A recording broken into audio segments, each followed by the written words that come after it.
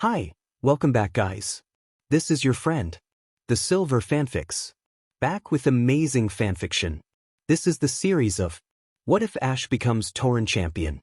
Now before starting, please give this video a like and subscribe to the channel if you want more videos like this.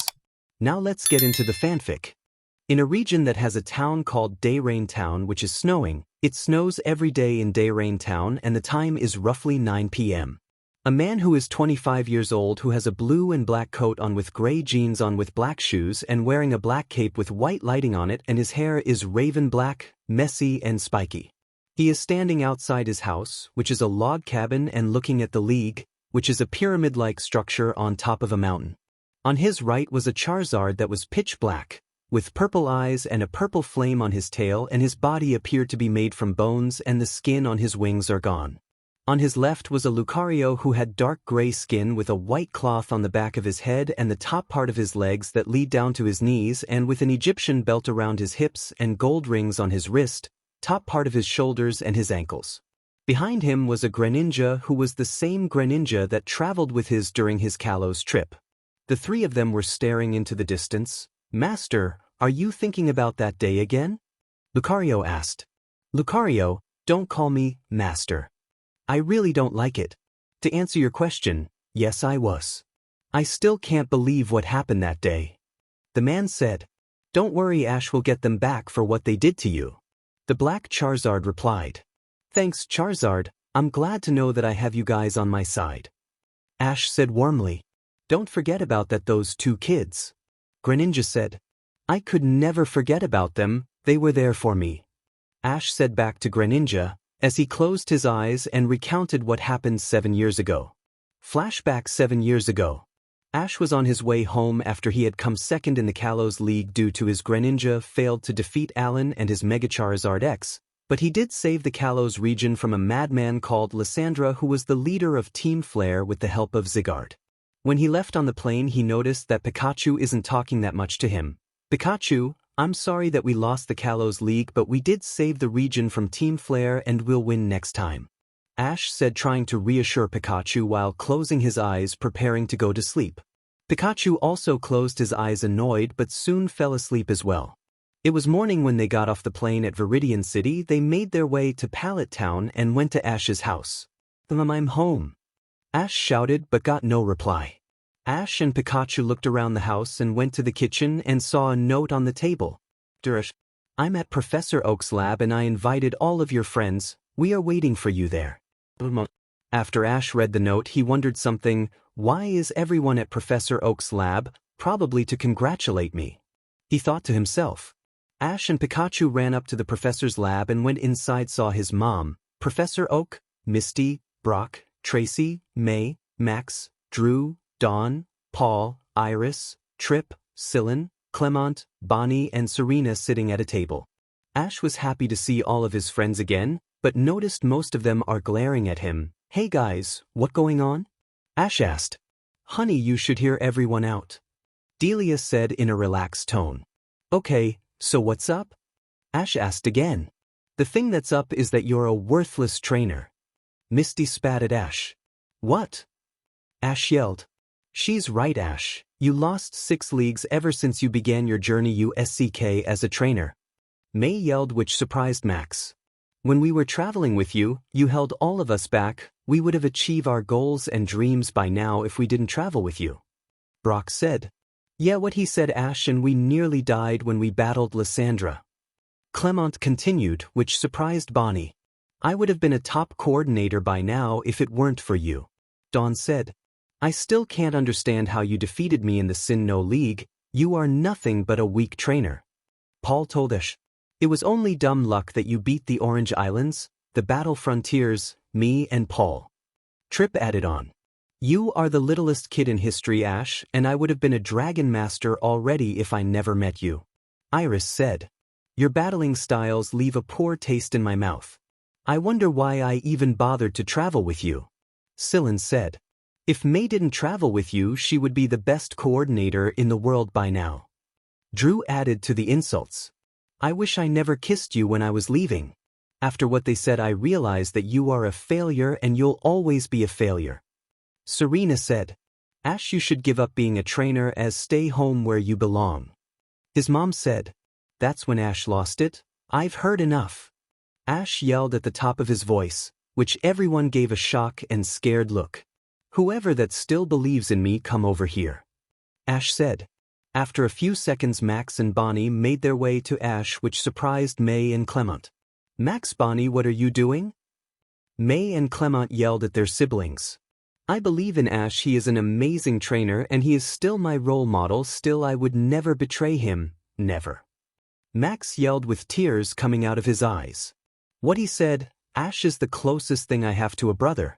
I can't believe any of you would betray him, especially you, Clement and Serena. Bonnie screamed, while in tears as well. Deden yelled as well. This made Ash have a small smile on his face but instantly vanished when he saw Pikachu walking towards the group of Traitors. Bonnie, Max and Deden were shocked out of their mind when they saw Ash's best friend leaving him. Even your best friend and the majority of your Pokemon think you are a pathetic trainer. Trip rubs in with a smirk. Ash's hair was now shadowing his eyes. So this is it. After everything we've been through, this is how it ends. Ash said darkly, not looking up. Bonnie and Max looked worryingly at each other, then back at Ash. Bonnie, Max, let's go. Ash said, turning around to walk away. We're right behind you. Max and Bonnie said together. You're not going anywhere, mister. May shouted. Bonnie, you are not going anywhere either. Clement shouted as well. Oh yeah, Deden used Thunder Shock. Bonnie yelled as the small mouse Pokemon jumped and gave everyone a shock which knocked them all out but not Pikachu. Pikachu looked at Ash, Bonnie and Max leaving the lab and tried to wake everyone up. Ash, Max and Bonnie went to the coral, only to find not even half of Ash's Pokemon looking at him with sorrow in their eyes, which consisted of Bulbasaur, Charizard, a normal version, Snorlax, Bayleaf, Kalava, Totodile, Donphan, Sceptile, Torta, Infernape, Snivy, Oshawott, Scraggy, and Crocodile. They handed Ash their Pokeball. As he returned them, expect Charizard. He threw out 3 Pokeball that contained Talonflame, Hawluka, and Noivern. He told them what happened. They were angry knowing that they knew Serena and Clement and they wanted to stay with Ash. This made Ash happy knowing that his recently caught teammates will stand with him, unlike that yellow rat. He returned them expect Noivern and grabbed Pikachu's Pokeball, dropped it on the ground and stood his foot on it, smashing it to pieces. Ash told Max and Bonnie to climb on Noivern, so they did. As Ash climbed on Charizard and about to fly away, catch him. Ash, Max, Bonnie, Charizard and Noivern turned around to see the Traitors. Ashton Ketchum, you are staying right here, do you understand me, young man? Delia snapped. No, I'm leaving. Have a nice life. Charizard and Noivern, go. Ash said. The 2 flying types took off, leaving the Traitors on the ground and were about to go after them when Oak said, let them go, there's nowhere they can hide. Everyone reluctantly put their Pokeball away and walked back inside. Ash, where are we going? Bonnie asked. To Kalos, so we can find a friend. Ash said. Bonnie smiled knowing what Ash is talking about, but Max has no idea what Ash is talking about. Ash and Bonnie explained why they are going there and Max was amazed knowing that Ash has such a strong Pokemon. Once they arrived in Kalos, they looked everywhere for Greninja, but eventually they found him and Squishy, Zygarde. When they told them what happened, to say they were angry was the understatement of the century. They immediately wanted to rejoin them. They told Z2 what was going on and he understood and allowed Greninja to be returned to Ash, and Squishy would join Bonnie. They also went to get Goodra, who agreed to go with him after he was told what happened. After they got Greninja, Goodra and Squishy, they traveled the Torren region. While they traveled the Torren region, the 3 of them were caught in a war with the Abyssal Cult, Cult of Darkrai, Infernal Cult, Perfection, and the Sky Cult. They wanted to take over the world with the help of legendary Pokemon.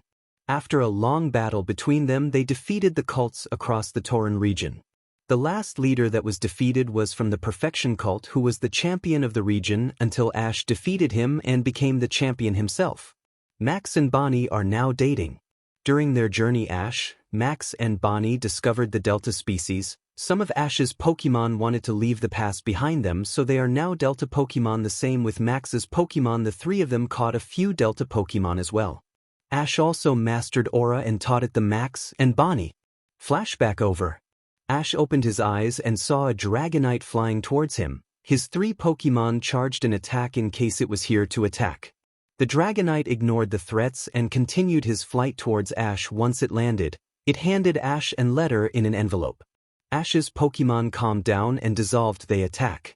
Ash opened the envelope and read the letter to himself. Dear the Torren Champion, the Pokemon Master Tournament will be held in the Torren region. With you and your Elite Four's help, we can make this the ultimate tournament in history, since the Torren region will be holding the event for the first time. Sincerely, Charles. Good show. P.S. God damn it, Ash, you are one hard man to find. Anyway, I'm glad you are still alive. Congratulations on becoming the Torren champion, Ash. From Scott. Ash smiled and told his 3 Pokemon what the letter said. Well, we have work to do then. Let's gather the Elite Four. Ash said in an excited tone. The 3 Pokemon nodded in agreement as the 3 walked away. When inside the house, as they did, the Dragonite flew off into the distance. Elsewhere. A boy wearing a green coat, brown tracksuits. He wears black, framed half-moon glasses. He has short, black hair, wearing a pair of green slippers on his feet. He is holding a girl in his arms with blonde hair that goes down to her waist. She is wearing a pink nightgown and a pair of pink slippers. The 2 were sitting on a couch while watching one of their favorite movies, Jumanji: Into the Jungle. They were enjoying the movie, laughing when the characters are looking at their strengths and weaknesses. It's really funny on how Mouse Finbar's weakness is cake. Max said. Yeah, it is. It's even funnier what happens when he eats it. Bonnie said with a small laugh. Before Max can answer, there was a knock on their door.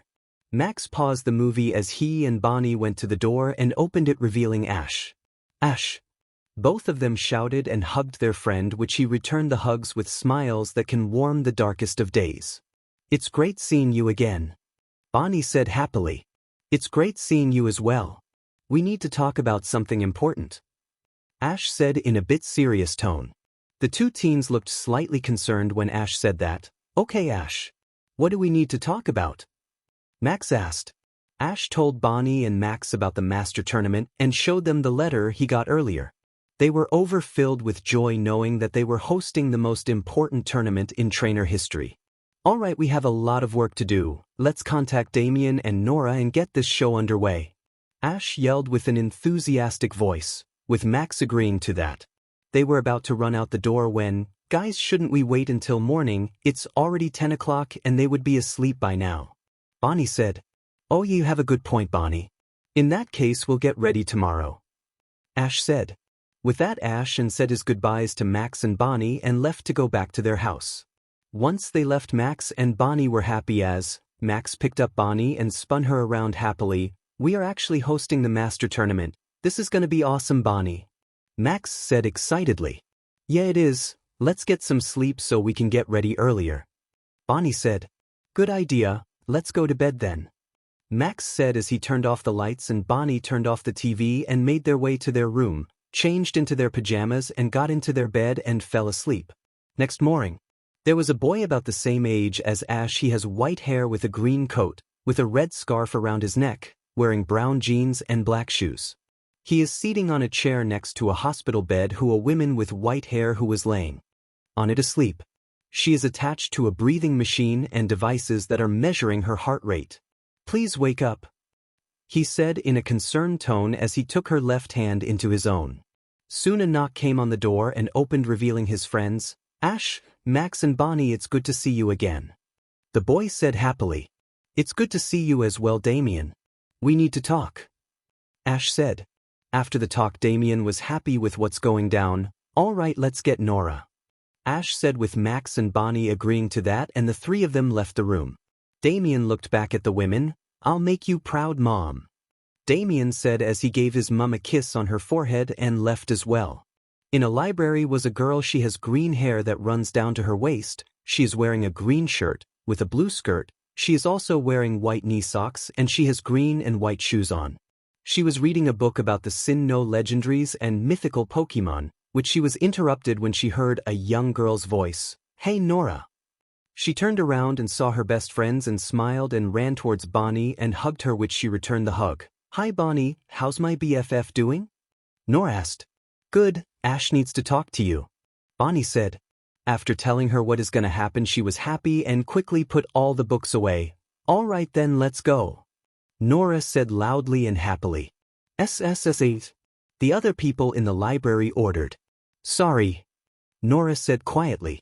The 5 of them made their way out of the library, took the Pika taxi they didn't have to pay because they have the VIP passes, and headed for the pyramid-like structure.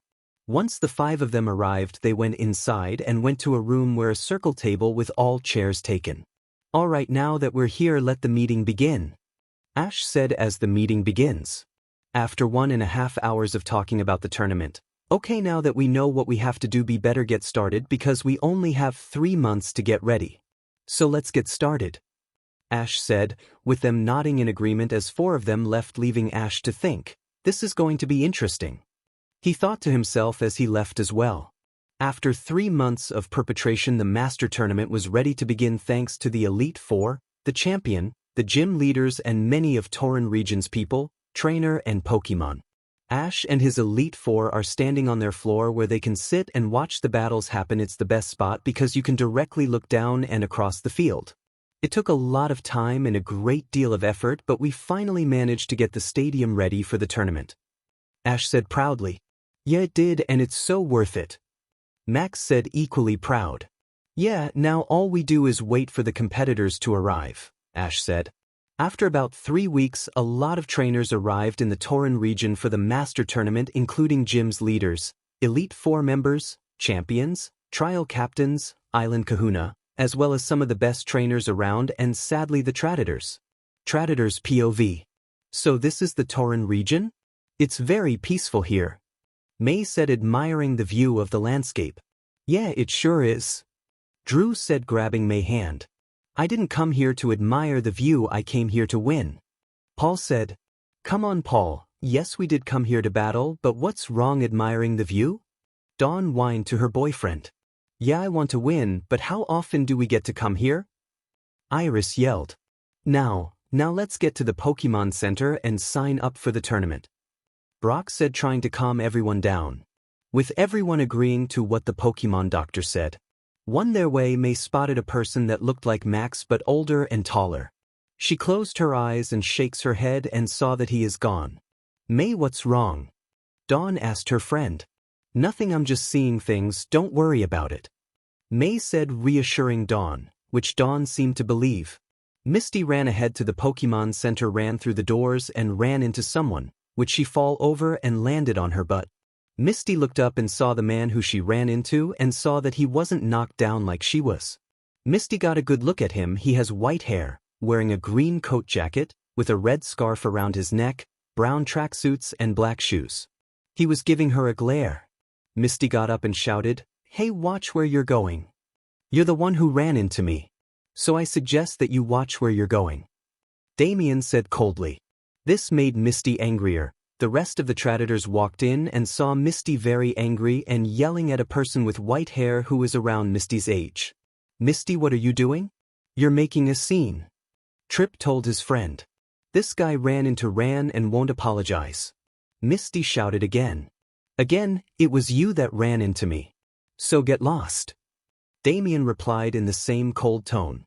All right, if you won't apologize, I guess I'll have to make you. Let's battle now, Misty challenged the white-hair boy.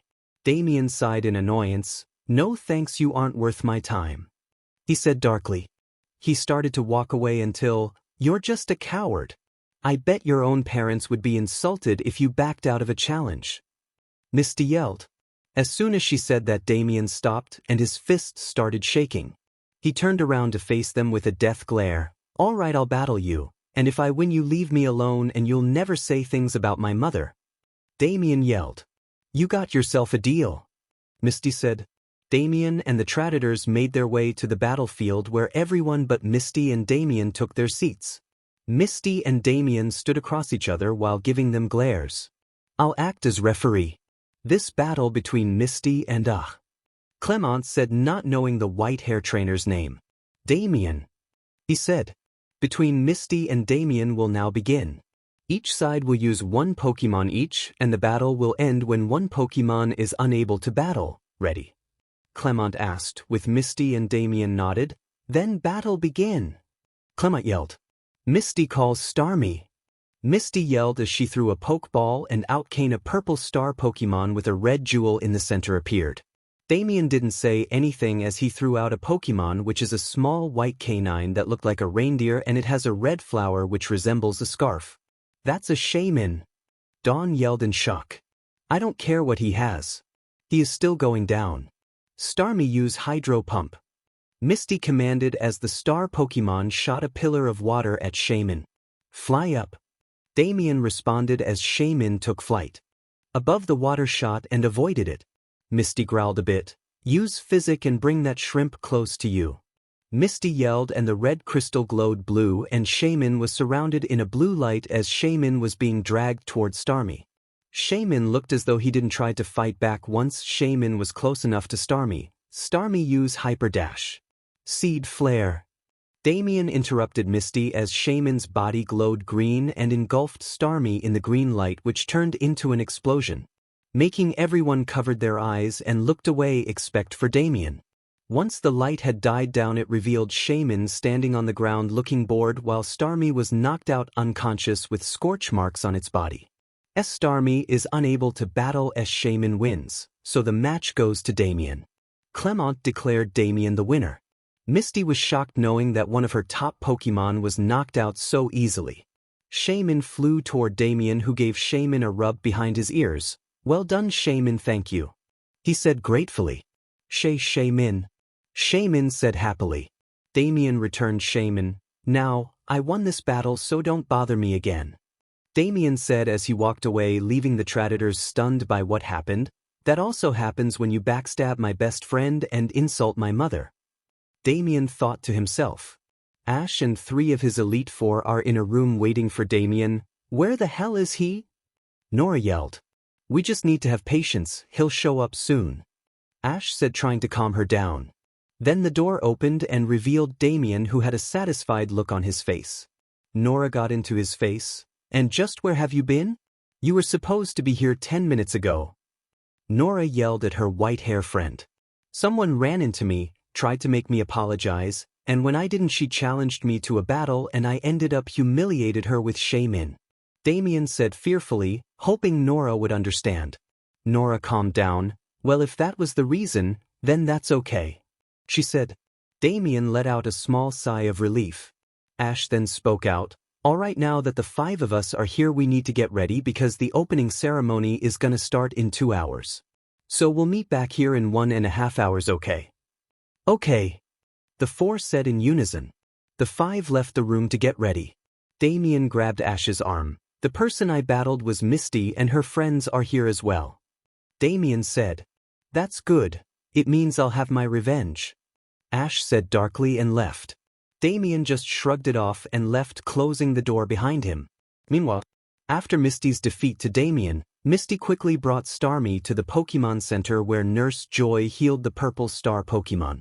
After half an hour of waiting, Nurse Joy came out with a trolley with Starmie on it. Misty saw her Starmie and ran towards it and hugged it. I'm sorry Starmie, forgive me. Misty said apologized. Starmie forgave her. Nurse Joy, if must have been fate that we can see each other and you. Or fate that I meet the floor. Brock said as he fell on the floor after Krogunk gave him a poison jab in the stomach and dragged him away from Nurse Joy with the Traitors' sweat dropping. Sorry about that, Nurse Joy. Serena told the nurse. It's fine. But you lot should start to head to the stadium, the opening ceremony is about to start soon. Nurse Joy told the group. Once she said that the Traitors ran out of the Pokemon Center and towards the stadium. A girl who is about Ash's age is walking around in a forest. She is wearing a white hoodie shirt with short skirt. She is also wearing plain white sneakers with ankle-length socks. She also has a pink backpack and her hair is blonde and in a ponytail. She is also carrying a Vulpix whose fur is white as snow. I can't find Gladion or Moon and I also can't find my way out of this forest. The girl said in an annoyed and scared tone. Vulpix. The Vulpix said. Suddenly 4 men walked out of the shadows and made their way to the girl. The white Vulpix growled at the men, showing them she isn't afraid of them. Who are you? The girl asked in a scared tone. It doesn't matter who we are. What matters is that you are gonna ours to do with we see fit. The man who looked like the leader said. The white Vulpix jumped from her arms and fired an icy wind at the males. The leader brought out a magmortar. Use flamethrower, the leader said as magmortar raised at right and shot controlled fire, which went straight through the icy wind and made direct contact with Vulpix, knocking her out. Vulpix! She yelled as she caught her Pokemon before she hit the ground. You're all alone now, darling, the leader said in a greedy tone.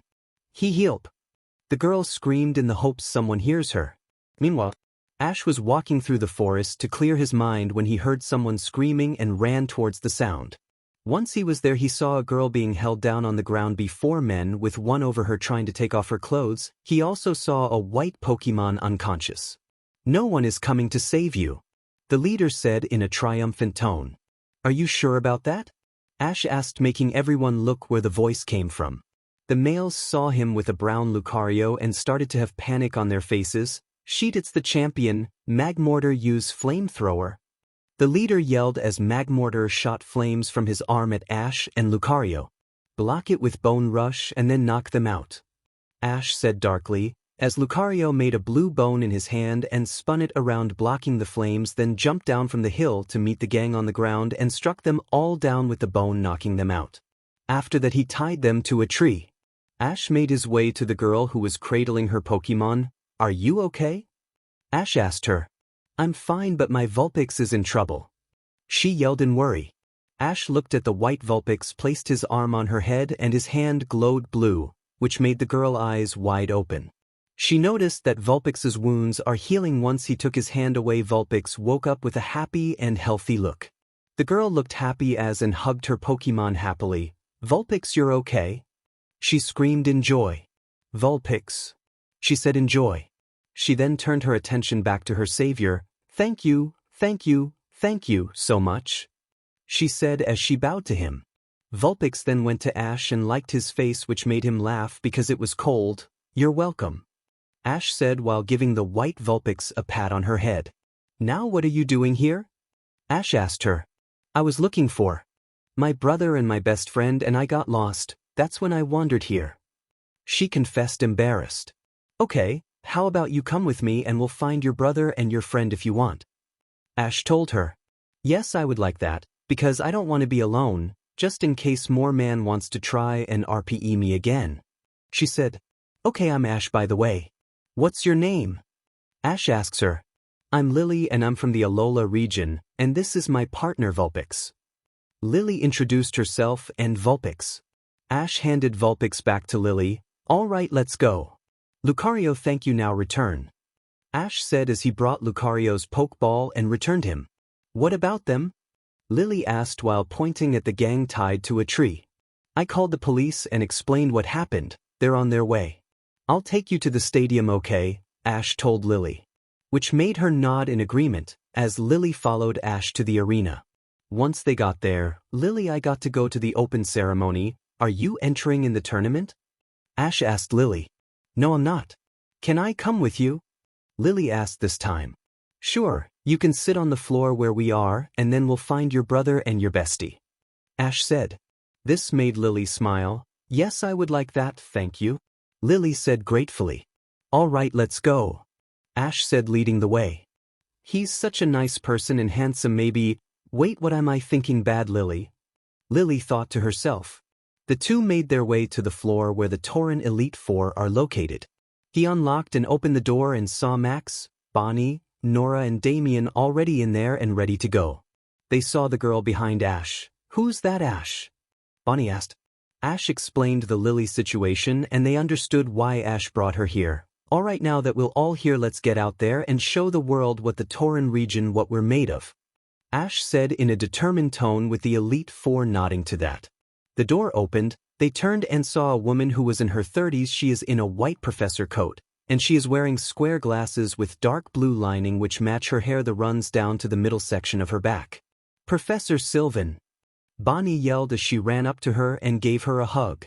Hello Bonnie, it's been a while, Sylvan said happily. It has been, we have to catch up, Bonnie said. Okay, Now it's time for the opening ceremony to begin. Are you ready? Sylvan asked, with them nodding in an agreement. Professor, this is Lillie. She got lost. Do you mind if she stays with you until I come back? Ash asked. Of course she can. You guys better get going. Sylvan said as the 6 of them made their way to the main arena. It's time to prove to those backstabbers that they are the weak ones and humiliate them. Ash thought darkly to himself. In the main stadium. There are hundreds of people in the stadium, and the Traitors are also cheering out loud, as the Professor Sylvan, who was holding a microphone, introduced the Torren region's gym leaders. Everyone, it's nice to see you again. Someone said as the Traitors turned to see Professor Oak and Delia. Professor, Delia, it's nice to see you again. Serena said happily. It's nice to see you guys as well. Delia replied, equally happy. Now I would like to introduce the Elite Four of our region, so let's give it up for the dependent and powerful Damien Drizzle. Sylvan yelled as the white-haired Elite Four member who defeated Misty earlier, who gave waves to all of the people. Who they all went crazy for, except the Traitors, who were shocked when they saw him. That guy is a member of the Elite Four? Misty yelled in shock. It does explain how he is strong. Brock said. Now for our next Elite Four member, let's hear it for the skillful and serious Nora Tachyon. Sylvan yelled again as the green-haired girl waved happily to the crowd, who once again went crazy for. In the champion's box. The first 2 members of the Elite Four sure look strong. Diantha said. Hey, I'm a champion and I'm the same age as them. A girl pouted. She has black hair that goes to her shoulders. She is wearing a red hat, green short shirts, a light yellow shirt with dark yellow and pink plums on her shirt. It is also tied at the bottom, and red and black joggers. Sorry, Moon. Diantha apologized. It's okay, Diantha. They do look strong. Moon said while looking at 2 of the Elite Four. With the others nodding in agreement. In the Elite Four box. The Elite Four from across the world are looking at the 2 members of the Torren Elite Four. It says here that the Torren Elite Four don't favor any one particular type. They use all different types.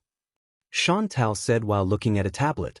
Interesting. In that case, there's no telling what they're capable of. Flint said while looking at them. Now let's hear for our young, charming and energetic princess of Torren, Bonnie Volt. Sylvan yelled as the blonde-haired girl appeared and waved happily to the crowd, who gave cheers again. Bonnie? Clement yelled in shock once he saw that it was her younger sister. I can't believe it. She is a member of the Torren Elite Four. Serena said.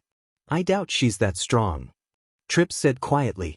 Now let's hear it for the strongest of the Torren region's Elite Four, the smart, persistent and caring Max Maple. Sylvan shouted as Max appeared and waved at the crowd, and they cheered the loudest, yet with a smirk appeared on Max's face. Max as well. May yelled in shock at the sight of her brother. In the gym leader box, Norman and his wife Caroline was also shocked to see their boy all grown up. Oh, our boy has grown now, hasn't he? Caroline said in joy, with tears of joy running down her face. Yeah, he sure has. Norman said proudly. All right, now I hope you'll give the loudest cheers yet for the champion and augur the Torren region, the strongest trainer this region has ever known and the hero of this region, so give it up for Ash Ketchum. Sylvan yelled as the Kanto-born native appeared, who also raised his fist to the crowd, who cheered their loudest. Ash is the champion? Brock yelled. It has to be a mistake. That little kid can't be the champion. Iris said arrogantly. So my son has done something right for a change. Delia said arrogantly while looking at her son. These 5 trainers have saved this region from all of the cults in Torren, and now a few words from our champion.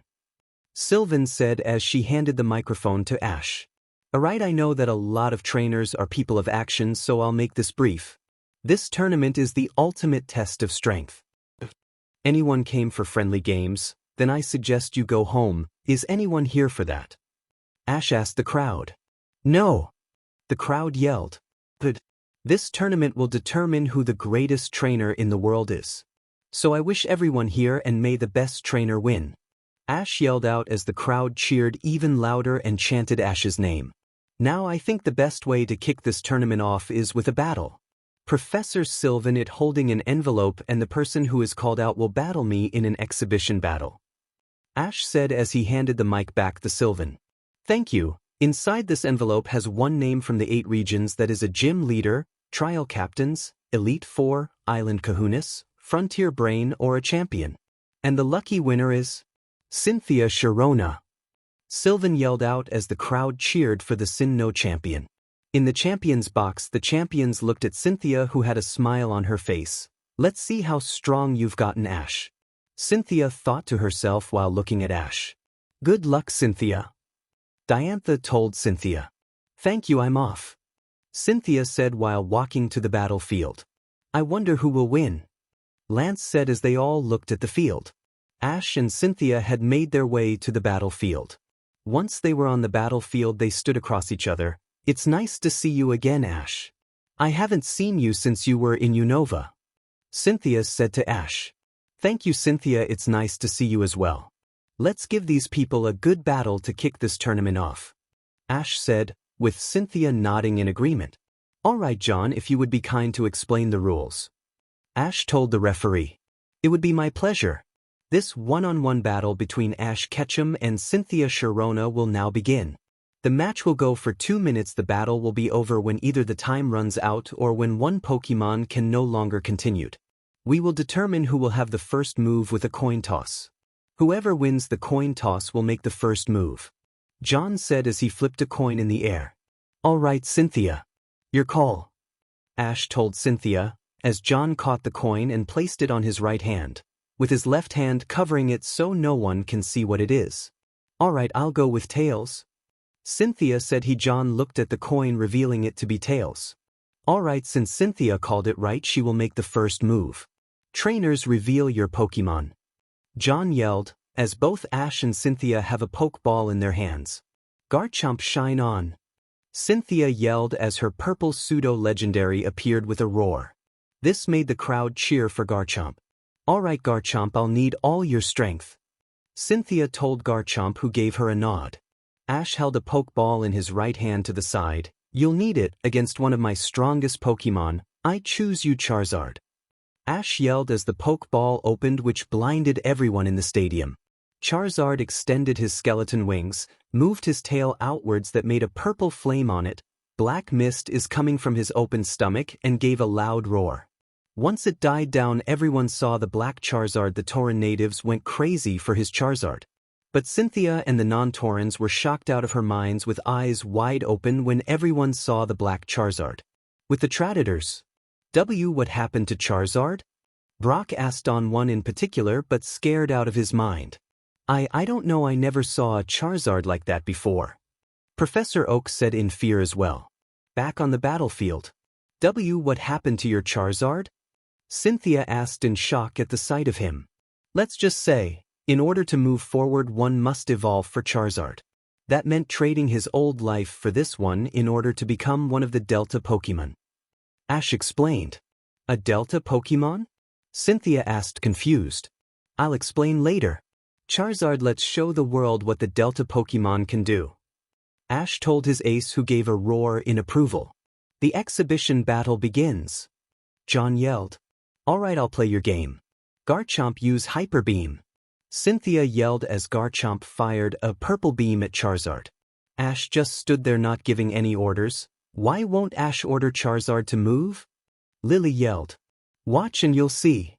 Max said, smirking. The beam collided with Charizard as an explosion happened on impact.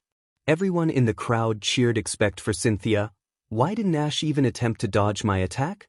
Cynthia thought to herself. In the smoke, a pair of purple eyes appeared as Charizard remerged from the smoke without a scratch on him. I was gonna explain that the typing of Delta Charizard is Dragon and Ghost. Ash said. So that explains it. Cynthia said to herself. Charizard Dragon Rush. Ash yelled as Charizard flew towards Garchomp, surrounded by a blue spurt version of a dragon, and charged forwards. It slammed Garchomp in the stomach, sliding across the field. Charizard flew away as Garchomp was in front of his trainer. Garchomp, use Rock Slide. Cynthia shouted as Garchomp summoned rocks which head towards Charizard. Use Lunar Cannon and destroy the lot. Ash shouted as Charizard gathered darkness and fired it at the rocks, destroying all of them in one blow. Now use Shadow Ball. Ash yelled. Charizard fired a purple and black energy sphere at Garchomp. Garchomp used Dragon Claw. Cynthia yelled as Garchomp's claws glowed green. As the Shadow Ball came close, Garchomp sliced it in half, destroying it. Ash raised his right hand, revealing a key stone on his wrist. He tapped the jewel on the center, and Charizard's jewel on the tip of his tail started to glow as well. Charizard, let's go beyond our limits and grow stronger. Mega Evolve. Ash yelled as 5 beams of light came from his key stone and Charizard's Mega Stone around his neck. The lights collided with each other and Charizard's body started to glow a black and purple color and started to change shape. Once the glow was over, Charizard gave off a roar louder than before. His body was still black, but his wings are now projecting purple flames, with his eyes now purple flames. His arms are being attached with purple flames and his legs and replaced with one purple flame that attaches to his tail. 2 can play that game, Ash. Cynthia said, who showed her hairpin that had a keystone on it. Through grace, power and speed, Garchomp Mega Evolve. She yelled as the same lights happened to Charizard. Once it was over, Garchomp roared as well, that looked like the same, but the claws and fins on its arms melt from the excessive and morph together to form sharp, red blades. Suddenly the sky grew darker. Everyone looked up and saw the sky black as if it was night time. Mega Delta. Charizard's ability is Noctum. That means the sky will grow dark for a bit and power up Ghost and Dark moves. Ash explained. Okay then, Garchomp Dragon Pulse. Cynthia yelled. Garchomp fired a beam with purple energy that turned into a dragon. Dark Matter. Ash yelled as Charizard gathered dark energy and fired a pitch-black beam stronger than Lunar Cannon at Garchomp. The 2 attacks collided with each other, but the dark matter pushed through the Dragon Pulse and hitting Garchomp dead center as he yelled in pain. Garchomp. Cynthia screamed in concern. Use Draco Meteor. She yelled as Garchomp fired an orange ball of energy in the sky and meteors came from it. Charizard can't dodge the attack because he needs to recharge from the dark matter and got hit by the meteors that made an explosion. When the smoke cleared, Charizard was hurt a lot due to his weakness to dragon types. You okay, Charizard? Ash asked with Charizard nodded his head. Then use Dragon Claw. Ash yelled as Charizard's hands glowed green and flew towards Garchomp. We'll use Dragon Claw as well? Cynthia yelled as Garchomp's blades glowed green and flew towards Charizard. The 2 collided again and made an explosion that engulfed the entire stadium. Everyone apart from Ash, Cynthia, the champions and the Torrent Elite Four turned away. Smoke still came from the battlefield as there was a silence in the stadium. When the smoke cleared, Delta Charizard and Garchomp are still standing, floating in Charizard's case, but were panting heavily with sweat running down their bodies. The clock sounded the alarm indicating time has ran out. The time has ended. This battle is a draw. John declared as the crowd cheer. Ash and Cynthia made their way to their Pokemon, who reverted back to their normal forms. Thank you, Charizard, you deserve a rest. Ash said kindly as he returned Charizard. Well done, Garchomp, you were fantastic. Cynthia said equally kind. She also returned Garchomp and saw Ash walking towards her. Once he was in front of her, he extended his arm offering a handshake, which she returned it, and the crowd cheer for their good sportsmanship. That was a good way to kick off the tournament. Now the first round will begin tomorrow. The first few rounds will be tag team battles. An email will be sent to everyone containing your partner and first round matchup.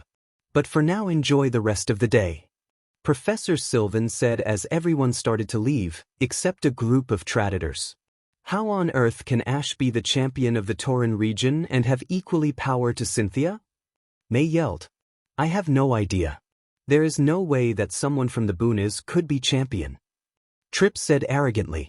I'll find out what's going on and hopefully get to the bottom of this. Oak said with everyone nodded in agreement except for Dawn and Paul. Then they all left to prepare for the tournament. We'll have to tell Ash why we betrayed him, Paul. Dawn told her boyfriend. He looked at her and said, I know we do. With that, the 2 left the stadium.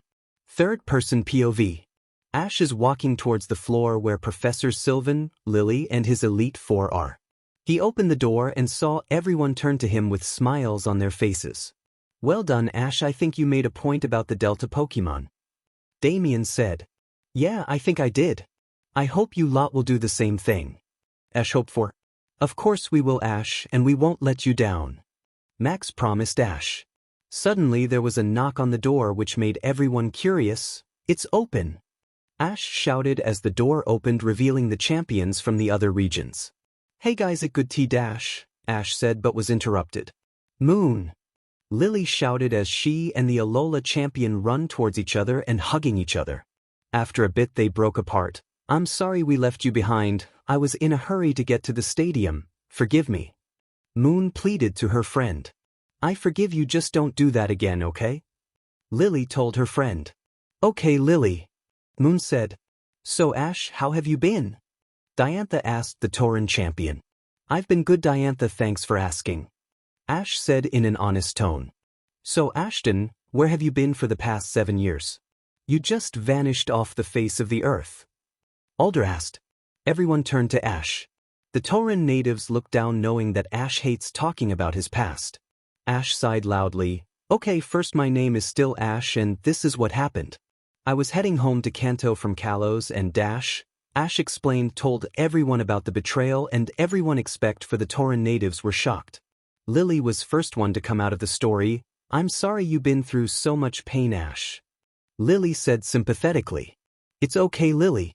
It was because of that I now know where I belong and who my true friends are. Ash said while looking at the people who helped him when he needed it.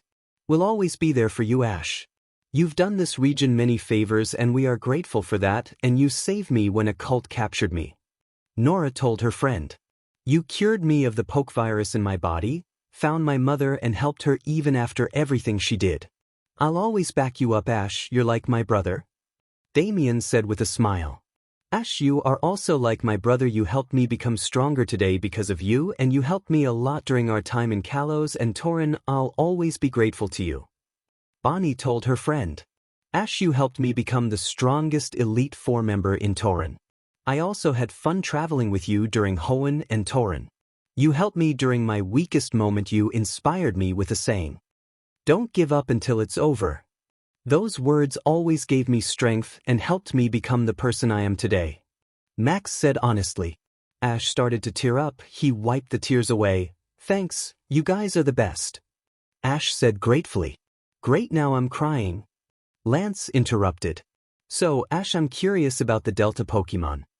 Steven said interested. We are as well. All the champions said at the same time. Okay, I'll tell about the Delta Pokemon. The Delta Pokemon are different because they have different typing and different bodies. Ash explained. It sounds like the Alola forms. Lillie said. Yes, but unlike the Alola forms, the Pokemon who become Delta Pokemon go through 2 things. Bonnie said. And what are those 2 things? Cynthia asked. The natural mutation is one of those reasons. The other is a bit more confronting. Damien said, slowing. Empathizing the word, confronting. What is it? Moon asked. The other reason is because they were experimented on. Max told them. There was a silence through the room until they were experimented on. Everyone except the Torren natives shouted. Yes, there was a group called the Perfection Cult. They wanted to create the strongest Pokemon, and so they experimented on Pokemon which eventually became Delta Pokemon. Nora explained on what the Perfection Cult did. So, if what you said is true, then how? Then how is it that your Pokemon became Delta Pokemon, Ash? Lance asked. They chose to become Delta Pokemon. Ash said quietly. What do you mean by, they choose to become Delta Pokemon? Lillie asked. They wanted the leader of the Perfection Cult to turn them into Delta Pokemon. Ash said while looking down. Once again silence filled the room until, you allowed your Pokemon to be experimented on? Steven yelled. I tried to stop them, but no matter what I said and do, nothing changed their minds. Ash said with a bit of rage. I'm sorry, I shouldn't have yelled at you. Steven apologized. It's fine. Yeah, nothing I did changed their minds. I eventually came around the idea and allowed them to become Delta Pokemon. Ash told everyone. So where is this Perfection Cult? Diantha asked. We ended them. All of the cults in the Torren region are gone. Ash explained about the status of the cults. Okay, so is that everything? Alder asked. Pretty much. That's everything to explain about the Delta Pokemon. Ash told the champions. Okay then, we must prepare for the tournament tomorrow. So we'll be off then. Diantha said as the champions started to leave the room. Everyone left except for the Torren champion, Elite Four, Moon, and Lillie. Professor Sylvan had to leave because she had some work to do. Lillie stood in front of Ash. Thank you for saving me from those people. Lillie thanked Ash again. No worries, Lillie, it's just what I do. Ash said with a smile. This made Lillie blush, which didn't go unnoticed by Moon or Bonnie, who are smirking now. I was wondering, can I come here again and watch the rest of the tournament with you? Lillie asked Ash. Of course you can. Ash replied to her, which made her smile happily. Thank you, I'll be here tomorrow at 9:45. Lillie said. Sure, I'll be here. Ash said. All right, let's go. Gladon has been worried about you. Let's go and find him, Lillie. Moon interrupted. Okay, I'll see you guys later, bye. Lillie said. Bye. The Torren natives yelled at Lillie as she and Moon left the room. Lillie's POV. Me and Moon are walking out of Ash's room. So Lillie, why are you keen on seeing Ash again? Moon asked. This made me blush madly. Why you see him? I tried to say the words but I can't. Don't worry, Lillie. I can keep a secret. Moon told me with a wink. Thanks, Moon. I said quietly. No problem. Now let's go and find Gladon. Moon suggested. You mean your boyfriend? Lillie said with a smirk. Yeah, my boyfriend, let's go. Moon said quickly. They walked away and headed to find Gladon. What a day. I found my friend, I got saved by Ash, and I got to learn about the Delta Pokemon. That must have been what that Lucario was. Lillie thought to herself. Third-person POV. Back in the champion, Ash turned around to see Bonnie with an evil smirk on her face. What's with the smirk? Ash asked Bonnie, making everyone turn to her. Oh, it's nothing, Ash. Not yet anyway. Bonnie whispered the last part. Ash was about to ask what she said when knock knock. Who could that be? Nor asked. Ash opened the revealing two adults outside the door frame that made Max's eyes wide open. Dad. Max yelled. He ran towards them and they did a family hug. They looked the same when Ash was traveling home, and the only difference is that their hair have a few gray bits. Max, let me get a look at you. Caroline said as the family broke apart the hug. You look so handsome, she said while placing her hand on his face. Thanks, Mom. Max said, blushing. Look at you, Max. You're a member of an Elite Four. I'm proud of you. Norman said, proud of his son. Max had a huge smile across his face and started to tear up. Thanks, Dad, that means everything to me, Max said. Bonnie had a warm smile across her face as she walked towards the Maple family. Hello, Mr. and Mrs. Maple. My name is Bonnie and I'm Max's girlfriend. Bonnie introduced herself to Max's parents. Max blushed a bit and looked at his parents, who had shocked looks on their faces, but turned happy. Well, Max, it looks like you got yourself a beautiful girl. Caroline told Max. Thank you. Bonnie said happily. Ash, it's good to see you again. Norman told Ash. It's good to see you as well, Norman. Ash replied back and they gave each other a firm handshake.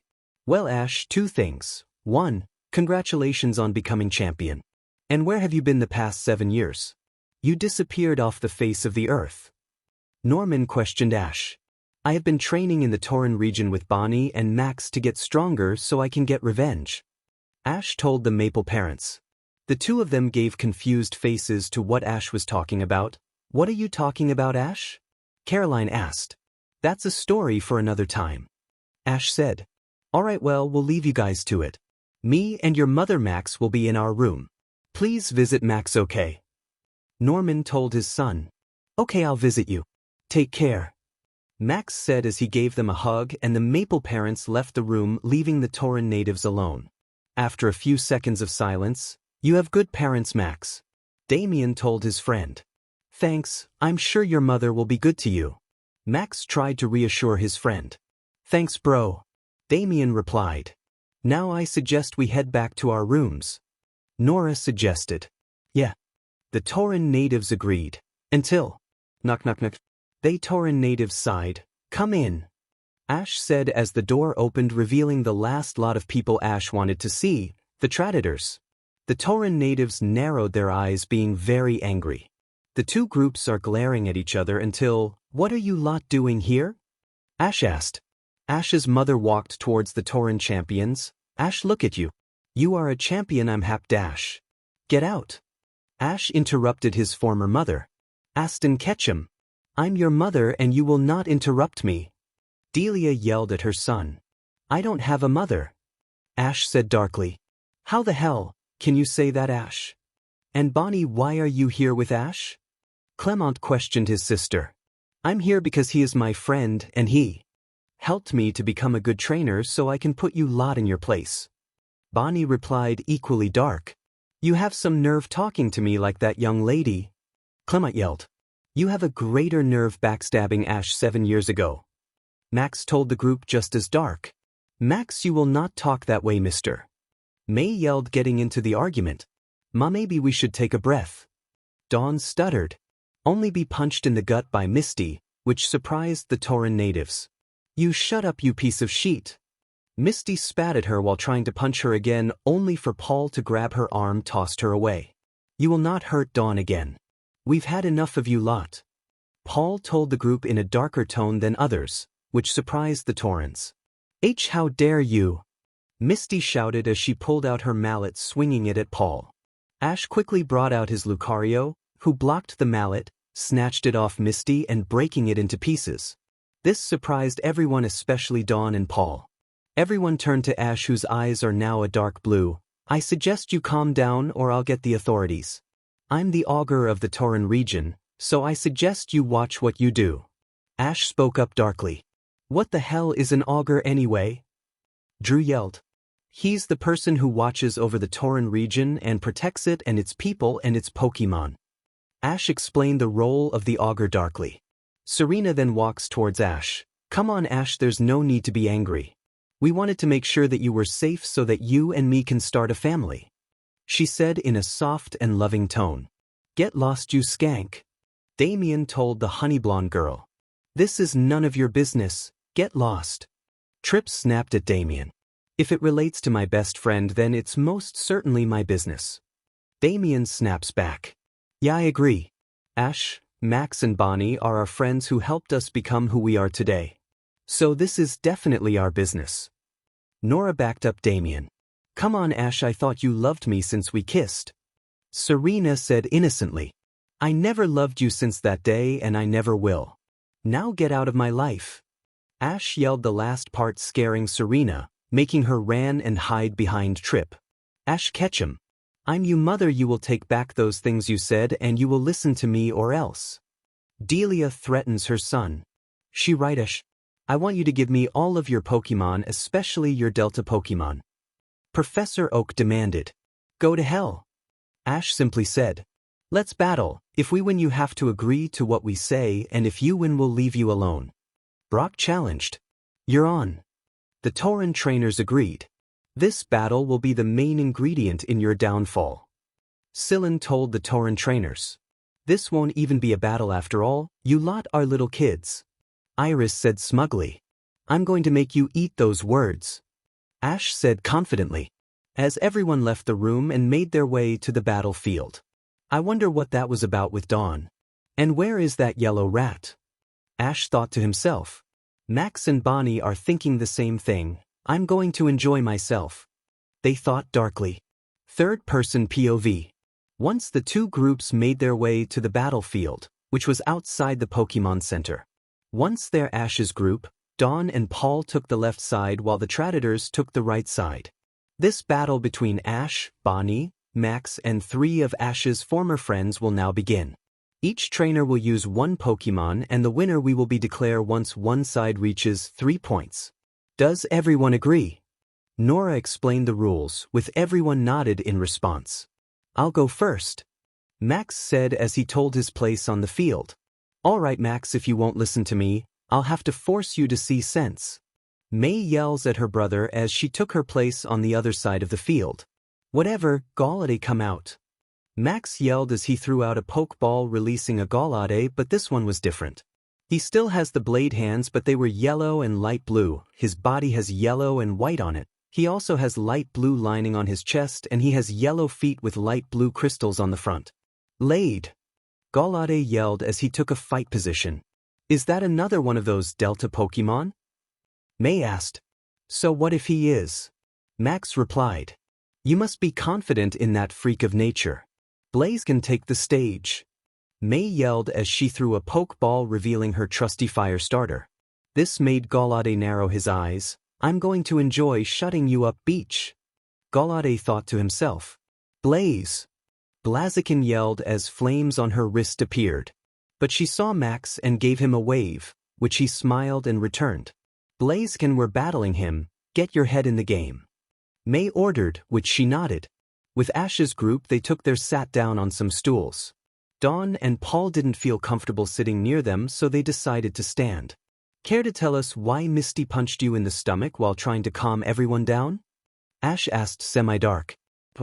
Can we tell you later? Dawn asked Ash's group. The Torren natives looked at each other and turned their attention back to the Sinnoh natives. Fine, but it better be a good reason. Ash told them, to which they nodded and turned their attention on the battlefield. Ready? Nora asked as they nodded their heads. Battle begin. Nora yelled. Blaziken use flamethrower. Blaziken shot flames from her mouth at Gallade. Use icicle crash to create a wall. Max commanded as Gallade crossed his blades together, as icicles came from above Gallade which landed in front of him, making a blockade which the flames hit but didn't penetrate. Now use ice beam on the ground. Max said as Gallade had his hands in the shape of a lowercase t as a beam appeared and it hits the field creating a sheet of ice on the ground that extended to the whole field.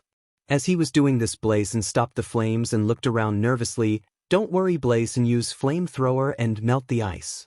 May yelled as she was about to do that, however. Skate on the sheet of ice and when you're close use Thunder Punch. Max ordered as Gallade skated on the ice like a lightning bolt. That's fast. Clement saw in shock. As Blaziken was about to shot flames, one of Gallade's hand created electricity and punched Blaziken in the stomach and pushed her to wall behind May and collided with it hard, creating a crater in the wall. Blaziken got out of the crater but landed on her knees. Blaziken, are you okay? May went to her and asked in a concerned tone. She nodded. Can you still battle? She asked again, which she nodded again. Okay then. Then May got out of her way. Then use Flare Blitz. May ordered as Blaziken became engulfed by fire and shot herself at the yellow Gallade. Step to the right and use Drain Punch. Max told his partner. As he moved to the right, his fist glowed brown and punched straight through and under the Flare Blitz and connected under her chin, sending her flying up. Blaziken! May shouts in concern. Finish this with Avalanche. Max said dark tone. Gallade yelled as a ton of ice boulders appeared from the sky and made direct contact with Blaziken, forcing her from the sky to the ground, which the field was surrounded by an icy mist. Once the mist cleared, it showed Gallade looking at Blaziken, who was on the ground unconscious. Blaziken is unable to battle. Gallade wins, which means the first point goes to the Torren natives. Nora declared. The Traitors are shocked knowing that May's Blaziken was defeated so easily. Iris, however, was terrified at the sight of the ice moves and was shivering. What type is that, Gallade? Professor Oak asked. Delta Gallade's typing are ice and electric. Ash answered the question. Well, big sis, I win, you lose. Now leave so we can continue the onslaught. Max told his sister as he retuned Gallade, who made his way back to his friends, who congratulated him. May returned Blaziken and returned to her friends, and Drew tried to confront her by hugging her. As Max was being congratulated, he and Bonnie share a kiss which shocked their older siblings. Bonnie, are you dating him? Clement asked in shock. Yes, I am, and I have no regrets. Bonnie said as they parted and made her way to the battlefield. Bonnie, if I win you must come home with me and never see those two again. Clement declared. That made Bonnie very angry. Oh dear. Ash and Max said at the same time. What? Dawn asked. You see, no one comes between me and Bonnie without getting a few ribs broken. Max told the blue hair coordinator, who now was terrified. You're gonna regret saying that in front of me. Bonnie threatens as blue aura came out of her body. Max saw that she'll lose control, so he came next to her, turned her so they are facing each other, and slammed his lips on hers. That made her calm down in an instant. They stayed like that for a bit until Max parted. "Are you feeling better?" Max asked his girlfriend. "I am now, thanks to you." Bonnie said. "No problem, as your boyfriend, that's what I do. Now leave him in pieces." Max said. "Oh, I will, don't worry." Bonnie said with an evil smirk. "Luxray, let's go." Clement threw out a pokeball, revealing his trusty Luxray. Luxray saw Bonnie and had a smile and waved at her. "Hi Luxray, it's been a long time." Bonnie said happily she always loved Luxray. "It's good to see you," to Bonnie. Luxray replied, but only Ash, Max and Bonnie understood him.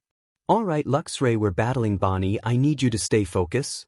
Clement told Luxray, to which he nodded.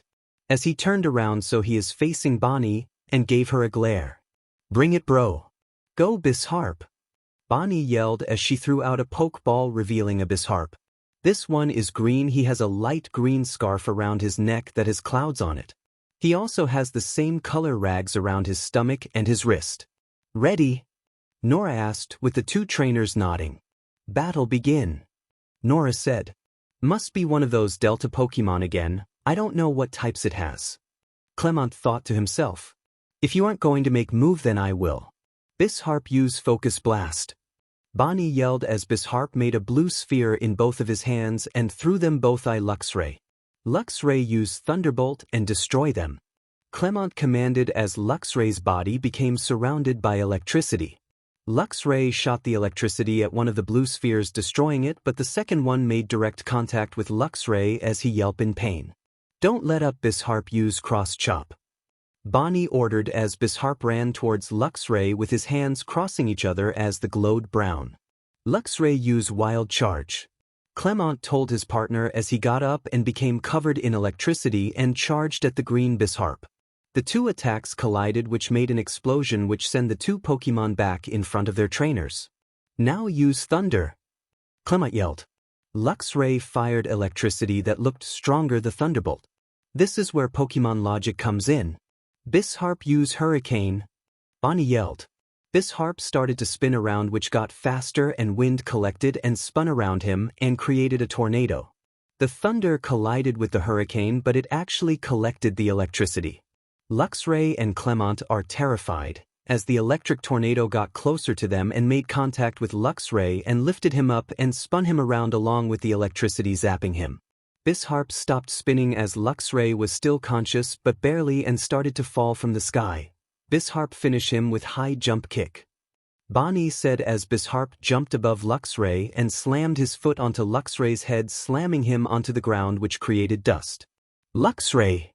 Clement yelled as the dust cleared, showing Bisharp on top of an unconscious Luxray. Luxray is unable to battle. Bisharp is the winner. The Torrens takes the second point as well. Nora declared Bonnie the winner. Round 3 will begin. Nora continued. Clement was shocked knowing that his partner was defeated by her younger sister. The siblings returned their Pokemon and went back to their groups. Bonnie was being congratulated by her friends. Clement was still shocked, but his friend, well, some of them, were trying to cheer him up. Ash made his way to the battlefield. "So, who's gonna battle me?" Ash asked with a Pokeball in his hand. Brock made his way to his end of the battlefield. "Today you are going down, Ash, you will not defeat me," Brock declared confidently. Yeah, I've heard it before," Ash said in a bored tone. This made Brock very angry. "I'm going to enjoy knocking you down a few pegs," he yelled. "I choose you," Ash yelled as he threw a Pokeball, showing a blue Pokemon with his eyes closed while he was kneeling. The Traitors were looking at the Pokemon with curiosity. The blue Pokemon got up and opened his eyes with a death glare coming from his eyes. The Pokemon was light blue, he had emerald green eyes, and he has pincers for hands that appeared to have ice points on each side. On his back are ice that are in the shape of kites. The main feature was the scar that runs on his left eye. I'm going to take a guess and say that is one of the Delta Pokemon. Isn't it? Brock asked. Yes, and he is a Torrent. Delta Sizer had a hard life without you making it worse, Ash told him darkly. Whatever he is, he's no match for me. Steelix, let's go. Brock yelled as he threw a pokeball and came out of it a giant rock snake and roared loudly, however Sizer was unfazed. Ready? Nora asked, with them nodding. Battle begin. Nora yelled. Steelix, let's get stronger, Mega Evolve. Brock yelled as he got out his keystone around his neck and pressed on it as Steelix Mega Evolve. I'm not impressed. Ash told him, bored. Oh yeah. Steelix use Iron Tail. Brock yelled as Steelix's glowed a white color and swung it towards Sizer. Jump up, then use Brick Break. Ash told his blue Sizer. Sizer jumped above where Steelix was about to hit Sizer, then his pincer glowed brown and slammed it on top of Steelix's head. When he did, Steelix's eyes were wide open. Sizer pushed Steelix and did a backflip off him and landed on the ground, as Steelix collapsed on the ground and became unconscious and turned back into his original form. Steelix is unable to battle. Sizer wins. That means the winners are the Torren natives. Nora declared and walked back to her friends. The Traitors, Paul and Dawn, were shocked out of their minds by what they just saw. Brock's strongest Pokemon getting KO by one attack. The Torren Elite Four were simply smirking, knowing what Sizer is capable of. Well, I win. Thank you, Sizer, you were great. Ash praised his blue Pokemon, who turned back to Ash and gave him a nod. Both trainers returned their Pokemon and Ash gave a death glare at his former friends and family. I win, and if I see you anywhere near me or my friends again, or I'll make you regret it. Get lost. Ash told the Traitors in a dark tone which scared them down to the core. They didn't want Ash to hurt them, so they ran off while giving them a few curses. Once they were gone, Ash's friends came to him and congratulated him on the victory. They turned their attention to Paul and Dawn, who were shocked by how strong Ash became. You two are coming with us. Do you understand? Ash asked darkly. Yes, sir. Paul and Dawn yelled in unison. The six of them went back to Ash's hotel room. Once they were there, they went inside. Once everyone was inside, Ash locked the door as everyone found a place to sit. Paul and Dawn sat next to each other on two chairs. Ash, Damien and Nora sat on a couch and Max and Bonnie sat next to each other on a beanbag. All right, you two talk. Ash said darkly. There was an eerily silence for a few moments with the Torren natives glaring at the Sinnoh natives. I'm going to say it again. Talk. Ash told the Sinnoh natives. All right, Ash, you have a right to know. Paul said. This is what happened. Dawn said. Flashback 7 years ago. Dawn's POV. Me and Paul were walking along a path heading to Pallet Town. We are going there to congratulate Ash for coming second in the Kalos League, and Paul was eager to have a rematch with Ash. Paul and I got together when I was traveling Kanto doing the contest and Paul was doing the Battle Frontier. How do you think Ash will react when he learns that we're together? Paul questioned me. I thought about it for a few seconds, then said, I think that he'll be happy for us. Are you looking forward to a rematch with Ash? I questioned this time. Hell yeah. And this time I'm gonna beat him. Paul yelled, keen for his battle. This made me giggle a bit at him. He sure has changed since Ash beat him in the Sinnoh League. I've never seen him give a happy smile before, but I'm glad. Thought to myself. We continued the walk to Pallet Town. We reached a hill and saw the little town. We stood there for a bit, enjoying the peace and quiet of it all. After a bit we made our way to Professor Oak's lab. We entered and saw all of Ash's old friends. Max was outside at the time and no Kalos friends. We were happy to see them. After a few conversations we had, Professor Oak suddenly said, So we all know what to do, right? Me and Paul are confused by what he said. Professor, what do you mean? We are going to make Ash give up on his dream. May said, which surprised us. Why? We yelled at them. Because he is a terrible trainer and he should quit while he's behind. Brock said. How can you say that, Brock? How can all of you betray Ash? He's done so much for us. I questioned. Because he's a terrible trainer and this is the best thing for him. Professor Oak said. Don't give me that sheet, you old geezer. I'll never betray Ash. Paul yelled loudly. Me neither, he taught me everything I know, I won't betray him. I also yelled. But to our surprise they had evil smirks on their faces. We thought you would say that. So we brought a guest with his. Misty said smugly. As Professor Oak walked out of the room and walked but in and brought a person who was tied up and bruised badly.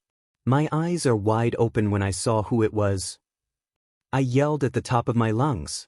Professor Oak held a shotgun next to her head. If you don't agree, we will kill her. Oak said evilly. You motherfuckers. Paul growled at them. Why are you doing it? I screamed as I was being held by Brock while pointing a gun at me. Paul's POV. When I heard Dawn screamed, I turned around and saw Brock holding Dawn with his arm around her neck. But what made my eyes wide in horror is that he's pointing a gun next to her head. I saw the terrified look on her face. Let her go, you bitty. I yelled while grabbing a pokeball out. Makin' moves and I'll shoot her. Brock said as he got the gun ready.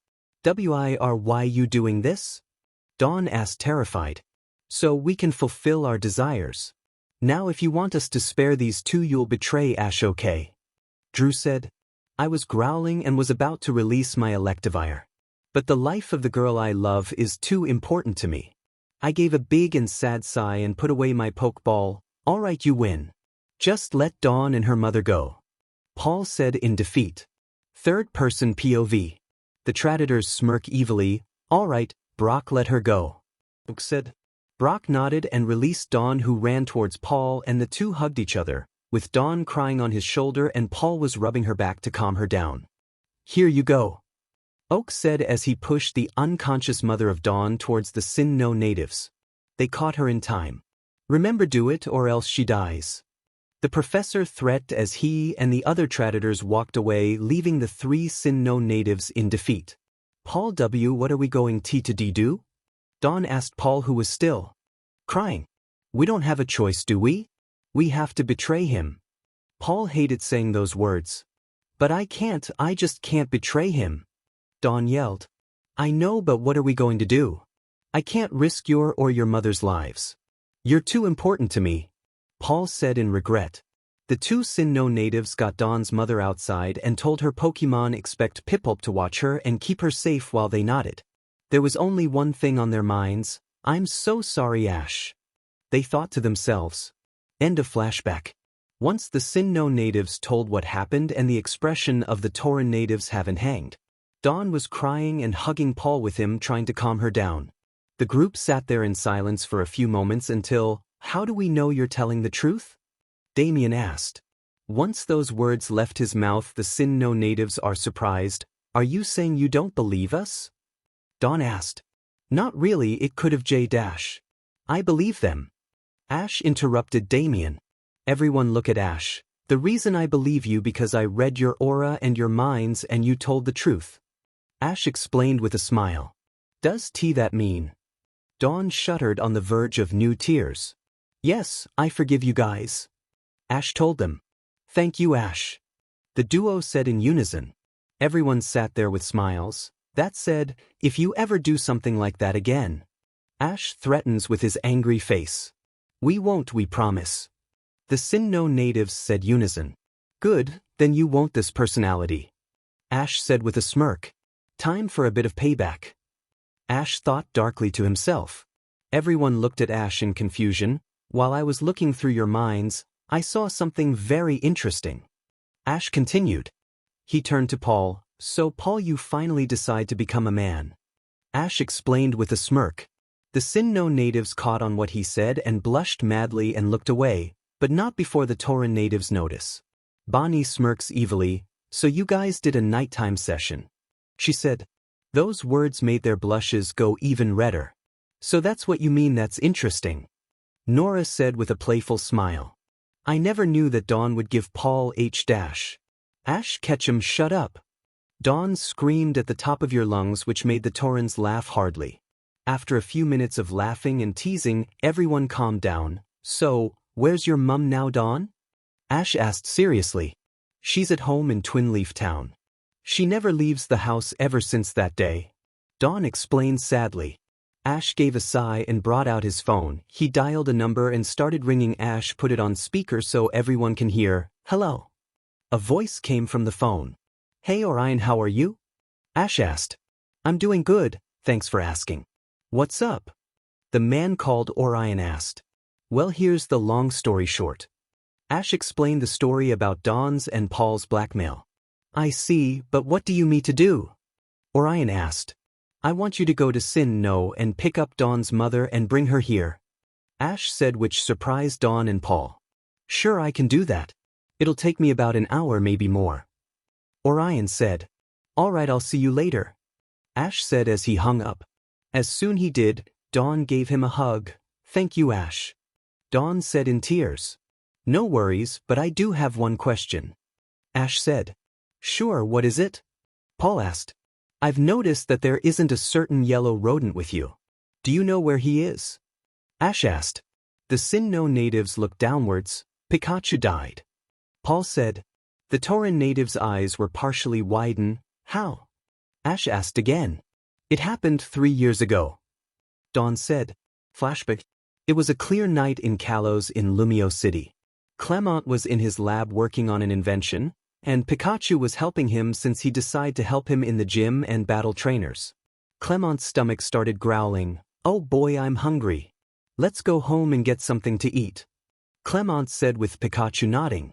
The two left the gym and walked to home, when suddenly, you there give me your money and no one gets hurt. A man told Clement who was holding a gun at him.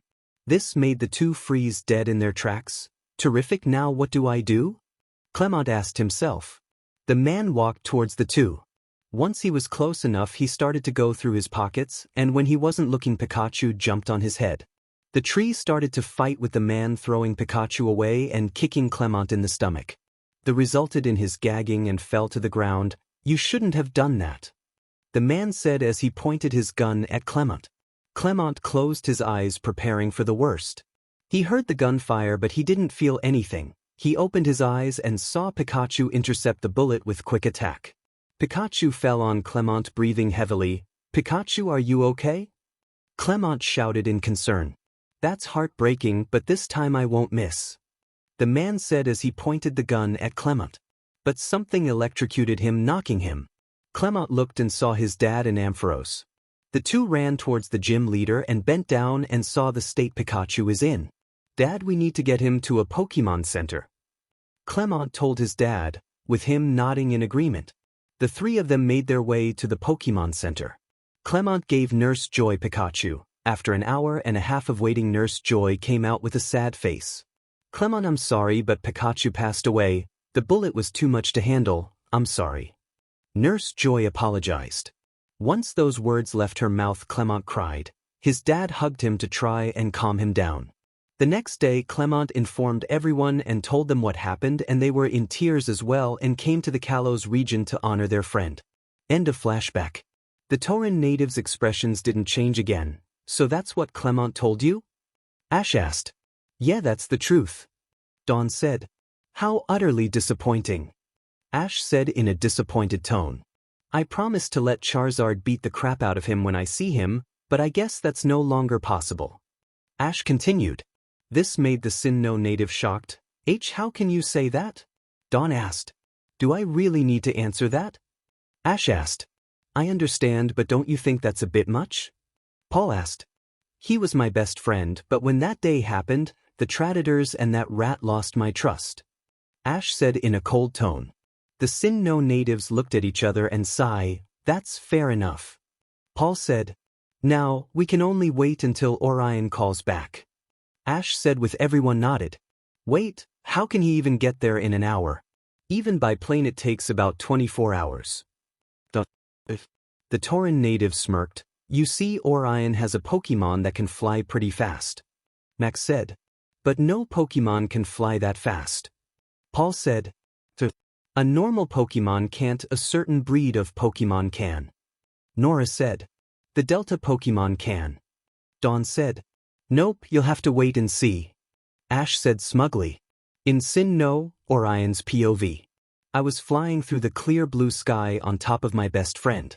I'm looking at a poke tab with information on Dawn's mother, Johanna Berlitz. Let's see what she's done in her life. She was a top Pokemon coordinator, won the Sin-No Grand Festival, and she now teaches younger coordinators at a school, and her daughter Dawn is following in her footsteps. Very interesting. Orion said, amazed by her achievements. After about 30 minutes, Orion was near Twin Leaf Town. Looks like a peaceful town. Hey buddy, can you land outside the town please? Orion asked. His friend nodded in agreement and landed on a hill so one can see him. He got off of him and returned him to his Pokeball and walked towards the town and saw a house with mailbox that said, Berlitz.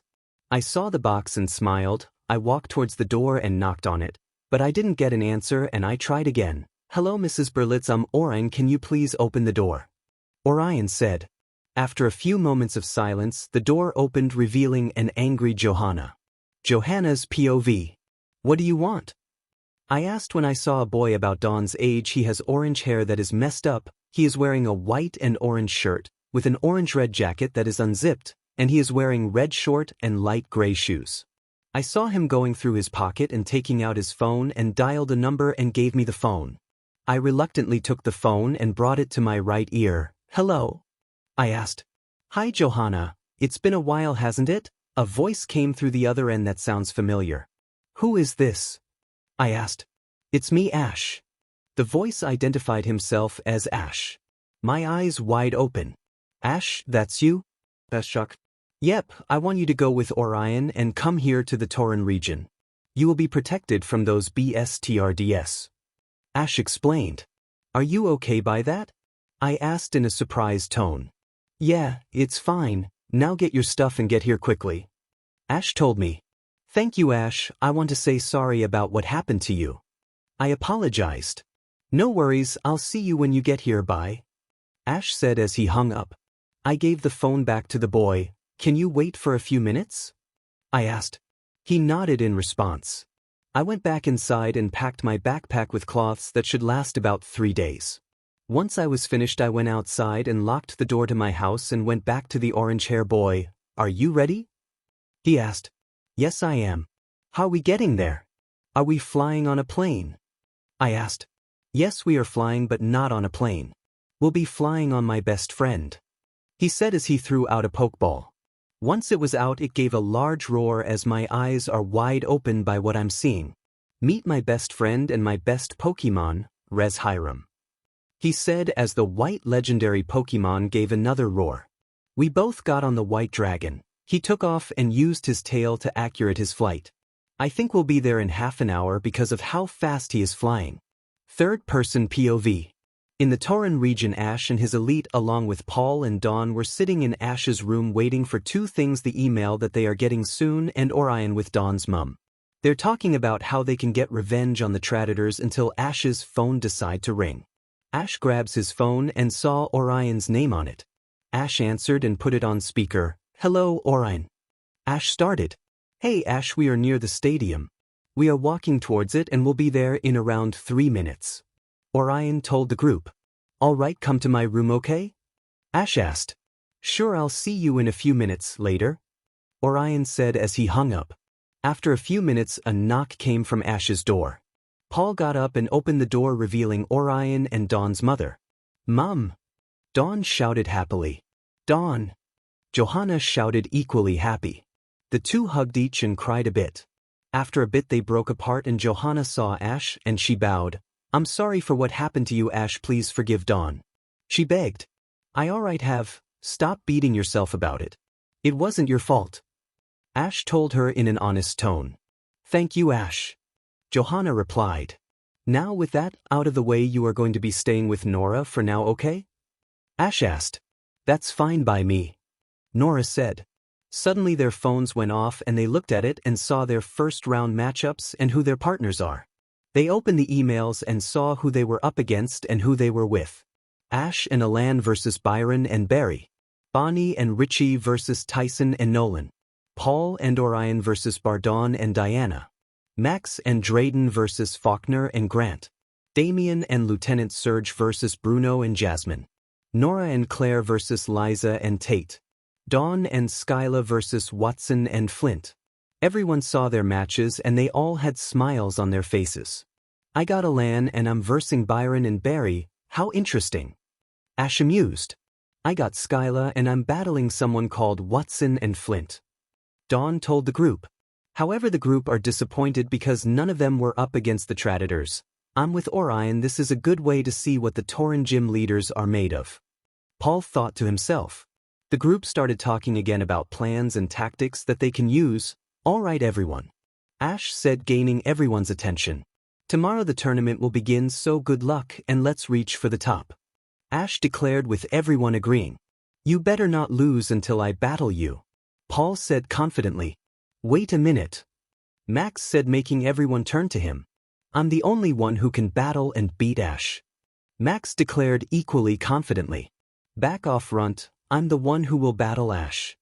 Paul argued. No, it's me. Max said. No, I'm going to battle Ash. It will not be you, because it will be me. Grow up, kid, and face the facts. I'm the only one who can beat Ash. Why don't I dash? Quit it. Nora yelled, making them stop. Whoever makes it to Ash will battle him. Nora continued. Thank you, Nora. Now let's get some last-minute training for the tournament, okay? Ash asked. Okay. Everyone said in unison. I think I'll stay in Nora's room. Is that okay? Johanna asked. Yeah, that's fine. Here's the key to my room. It has the room number on it. Nora said while giving her the key. Thank you, I'll see you later. Johanna said as she is about to leave the Will you be okay on your own? Bonnie asked.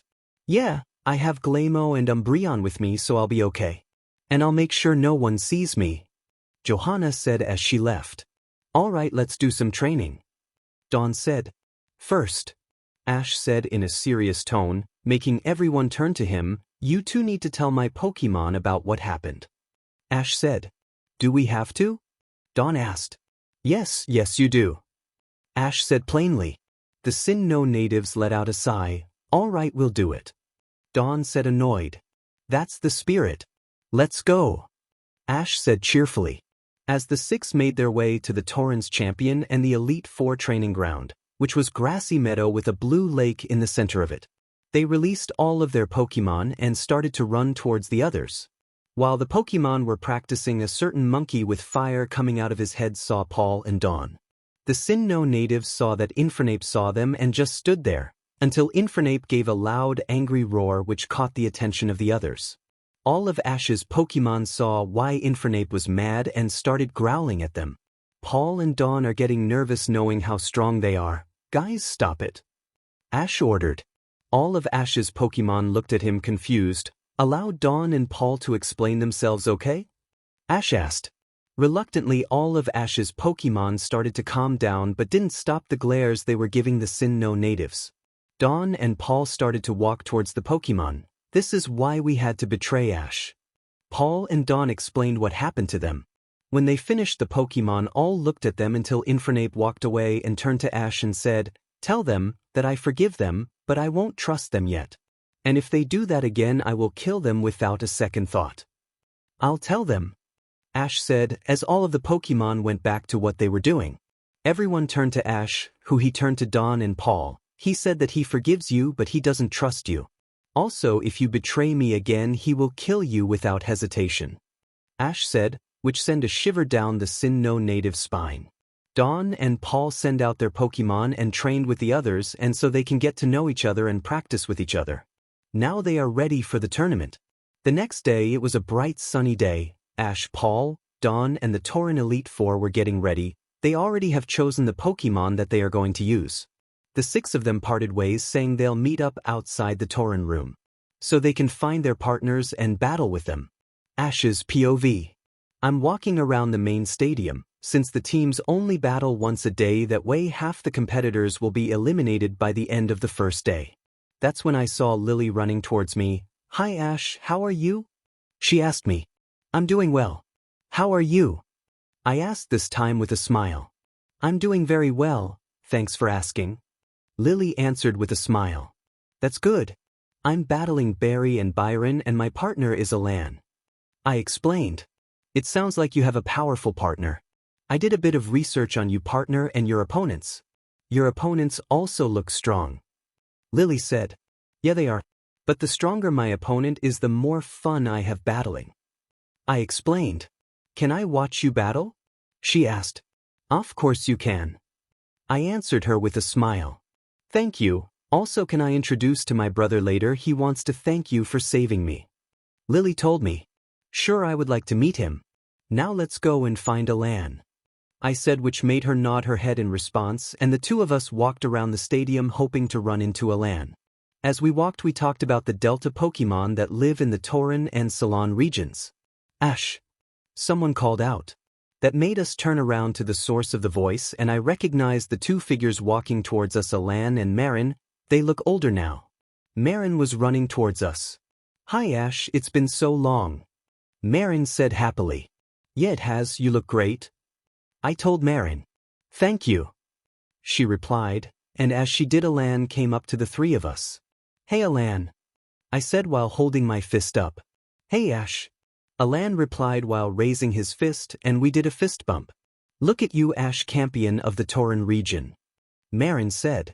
Yeah, it was hard and the road was filled with challenges, but I made thanks to my friends and Pokemon. I explained. Who are you?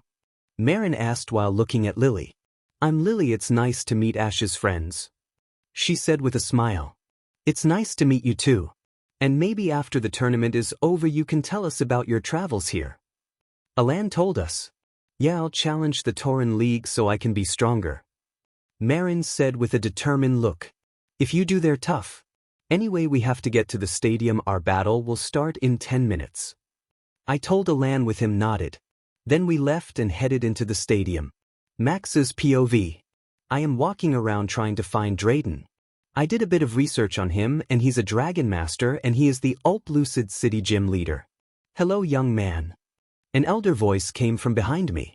I turned around and saw the man who looked like Drayden. You must be Drayden? I asked.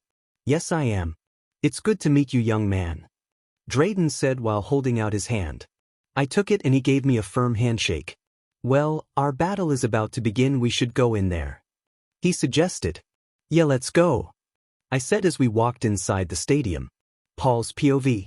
After me and Dawn split up with the gang, we had our way until we had to part as well. I'll see you later, Paul. Dawn said. Yeah, I'll meet you later at the Pokemon Center. I said. Okay, take care. She said as she gave me a kiss on my cheek and ran off to the 5th stadium. Arceus, I love that woman. Thought to myself.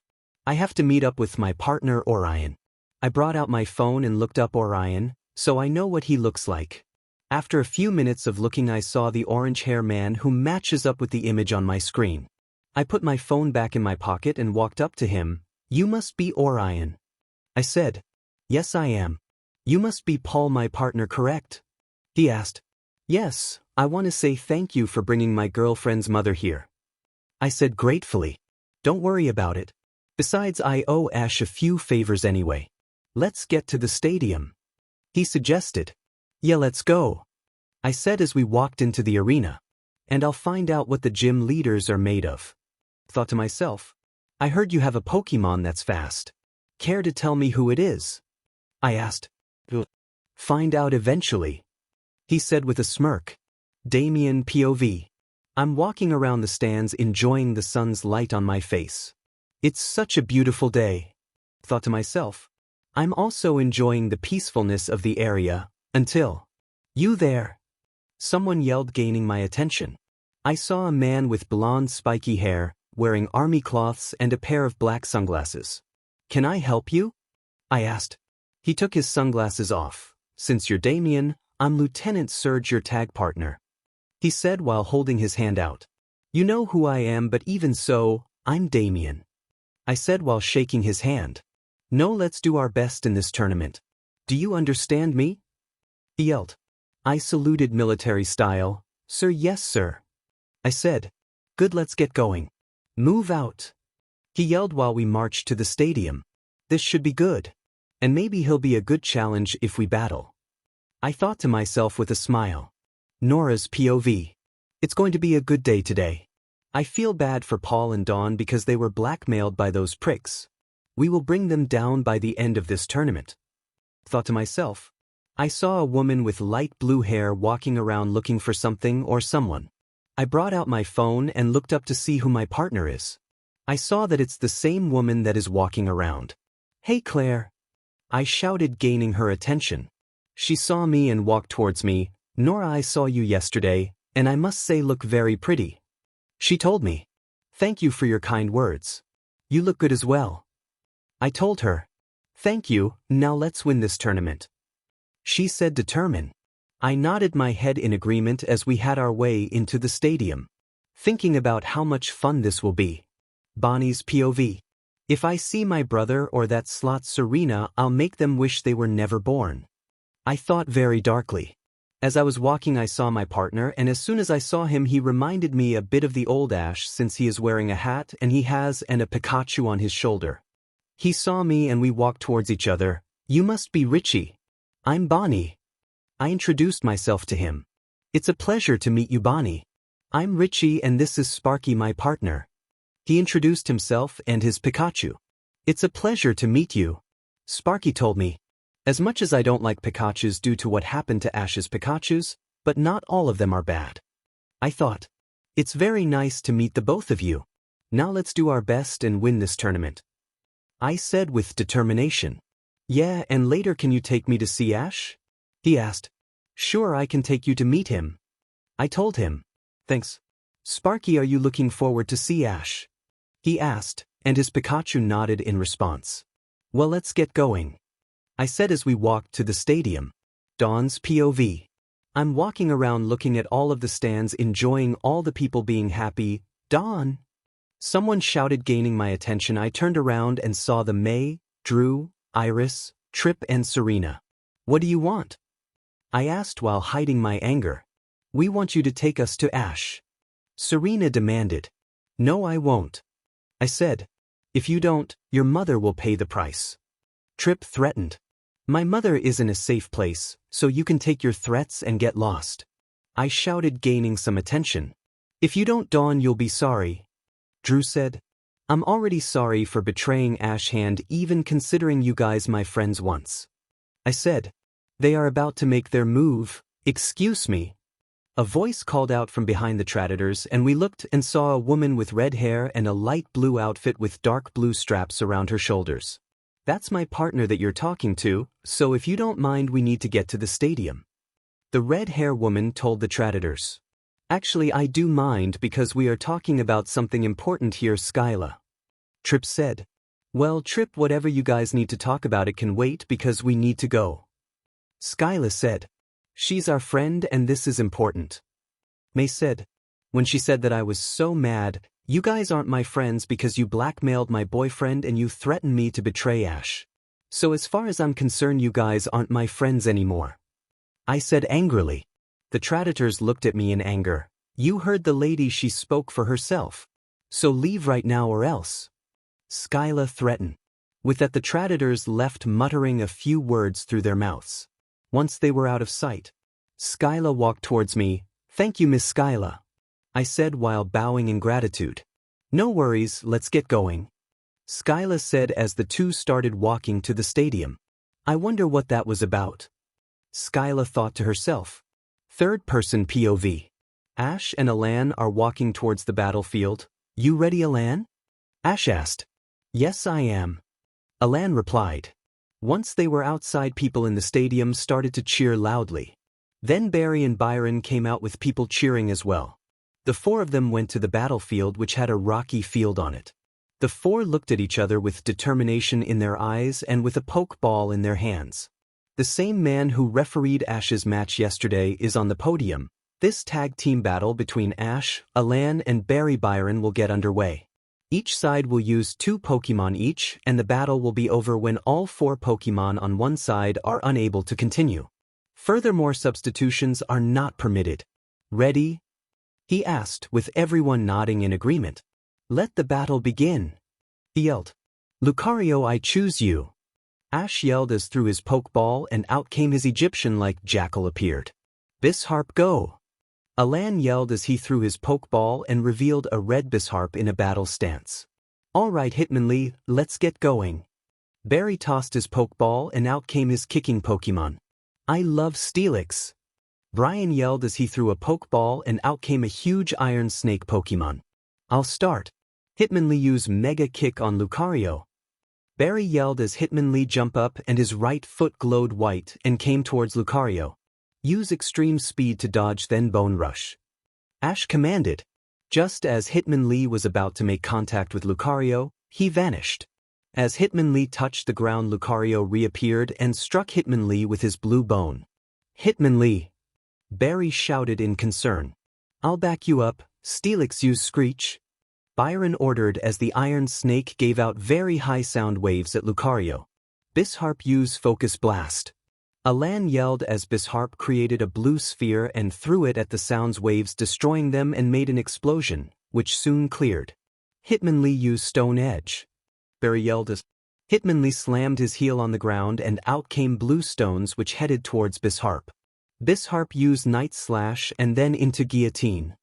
Alan yelled as the blades on his arms glowed purple and slashed the Stone Edge, destroying it.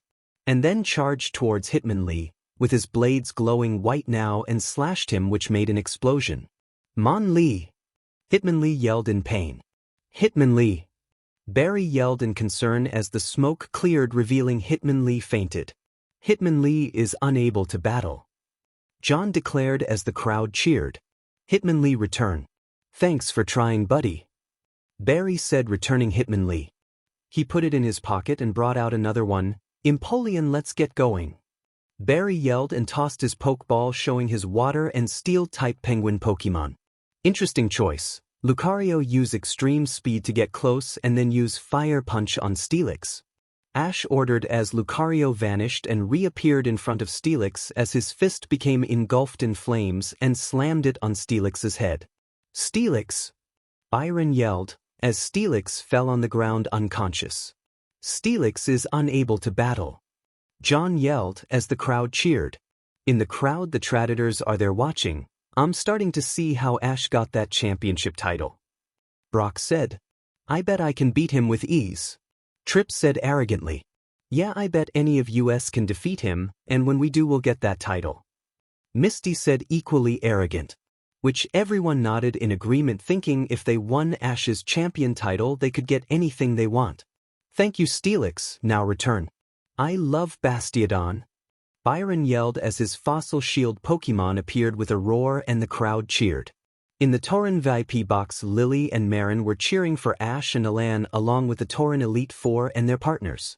So Lillie, Marin said to Lillie, gaining her attention. Do you like Ash? She asked, which made her blush like mad. I don't know what you're talking about. Lillie replied nervously. Whatever will help you get him. Bonnie said with an evil smirk. Thank you. Lillie said while still blushing as they turned their attention back to the battle. Bisharp used Metal Claw on Bastiodon. Alan ordered. Bisharp charged towards the shield Pokemon. With his blades in a metal color, Bastiodon used Iron Defense. Byron said, as the shield-like face has a blue lining around him. When Bisharp made contact with Bastiodon, he didn't even flinch. Now use Flamethrower. Byron ordered as the shield Pokemon shot fire from his mouth and hit Bisharp point blank. Bisharp! Bisharp yelled in pain. Bisharp, no! Alan yelled in concern. Bisharp landed in front of Alan unconscious with burn marks. Bisharp is unable to battle. John declared. The crowd cheered. Bisharp, return and take a good rest. Charizard, go! Alan yelled as his fire starter appeared and shot flames in the air. Empoleon used Hydro Pump. Barry commanded and shot a gush of water which headed for Charizard. Lucario used Bone Rush and block it. Ash told the Jackal Delta Pokemon. Lucario jumped in front of Charizard and spun his bone around, which deflected the attack. Ash and Alan nodded to each other. Charizard used Flamethrower. Alan ordered as his orange Charizard shot flames at the two steel types. Bastiodon used Iron Defense. Byron yelled as his shield Pokemon went in front of Empoleon and blocked the attack. Lucario used Fissure. Ash told his Delta Pokemon. Lucario slammed his fist in the ground and which created cracks that headed towards and under the steel Pokemon. Empoleon, Bastiodon. Byron and Barry shouted in concern as their Pokemon fell through the hole. The ground closed and after a few seconds shot them out, now unconscious. Bastiodon and Empoleon are unable to battle. The winners are champion Ash and Alan. John declared as the crowd cheered. The four trainers returned their Pokemon and went to the center of the battlefield. That was a good game, Ash. If you lose this, I'll fine you. Barry told the Torren champion. Don't worry, Barry, I won't lose. Ash said as the four shook hands. You sure have changed, Ash. Alan thought to himself. The four then left the stadium. Ash and Alan made their way to the Torren box where they were greeted by their friends. Well done, Ash. You and your Lucario are as strong as ever. Damien told Ash. Thank you, Max, you better head down there.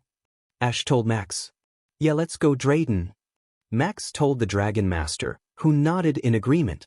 Good luck, dear. Bonnie said as she gave him a kiss on the cheek. Thanks, babe.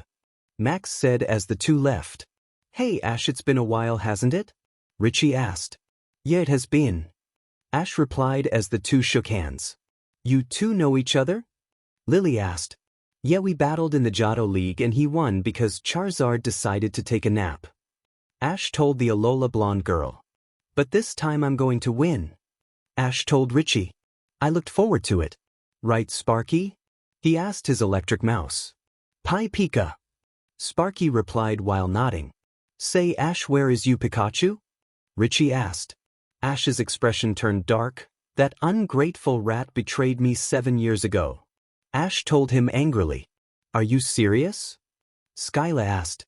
Yes, along with most my former friends and most of my Pokemon. I'll explain the rest later.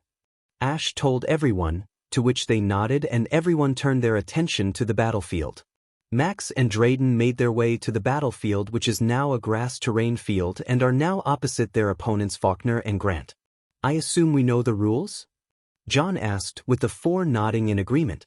All right, battle begin. John yelled. Noctowl, take to the skies. Faulkner yelled as he tossed his Pokeball, revealing the brown owl Pokemon flapping his wings in the sky. Haxorus, let's go. Drayden yelled as his green Amour dragon appeared. Onix, let's climb.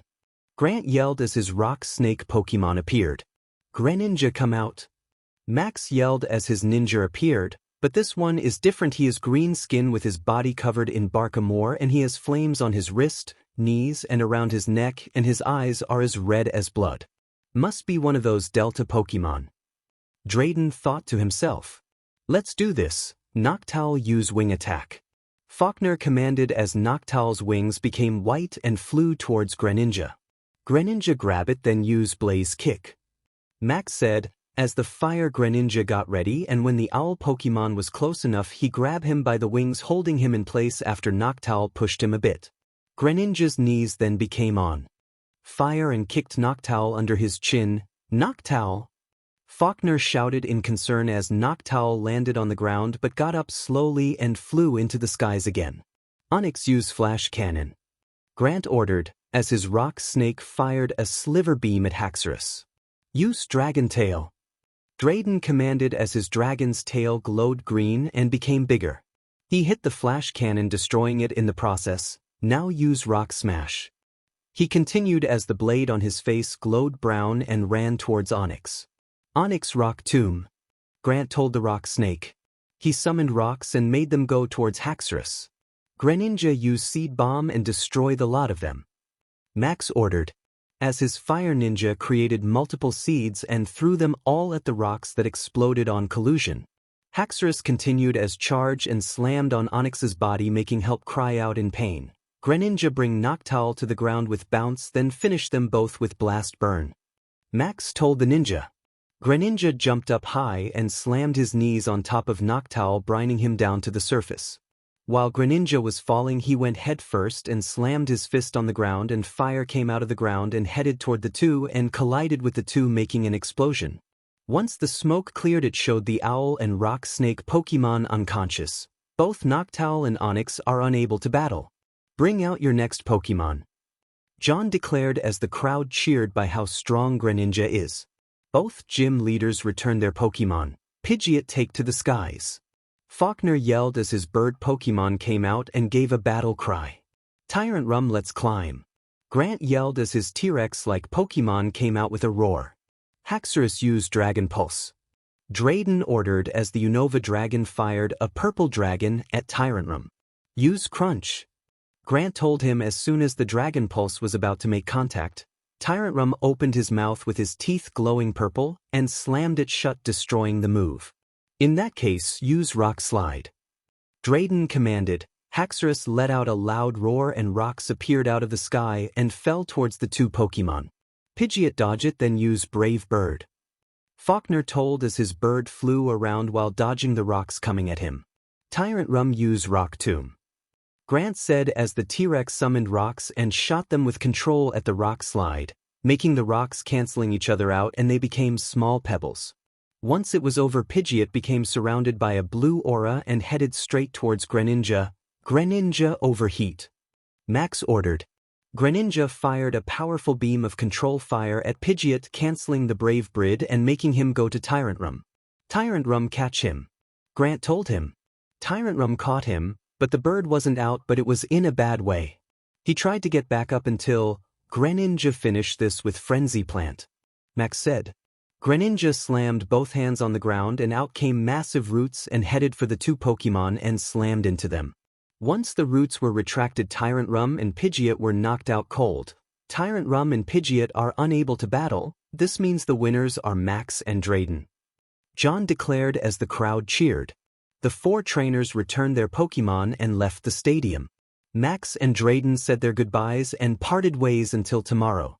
Max made his way to the Torren box where he was greeted by Bonnie with a kiss on his lips, which he returned. After a few minutes they parted. Well done, Max. Your Greninja is getting stronger since last time. Nora complimented. Thanks, Nora, and this time we'll beat you, Ash. Max said while looking at the Torren champion. I look forward to that battle, Max. Ash said while giving him a smirk. Well, it's my turn, wish me luck. Dawn said. Good luck. Everyone said in unison. Paul gave her a kiss on the cheek. Good luck, babe. Paul said. Thank you. Dawn returned the kiss and her and Skyla left the box and headed to the battlefield. Dawn and Skyla are standing across their opponents Watson and Flint, with the field a grass field again. We know the rules? John asked, which the four trainers nodded. All right, battle begin. Let's do this, Manectric. Watson yelled as his blue lightning bolt electric Pokemon appeared. Unpheasant, take off. Skyla yelled as her male version of Unova bird Pokemon appeared flying in the air. Infernape. Flint said, releasing his partner. Togekiss Spotlight. Dawn yelled as her fairy and flying type appeared with a bow. Unpheasant, use Air Slash on Infernape. Skyla ordered. The bird Pokemon with a red mask flapped his wings and created multiple light blue glowing saw disc-like energy blades at the Sinnoh starter. Smash them, Infernape, with close combat. Flint commanded. When the disc blades came close, Infernape punched them all, destroying them. Skyla and Unpheasant are shocked by how strong Infernape is. Togekiss used Dazzling Gleam. Dawn told her flying fairy type. Togekiss began to glow a bright pink and shot beams of light in all kinds of colors at Manectric and Infernape. Manectric used Thunder. Watson yelled. The discharge Pokemon went in front and shot a lightning bolt at the beams of light, destroying each other and making an explosion. The smoke cleared, revealing the four Pokemon still standing and unharmed. Unpheasant used Brave Bird. Skyla ordered as the bird became surrounded by a blue aura and flew towards Infernape. Infernape used Flare Blitz. Flint ordered as Infernape became a fire and shot himself at the Brave Bird. The two attacks collided, but Infernape easily overpowered Unpheasant. Infernape pushed the bird Pokemon to Skyla and Dawn's side, which is now out cold. Unpheasant is unable to battle. John declared. Unpheasant, return. Swanna, come fly with me. Skyla yelled as her swan Pokemon appeared. Use Bubble Beam. Skyla ordered as the swan fired blue bubble from her mouth at Manectric. Manectric used Shock Wave. Watson ordered as he blue and yellow electric type shot blue electricity from his body at the bubble until Togekiss used Aura Sphere. Dawn shouted as the blue sphere went straight through the shock wave and collided with Manectric along with the bubble beam, which created an explosion. When the smoke cleared, it revealed Manectric unconscious. Manectric is unable to battle. John declared. Thanks, old friend, return. Magnezone, let's do this. Watson yelled as his magnet Pokemon appeared. Togekiss, keep your distance, and use Moonblast. Dawn yelled as her graceful flying type gathered moon power and shot it at Infernape. Overheat. Flint told his fire monkey, as Infernape's body became red and shot a powerful orange and yellow beam at the moonblast, destroying it, but overheat continued and collided with Togekiss. Togekiss landed in front of Dawn unconscious. Togekiss is unable to battle. John declared as the crowd cheered. Togekiss return, Mamoswine spotlight. Dawn yelled as her mammoth-like Pokemon appeared and stomped on the ground, making it tremble a bit. Magnezone use flash cannon. Watson ordered as the magnet Pokemon began to glow sliver and fired a sliver beam at Mamoswine. Mamoswine use ice beam. Dawn yelled as the Tusk Pokemon fired a light blue beam of ice at the flash cannon, canceling each other out. Now use earthquake. Dawn continued as Mamoswine slammed as front feet on the ground and the ground started to shake violently. Infernape jump up and bring Swanna down with Thunder Punch, then end this with Flare Blitz. Flint ordered as Infernape jumped high, as was doing that his right fist gathered electricity and became engulfed by it. Swanna dodge it quick. Skyla yelled, but it was too late. Infernape punched Swanna and pushed her down and landed on top of Mamoswine, which made him stop the earthquake. Then Infernape became engulfed in fire and shot himself at the two Pokemon, which upon impact created an explosion. Once the smoke was gone, it showed Infernape looking at the unconscious Mamoswine and Swanna. Both Mamoswine and Swanna are unable to battle. This means that Watson and Flint are the winners. John declared the winners, which made the crowd cheer. Skyla and Dawn returned their Pokemon and walked over to Flint and Watson. That was a great battle, Flint, thank you. Dawn said while bowing. Thanks, Dawn, that was a good battle. Hey, can you give a message to Ash? Flint asked the blue hair coordinator. Yeah, what is it? Dawn asked. He gave a hand sign telling her to come closer, so she did. He whispered a few words and then backed up. Yeah, I can do that for you. Dawn agreed. Thanks, Dawn, and thanks for the battle, Skyla. Flint told the red-hair gym leader. No worries. Skyla said. That was a good battle, thank you. Watson said as the four shook hands and left the battlefield with the crowd still cheering. Dawn and Skyla are heading to the Torren box, and once inside they were greeted by Dawn's boyfriend. The two of them hugged each other. I'm sorry, Paul. Dawn apologized. Don't worry about it, Dawn, you were up against an Elite Four member. Because it was going to be tough. I'm proud of you, babe. Paul said, trying to cheer her up. Thanks, Paul. Oh, by the way, Ash. Dawn said, gaining the Torren champion's attention. Flint said he's looking forward to battle you seriously this time. Dawn told Ash. Ash had a small smirk on his face. I'll look forward to that. Ash said, determined. The group watched a few more battle. Some went quick while others went longer than others. A few of the Traitors battled as well, and they won. Except for Drew, he kept treating it like a contest battle, much to Viola's annoyance. And finally it was Paul and Orion's turn. All right, we're off. Orion said as he left. Dawn went up to Paul. Good luck? She wished him as she pecked his lips. Thanks, Ash, get ready, you'll battle me soon enough. Paul said determinedly as he left the room. Everyone turned back to the battlefield. Paul and Orion are staring at their opponents Bardon and Diana. This reminds me when you challenged me at the battle pyramid. Brandon told the purple hair man. Yeah, it does, Bardon, so let's do this. Paul said. We know the rules. John said, to which the four nodded. Battle begin. Torterra stand by for battle. Paul yelled as he threw a Pokeball containing his continent Pokemon. Ridrock, I need your assistance. Brandon yelled as his partner appeared. Charizard, let's go. Orion yelled as his orange Charizard appeared and shot fire in the air. Gengar, go. Diana yelled as her poison, ghost type appeared.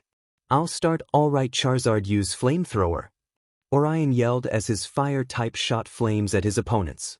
Regirock, use iron defense. Brandon commandeered, as his legendary went in front and crossed his rock arms and blocked the flames. Gengar, get close with Shadow Sneak and then use Shadow Ball. Diana told her ghost. Gengar went in the ground and disappeared, but her shadow went behind Torra. Torterra, behind you. Paul yelled. Torra turned around to see Gengar behind him and fired a Shadow Ball on Torterra's head. Hand in there, use Crunch. Paul ordered as Torterra bites Gengar's arm, dealing a lot of damage. Regirock used Stone Edge on Torterra and helped Gengar. Bardon told him as his rock Pokemon slammed his fist on the ground and blue rocks came out and headed to Torterra. Charizard used Dragon Claw and destroy them. Orion said as his fire and flying type claws glowed green and dragon scaly. He flew towards the incoming blue rocks. He began to spin around and drilled his way through the rocks, destroying them. Gengar used Icy Wind. Diana yelled as her ghost shot Ice Wind at Torterra close range, dealing a lot of damage to him. Tora throw him away quick and then used Leaf Storm. Paul told him his grass and ground Pokemon threw the ghost to Diana's side. Then his leaves on his tree glowed and fired a storm of them at Regirock and Gengar. Regirock used Fire Punch and destroy them. Brandon told the Rock Peak Pokemon. Regirock's arms became on fire and punched the Leaf Storm, burning the leaves to a crisp. Gengar used Focus Blast. Diana commanded. Her ghost created a blue orb in his hand and shot it at Torterra. Charizard used Thunder Punch and sent it at Regirock, then use it on Gengar. Orion yelled. His Charizard's hands gathered sparks in his hands. He flew to the Focus Blast and punched, which sent it at Regirock, dealing him a lot of damage. Then he flew towards Gengar and slammed both of his fists on Gengar. Gengar and oh! Diana shouted in concern as Gengar fell unconscious. Regirock used Rock Tomb Go. Brandon yelled as his rock Pokemon summoned rocks around his body and flung at Charizard. Charizard, get back quick! Orion yelled, but it was too late. The rock smashed into Charizard, knocking him out. Tora used Wood Hammer Go. Paul shouted. Torterra front feet glowed green and ran towards Regirock. Regirock used Ice Punch. Brandon yelled as Regirock's hands became a blue icy aura. Torterra and Regirock slammed the two attacks together, which made an explosion. Everyone in the crowd watched with shocked looks on how did it end. Once the smoke cleared, it revealed Regirock and Torterra out. John looked at all four Pokemon. Gengar, Charizard, Torterra and Regirock are unable to battle. Trainers, send out your next Pokemon. John declared as the crowd cheered. Wow, that was so cool. Bonnie said, amazed. Yeah, it was. Dawn said, equally amazed. Well, Paul, you have grown stronger. All the more reason I'm looking forward to battle you. Ash thought to himself. All four trainers returned their Pokemon to their Pokeball. Regice, I need your assistance. Brandon yelled as his Ice Titan appeared. Gothitelle, go. Diana yelled as her Astral Body Pokemon appeared with a bow. Electivire, stand by for battle. Paul said as his Thunderbolt Pokemon appeared and released some electricity. Volcarona, go. Orion yelled as his Moth Sun Pokemon appeared. Let's get stronger, Gothitelle, Mega Evolve. Diana yelled as her Gothitelle glowed and her Keystone. Once the light was gone, it revealed Gothitelle's hair covering her left eye. She is wearing a clear black scarf and a dress. Let's go, Volcarona, use Heat Wave. Orion yelled as Volcarona released a heat wave at the pair. Regice, use Blizzard. Brandon commanded as Regice released a blizzard. The two attacks collided, which caused a cloud of icy steam to appear on the battlefield. Electivire used Thunder on the battlefield. Paul yelled. On his side of the mist, Electivire placed his two antennae in the ground and fired electricity, which caused large pieces of the battlefield and go in the sky and start flying towards Regice and Gothitelle. He did this when Ash and Paul battled in the Sinnoh League. Dawn said while looking at the field. It's a good move, it sends the rocks everywhere, so unless you have a good amount of speed you can't dodge all of the rocks that come at you. Ash said while also looking at the field. Gothitelle use Physic and hold at them. Diana yelled as the mistress-like Pokemon, as her eyes glowed blue and she held the rocks in place. Paul smirked at this. Electivire use Wild Charge. Paul yelled as his yellow Pokemon surrounded himself with electricity and shot himself at the pair. Regice use Ice Beam and freeze him. Brandon told his Ice Titan he fired a ray of ice at the incoming Electivire. Volcarona use Flamethrower. Orion yelled as his Bug and Fire type fired an orange and red fire from his mouth at the Ice Beam before Electivire could get frozen and destroyed it. Gothitelle fling the rocks at Electivire. Diana ordered as her Pokemon aimed the rocks at Electivire and flung them at him. Volcarona used overheat on the rocks, then on Regice. Orion yelled as his son Pokemon fire an orange and red beam of fire at the rocks, melting them. He then fired it at Regice, making contact on it, dealing it serious damage. Electivire then collided into Gothitelle, making her grunt in pain. Now use Thunder Punch on Gothitelle and Brick Break on Regice. Paul commanded as the left fist glowed brown and the right fist gathered sparks of electricity. Gothitelle used Brick Break as well. Diana yelled as Gothitelle's right fist glowed brown as well. Regice used Hammer Arm. Brandon yelled as Regis' left icicle glowed white as 4 attacks collided with each other, creating an explosion. The 3 Pokemon were standing their ground, not moving an inch while trying to push the other away. But Electivire is slowly getting pushed back. But while those 3 were distracted, they didn't notice Volcarona is now above them. Volcarona used String Shot. Orion yelled as Volcarona fired heavy strings at Regice and Gothitelle, which caught them by surprise. This gave Electivire the chance he needed. He gave out a battle cry and slammed his 2 fists with Thunder Punch and Brick Break at the pair, which caused an explosion. Everyone watched the battlefield with anticipation. As the smoke cleared, it revealed Electivire's fists on top of Regice and Gothitelle, who went back to its normal form. He lifted them up to showing the crowd that they are out cold. Regice and Gothitelle are unable to battle. This means that the match goes to Paul and Orion. John declared as the crowd cheered. The 4 returned their Pokemon and went to the center of the battlefield, and the 4 shook hands. "Well done, young man," Brandon told the purple hair trainer. "Thanks, Brandon, that was a good battle, I enjoyed it." Paul replied, "Well, you won this time, but next time I'll win for sure." Diana told Orion with confidence. "I look forward to it, Diana." Orion told her with an excitement tone, ready for their next battle, and shook hands. The crowd cheered for their good sportsmanship, and with that the trainers left the stadium. The 2 made their way to the Torren Elite Box. Once inside, Paul was greeted with kiss from a blue hair coordinator. "Well done, Paul," Dawn said while kissing him again. "Thanks, Dawn," Paul said once the 2 parted. "Well, we're up. You ready, Surge?" Damien asked the Electric Kanto gym leader.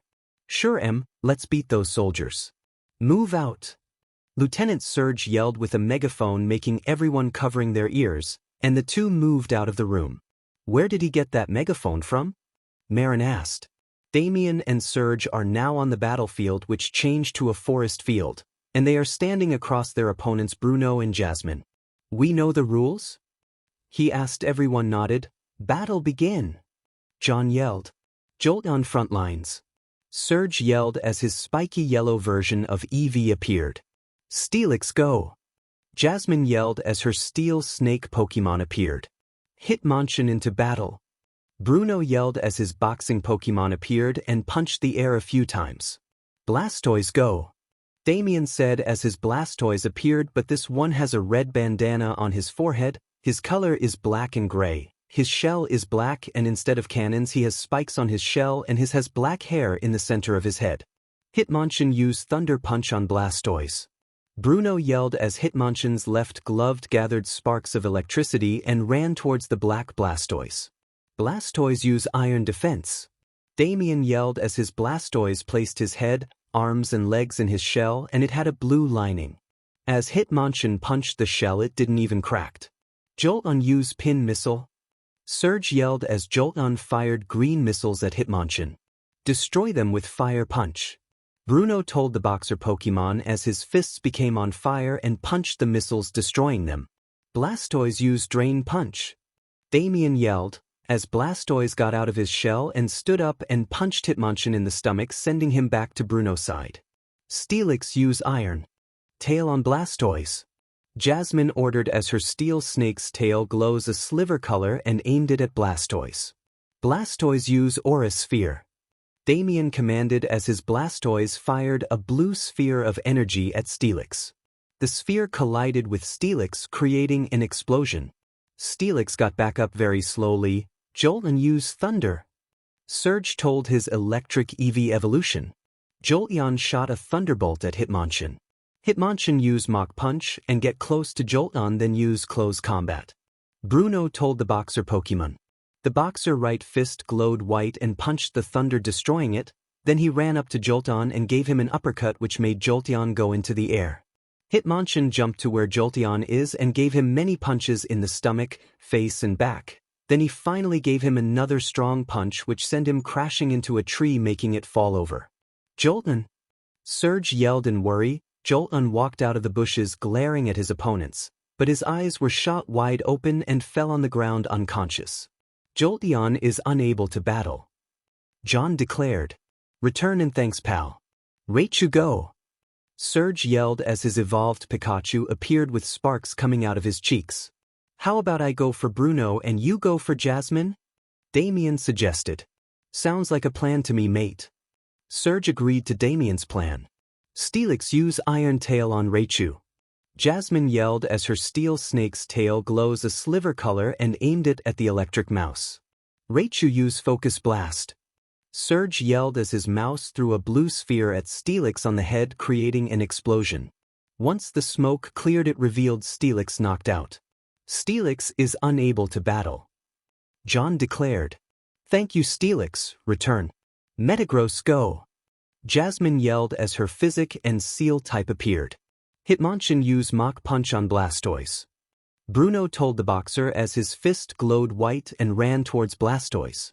Hitmonchan punched Blastoise, making him slide a bit. Blastoise used Brick Break, then use Bounce. Damien told the fighting Pokemon. His Blastoise right hand glowed brown and slammed it on Hitmonchan's head and then jumped up high. Then he came back down with his shell facing down and landed on top of Hitmonchan with his shell, creating a small crater. Blastoise got off of Hitmonchan, revealing he's knockout. Hitmonchan is unable to battle. John declared. Well done, return, Machamp go! Bruno yelled as his four-arm muscle Pokemon appeared, flexing his muscles. Raichu used Thunderbolt. Surge yelled as shot electricity at Metagross. Use Physic and send it at Blastoise. Jasmine ordered as Metagross' eyes glowed blue, which a blue lining surrounded the Thunderbolt, and redirect it at Blastoise. Blastoise used Shadow Sneak. Damien told his Pokemon. Blastoise did a few hand signs and vanish in the shadows that went straight at the trees. Where is he? Bruno asked while he and Machamp looked at the shadows for the slightest movement. Use Dark Matter on Metagross. Damien told the Ninja Shell Pokemon who remerged from the shadows and fire a black beam at Metagross. Meta! Metagross shouted in pain as an explosion happened. Metagross! Jasmine shouted in concern. As the smoke cleared, it revealed a Metagross knocked out. Metagross is unable to battle. John declared. Jasmine returned her Metagross and turned to Bruno. I'm sorry, Bruno. She apologized. Don't worry, I'll handle it from here. Machamp used Cross Chop on Blastoise. Bruno yelled as Machamp started to run towards Blastoise. Raichu used Charge Beam on Machamp.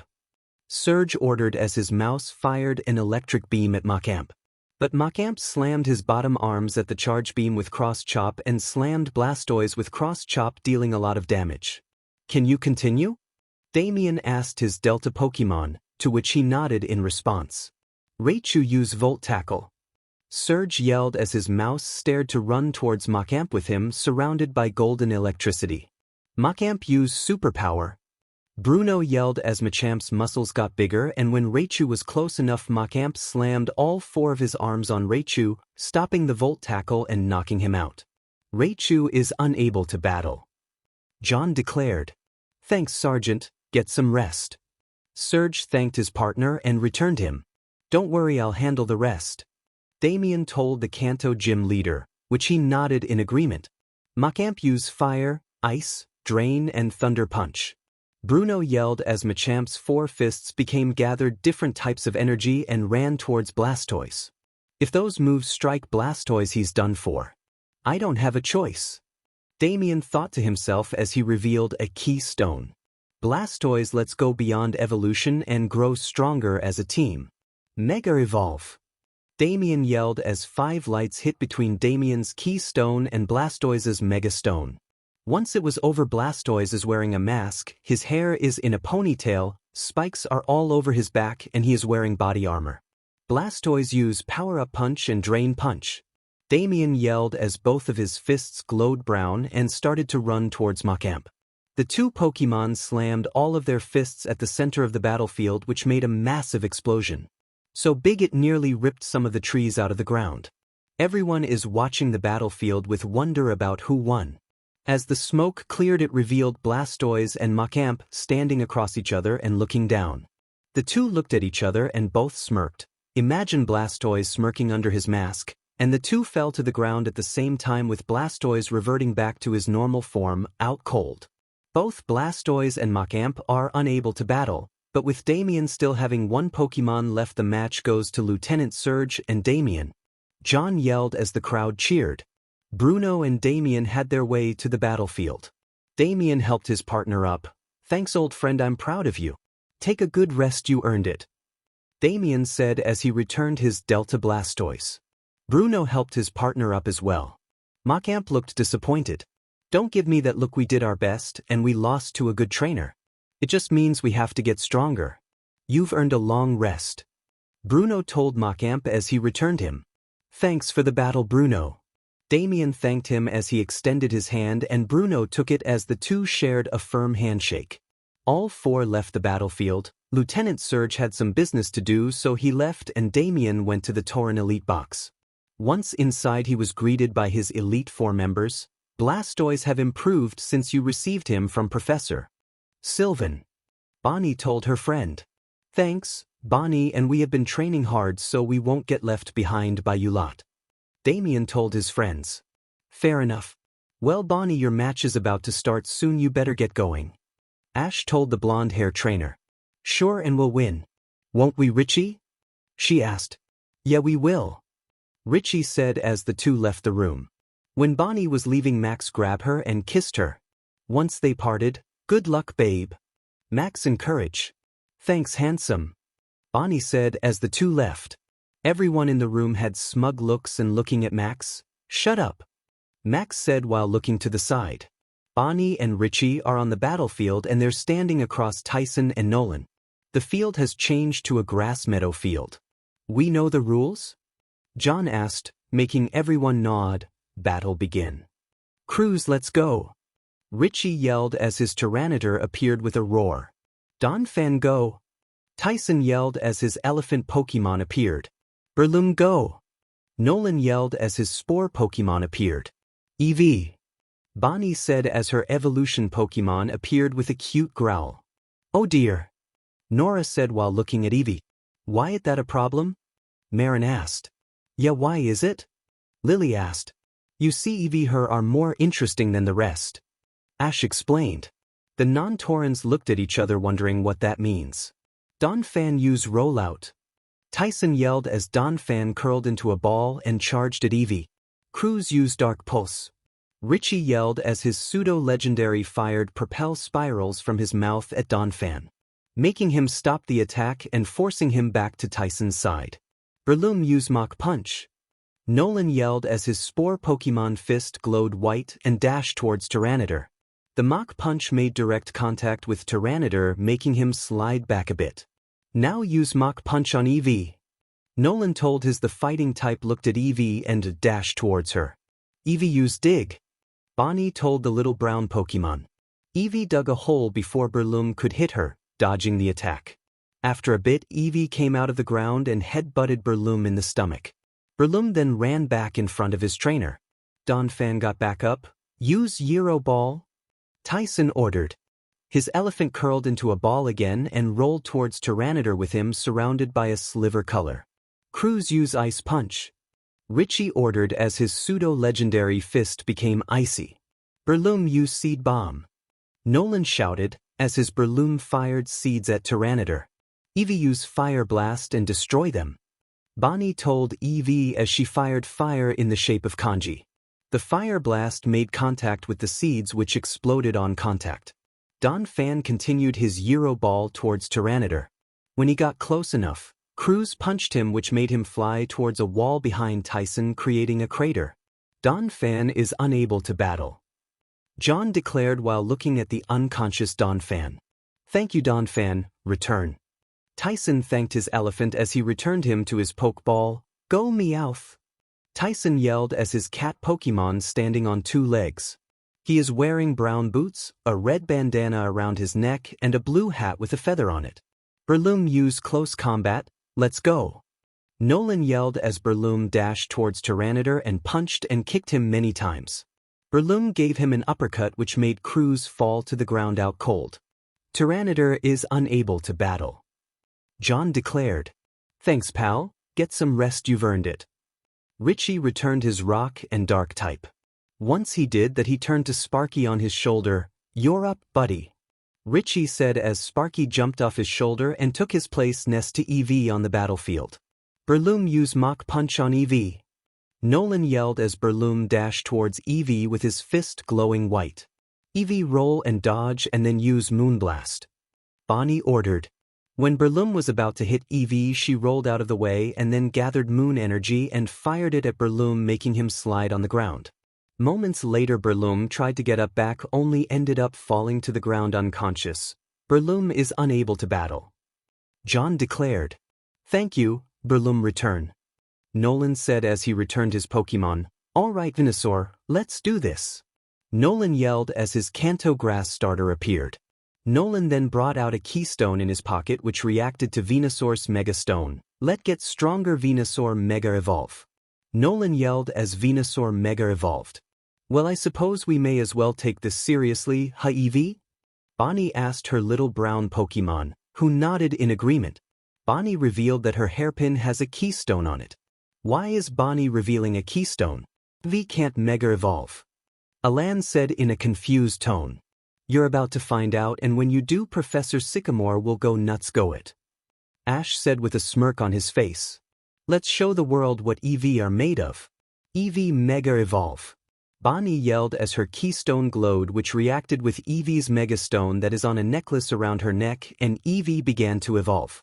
Once the light was over, it revealed Eevee that has a cream color face, with her tail and fur around her neck to have grown bigger. She also has an yellow gem on her forehead, with her left eye green and her right is red, and she has 8 gems that are floating around her neck fur. The Torren natives went crazy for the Mega Eevee while the non-Torren natives are shocked out of their minds. "I never knew that Eevee could Mega Evolve. That's marvelous," Professor Sycamore said in shock and awe. In the Torren box, the non-Torren natives are also shocked. "Wow, you weren't kidding, Ash. Professor would be amazed by this," Alan said in shock. "You got that right," Ash said while stilling looking at the battlefield. Tyson, Richie and Nolan recovered from their shock states. "Well, that's quite the surprise," Richie said. "This just got more interesting." Meowth used Slash. Tyson told his Meowth in boots as he dashed towards Eevee with his claws extending are glowing white. Eevee used Physic. Bonnie ordered as to everyone's surprise turned into Espion, but with the gems still surrounding her, and her eyes glowed blue, which forced Meowth to stop and send him flying into a wall. But before he could crash into it and landed on the wall on all fours and jumped back on the battlefield. How did Eevee turn into Espion? Claire asked. You see, Mega Eevee's ability is called Protean Maxima. It allows Eevee to change into any of the Eevee evolutions as long as she uses that move to match the type. Nora explained. So if Mega Eevee uses Ice Beam, it will turn into Glacian? Lillie asked. You hit the nail on the head, Lillie, Ash said. So it's like versing 8 opponents at once? Alan asked.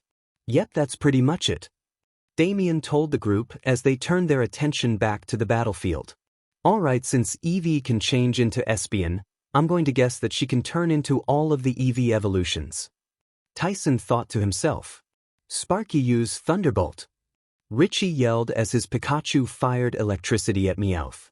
Meowth used Thunderbolt. Tyson yelled as Meowth also fired electricity, as well as the 2 attacks collided, canceling each other out. Venusaur used Leaf Storm. Nolan yelled as Venusaur fired a storm of leaves at Eevee Espion. Eevee used Flare Blitz to get close, then used Blizzard. Bonnie yelled as Eevee turned from Espion to Flareon. Flareon became on fire and shot herself at the storm of leaves, which she easily went through them, and collided with Venusaur, forcing him back a bit. Then Eevee Flareon got on top of Venusaur and became Glacian and shot a snowstorm on Venusaur from point blank, creating an ice mist that covered the two. Once the mist cleared, it revealed Glacian looking at Venusaur, who went back to its normal form and is now unconscious. Venusaur is unable to battle. John declared, "Thanks pal, you did your best." Nolan said gratefully as he returned his grass Pokemon. Meanwhile, Pikachu and Meowth are colliding attacks one after the other. Eevee used Dash. "Stay out of this, Bonnie," Richie said, making Bonnie look at him. "This is mine and Sparky's battle and no one else's." He continued, "All right then." Bonnie understood as Eevee back off. Meowth used Iron Tail. Tyson yelled as Meowth's tail became a sliver color. "We'll use Iron Tail too." Richie yelled as Sparky's tail became a sliver color as well. The two attacks collided with neither side giving an inch. "Use Thunderbolt." Tyson and Richie shouted in unison. The two Pokemon shot electricity at each other, damaging them both. The two Pokemon then shot backwards towards their trainers. Sparky used Volt Tackle. Richie yelled as his electric mouse became surrounded by electricity, became yellow and black and dashed towards Meowth. Meowth used Giga Impact. Tyson yelled as Meowth jumped and zoomed at Pikachu. Meowth now is surrounded by purple auras that have yellow strips of aura. As Meowth came closer, Sparky jumped and the two attacks collided with each other, creating an explosion with a purple and yellow in the smoke. As the smoke clears, it revealed Meowth and Pikachu unconscious. Both Meowth and Pikachu are unable to battle, but with Bonnie still having two Pokemon, the match goes to Bonnie and Richie. John yelled as the crowd cheered. Eevee went back to her normal state. Richie and Tyson went to the center and picked up the partners. "Thanks for the battle, Richie, I enjoyed it." Tyson said gratefully. "Same here, Tyson, I hope we can battle again sometime in the future." Richie told the Hoenn native, to which he nodded. The four trainers then left the battlefield. Richie had to take his Pokemon to the Pokemon Center and told Bonnie that he'll meet up with everyone else later.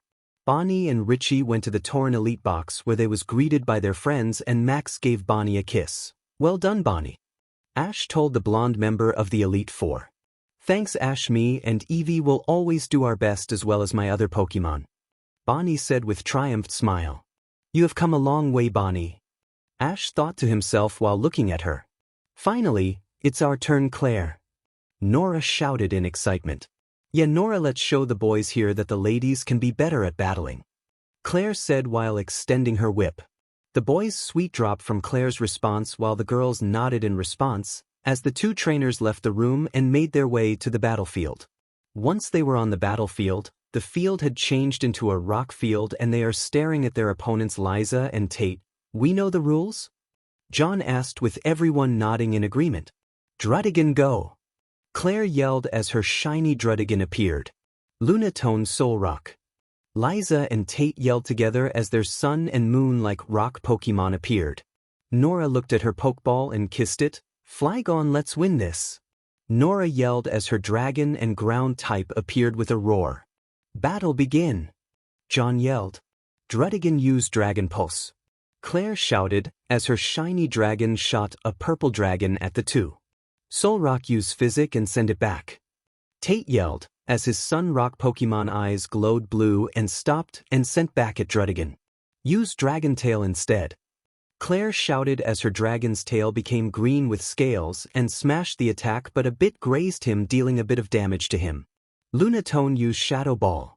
Liza shouted as Lunatone gathered dark energy and made a purple energy ball and fired it at Flygon. Flygon used Dragon Claw. Nora told the dragon, as his claws glowed green and became scaly and sliced the shadow ball in half, destroying it. Liza and Tate looked at each and nodded. Solrock used Light Screen. Tate shouted. Lunatone used Future Sight. Liza shouted as Solrock surrounded the two in a screen of light. Lunatone created wormholes in the sky and shot electricity in them, and the holes disappeared. "Now our special attacks will get cut in half, plus that Future Sight will hit one of us later." Nora thought to herself. "In that case, we just have to hit harder." Druddigan used Focus Blast. Claire yelled as Druddigan created a blue sphere and threw it at Solrock. As the attack collided with Solrock, it didn't appear to have done much damage. That light screen is an issue. We need to find a way to deal as much damage as possible before that future sight hits. Nora thought to herself. Flygon used Steel Wing. Nora yelled as Flygon's wings is glowing a sliver color and flew towards Solrock. Lunatone used Physic to hold Flygon is place and protect Solrock. Liza shouted as Lunatone's eyes glowed blue and held Flygon in place. Break through it. Nora shouted as Flygon broke off the Physic and made contact his attack with Solrock. Solrock used Solar Beam quick. Tate yelled as Solrock recovered from the Steel Wing and started to gather Sun energy. Flygon wait until Solrock fires, then use Dragon Rush. Nora yelled as Flygon waited until Solrock fired the beam of solar power at Flygon. Flygon shot himself at the beam with him being surrounded by a blue dragon, and much to everyone's surprise it collected the energy and shot himself at Solrock, making an explosion.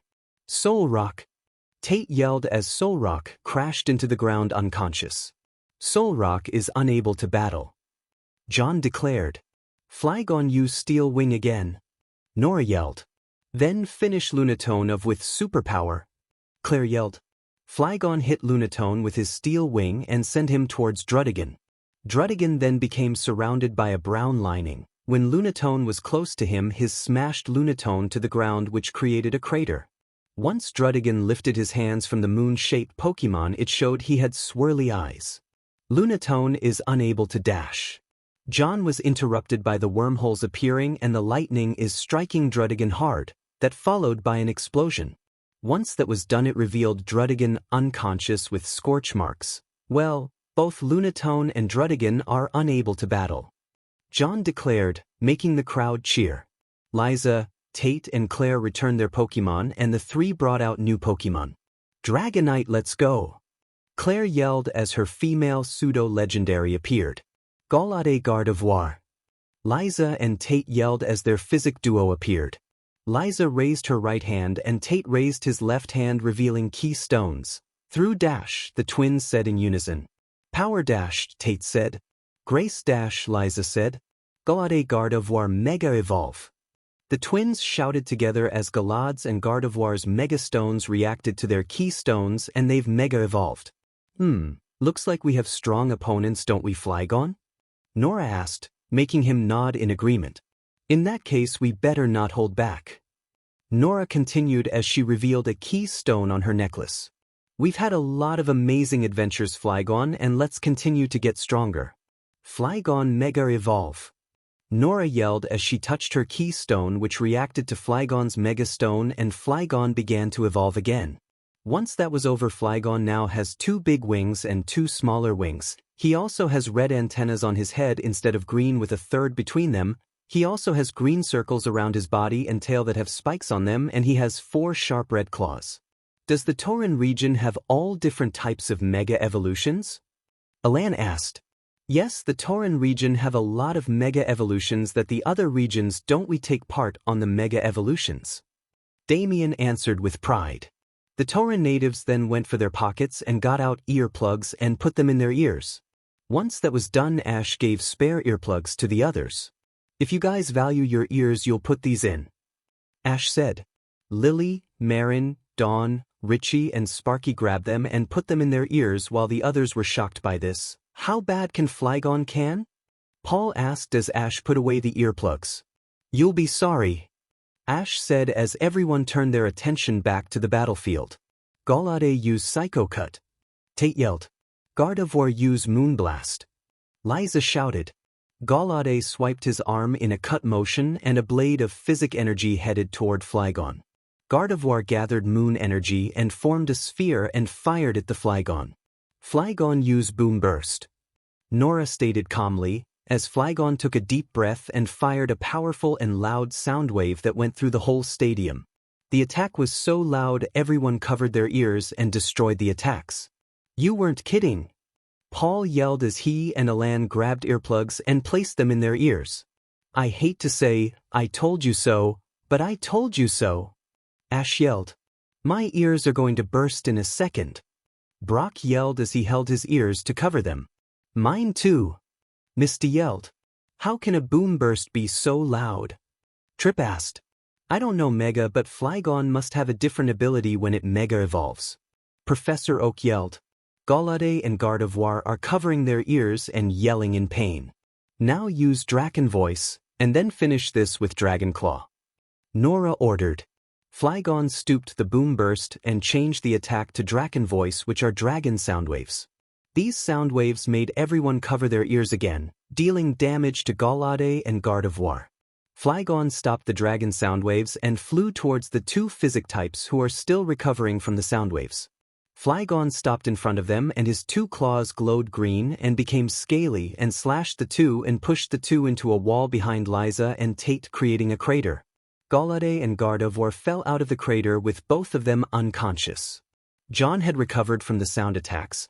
Galgalad and Gardevoir are unable to battle. This means that the winners are Claire and Nora. My ears, John declared while rubbing his ears. The crowd cheered, some of them anyway. Flygon reverted back to his original form and Nora went up to him and hugged him. Thanks Flygon, you were great. Take a good rest. Nora thanked her dragon and returned him. Claire went to Dragonite, who was still recovering from the sound attacks. Are you okay? Claire asked in concern. To her relief, Dragonite nodded. Thank you, return so you can sleep. Claire said as she returned her dragon. Liza and Tate returned their Pokemon and said a few words of praise. The three others went to Nora. Sorry about Flygon's soundwave attacks. Nora apologized. Things happen in battling dash, Tate stared. What matters in the end is the result. You two won fair and square. Liza finished. That was a good battle. I hope we can battle in the future. Claire said as the four shook hands and left the stadium. After Nora and Claire won their match with Liza and Tate, they made their way to the Torren box where everyone praised the two. How can Flygon's boom burst have such a powerful sound? Marin asked. You see, Mega Flygon's ability is Amplifier. It increases the power of sound attacks, making them more brutal. Nora explained what Amplifier works. That is so cool, Marin said in awe. After that, the group continued to watch the matches that went on. Lillie saw her brother, who was in the last match of the day, Gladion. He is wearing a black sweatshirt that have red claw marks on it. His hair is the same color as Lillie's, but he has a emo covering his right eye and he is wearing black jeans that match his black and red shoes. His partner Colreath, he's the water gym leader of the Torren region. He has blue hair, he is wearing a black suit that have blue lining on it, he is wearing a blue shirt underneath, he also has black jeans that match his shoes and he's 6 Pokeball on his suit. They were up against Trevor and Clay. Lillie told Ash that he is her brother and Lillie left the box to go and get him when the match is over. Gladion and Colreath won the match. The four of them left the stadium where Lillie was waiting for her brother. After a few minutes, Gladion and Colreath came out where Lillie greeted them. Hey Lillie, are you okay? Gladion asked. Yes, I'm fine. Do you want to meet Ash? She asked this time. Sure. What will you do, Colreath? Gladion asked while looking at the blue-haired gym leader. I'm going to take Diana out tonight, so I got to find her. Colreath explained. All right, then I'll see you later. Gladion said. Yeah, I'll see you later. Colreath said as he walked away. I wonder how I'm going to propose to her? I hope she'll enjoy what I have in mind for her. I wonder what she'll say when I do propose to her. Colreath talked to himself. I don't know if I should be happy that your tag partner is asking his girlfriend to marry her or wired out by that fact that he is talking to himself. Lillie said with a bit of sarcasm. Yeah, he did that when I first met him. Well, shall we go to where this Ash is? Gladion asked Lillie. Yeah, let's go. Lillie replied as she led the way. I hope that Ash and Gladion will be able to get alone. Lillie thought to herself. Lillie's POV. I led Gladion to the room where Ash and the others are others. I then knocked on the door. Come in. Ash yelled. Lillie opened the door to see her friends in the room. This is my brother Gladon. Gladon, these are my friends.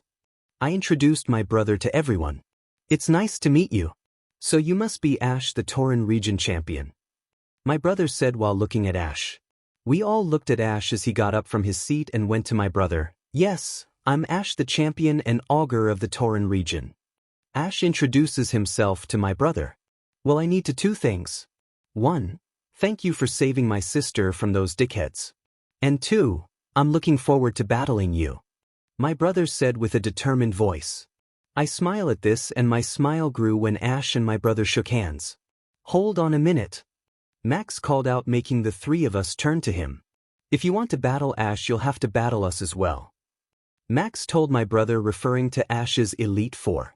I looked at my brother, who had a smirk on his face. Well, I'm looking forward to that as well. My brother told the members of the Elite Four. Then we all heard rings going off and everyone who was still in the tournament had taken out their phones, which is I can only assume that the pairings for the second round are up. Third person POV. Paul and Orion versus Olivia and Roxy. Damien and Lieutenant Surge versus Misty and Malva. Max and Drayden versus May and Xavier. Bonnie and Richie versus Flint and Watson. Nora and Claire versus Lance and Erica. Gladion and Colreath versus Aaron and Candace. Most people in the room had smiles but Damien and Max. They had evil smirks in the room, knowing that they are going to put them in their place. Ash, however, was looking at his phone with an expression on his face that is happy but angry at the same time. Lillie was the first one to notice. Ash was wrong? Lillie asked, making everyone expect Alan because he knew. It seems I can finally take a bit of revenge. Ash said darkly. He showed everyone his and Alan pairing. Ash and Alan versus Clement and Serena. Everyone looked at Ash, who had a smirk on his face. Well, you're going to have a fun time. Paul told the Torren champion. You're goddamn right I am. Ash said and turned to Alan. Alan on offense, but I'm going to destroy Clement sans Serena, don't get in my way. Ash told his Kalos rival. I'll keep far away from you. Alan promised his main rival. Good in, until then we'll meet back here at 8:30 a.m. Ash told the group, to which everyone nodded in agreement, and with that everyone left the room thinking about their battle tomorrow. Traitors POV. Everyone was thinking about how they are going to beat Ash until their phones went off and they saw the matchups, and Clement saw that he is up against Ash. Hey everyone! Clement shouted out, gaining everyone's attention. I'm up against Ash. Clement said while showing his phone to everyone. Same here. Serena said as the girls looked at her phone. You know what to do, Clement. Brock told the blonde-haired gym leader. Crush that loser. May shouted. Don't worry, we will. Clement and Serena said confidently. I'm up against Max. I'll show him. May said angry. And I can pay that beast back for what he did to Starmie. Misty said very angry with steam coming out of her head. Lillie's POV. Nighttime had fallen over the Torren region. Moon and I are sharing a room with each other. Moon is currently sleeping. She had a good day of shopping for clothes after her round was over. I'm reading a book with my lamp on. I look out the window admiring the night sky. I then looked down and saw Ash walking into a forest. With curiosity getting the best of me, I quickly got changed and made my way quickly and quietly so I wouldn't wake up Moon, and ran into the forest. I followed Ash without him knowing until he came into a clearing. I looked at the surroundings. It had a waterfall with a stream. It had a rock path that leads to it and trees that are around the area. I saw Ash looking at the full moon and he is leaning against a tree. I stood there for a while watching, and a breeze came making his hair move majestic. This made me blush a bit by how handsome he looks. Come on out, Lillie. He called out, making me shocked. I walked next to him. How did you know I was there? I asked. I have aura, I can sense others. He told me. Okay. Can I sit down? I asked him. Be my guest. He replied and offered me a spot next to him. I sat down next to Ash as he turned his attention back to the night sky, and I did the same. We sat there enjoying the peace and quiet of our surroundings. Hey Lillie. Ash suddenly said, making me turn to him. Can I be honest with you? He asked. Sure. What is it? I asked this time. He took a deep breath. Ever since I became champion and augur of the Torren region, I feel like something is missing from my life. Ash told me. Explain please. I asked, a bit confused. You see, since my friends betrayed me, my determination to be the best grew stronger than ever. But now that I have the champion title, I feel like that's something missing from my life, but I don't know what it is that I'm missing. He explained to me. I closed my eyes. You have friends, right? I asked. Yes, and they're the best. He said happily. Do you have a family? I asked again. My mother betrayed me like the rest of my so-called friends, and my father is alive, but he's very far away. He explained. Do you have a girlfriend? I asked with a bit of a blush. I saw that his eyes widen a bit. No, I don't. He said a bit sadly. Maybe that's what you're missing. A girlfriend. I told him with my blush getting bigger. He then leaned back on the tree. Maybe? He said. I have to let him know now, otherwise I'll never get this chance again. I'm going to fill that part of him that he's missing. Thought to myself. Ash's POV. Hey Ash, can I ask you something now? Lillie asked me. I turned to her. Yes, sure, what is it? I asked. I saw her taking a deep breath before. I've fallen for you. She yelled quickly. I raised an eyebrow. Can you repeat that again please, but slowly? I asked. Ash, I know that we haven't known each other for long. But when you saved me from those people, I felt safe around you. And in the short time I've known you, I've seen that you have a big heart. Lillie told me that made me blush. Thanks. I said quietly. So Ash, I've fallen for you. Lillie said while facing down. What she said made me blush madly. Wow, Lillie has fallen for me? Thought to myself. Lillie's POV. I've just confessed to Ash and now I can't face him, Lillie. Ash said, gaining my attention. I faced him and he extended his arm. I closed my eyes until I felt him grab the back of my head. I opened my eyes and his lips gently pressed against mine. Oh my God. If I'm dreaming, please don't wake me up. Thought to myself. After a few minutes he pulled out of our kiss and rested his forehead with mine. Lillie, you are a beautiful girl. So will you be my girlfriend? He asked. I smiled with tears of joy running down my face. Yes, I will. Nothing will make me happier. I said with pure happiness. We kissed again, but with more passion. I never want to leave this position. After a few minutes we broke apart. Lillie, you want to go on a date tomorrow night? Ash asked. Yes, please. I replied happily. He kissed my forehead. I'll pick you up at 7:30, okay? Ash told me. Yes, I'll be looking forward to it, Ash. I said happily and leaned my head on his arm, and we sat there enjoying the silence. Third person POV. Ash and Lillie sat leaning on each other for 10 minutes. Lillie. Ash broke the silence, gaining Lillie attention. Yeah, what's wrong? She asked. I think it's about time we head back to our rooms. Ash said. Can I ask you something? Lillie asked again. Sure, what's up? Ash asked. I was wondering if I could sleep with you tonight. Lillie requested the Torren champion. Ash's eyes widened a bit but went back to normal. Sure, I don't mind I sharing my room. Ash said. Thank you. Lillie said gratefully. Ash stood up from the ground and extended his hand to Lillie, who she accepted it, and Ash helped her up. The two then walked back to Ash's room. Once in Ash's room, he picked her up bridal style, which made her blush, and carried her to his bed and placed her on his bed gently. He then got to his side of the bed and covered both of them under the sheets. Lillie then snuggled next to him, as he put his arms around Lillie, and the two fell into slumber together. The next morning Ash woke up and saw Lillie sleeping next to him, which had him crack a warm smile. Ash carefully let go of Lillie, out of the bed, and made his way to the shower. Lillie's POV. I heard water running and I opened my eyes slowly and saw that Ash isn't in the bed. I got up and heard that a shower is running. I guess he's in the shower, I said to myself. I decided to have a look around the room, and then I saw a photo on his desk. I went over to it and saw Ash when he was younger with Max, Bonnie, Damien, and Nora. They all had smiles on their faces, which made me happy knowing that Ash has such amazing friends. Third person POV. Lillie was lost and thought she didn't hear the shower being turned off, and Ash stepped out of the shower, got changed, and saw Lillie. He made his way to her quietly so she wouldn't hear him and wrap his arms around Lillie, making her jump a bit. Hey beautiful, Ash told a Lola native girl. She turned around and hugged him back. I didn't hear you, Lillie told the Torrent champion. Don't worry about it. Well, shall we get going? Ash asked Lillie. I need to do something first. I'll meet you outside the Torren room, okay? Lillie told the Torren champion. Sure, I'll be waiting, Ash said as the two shared a kiss. After a bit, Lillie broke apart and left the room, leaving Ash in thought. I'm glad that I met her.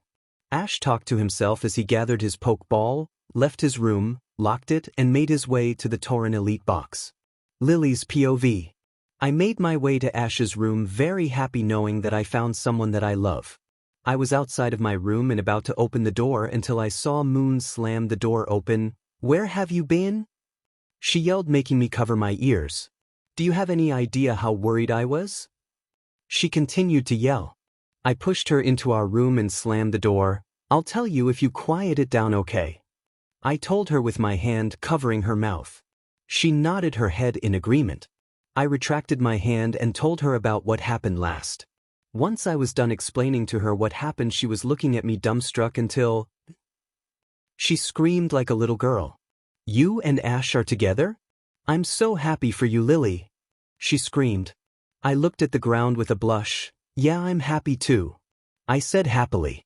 After Moon calmed down, she looked at me. "Well then we can't keep your boyfriend waiting, let's go," she told me as she grabs my wrist and dragged me out of our room. Why do I have a feeling that Moon is never going to let me live this down or gladden? I asked myself. Ash's POV. I'm walking to the Torren room where everyone should be there by now with a smile on my face.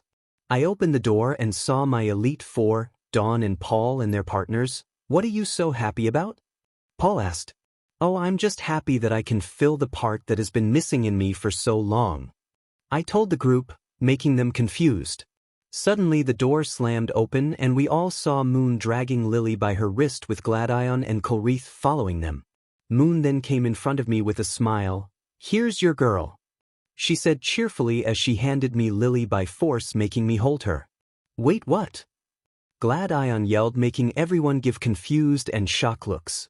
I looked down at Lillie. "I'm gonna take a guess and say that you told Moon about us, correct?" I asked my blonde girlfriend. I saw her blush and look down. "Yes," quietly in the hopes that no one heard her. Third person POV. Silence came through the room. You could hear a pin drop until, oh my God. Bonnie screamed like a child, making everyone cover their ears by how loud her scream is. Dawn, Nora, and Marin started asking the two questions about how they got together. After about 10 minutes of explaining, the girls calmed down. Gladion glared at the Torren champion until he felt someone grabbed his hand. He turned to see Moon. "Be happy for your sister. We're together, so you shouldn't interfere with Lillie's boyfriend, okay?" she requested to her boyfriend. He sighed in defeat. "Yeah, you're right, it's just I want to make sure she's safe." Gladion whispered to Moon so no one can hear him. "Don't worry. I'm sure Ash will take good care of her." Moon reassured him while kissing his cheek. "All right, now that we're all here, let's get started," Ash said as he and his Elite Four went to the opening box, so Ash can say a few words to the crowd. Ash was handed a microphone from Sylvan. "All right, this is day 2 of the Master Tournament and half the trainers that still remain. I want to say good work getting this far," Ash said as the crowd cheered.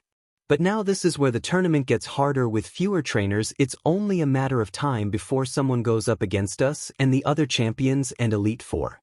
So I wish everyone the best of luck," Ash yelled as the crowd chanted his name.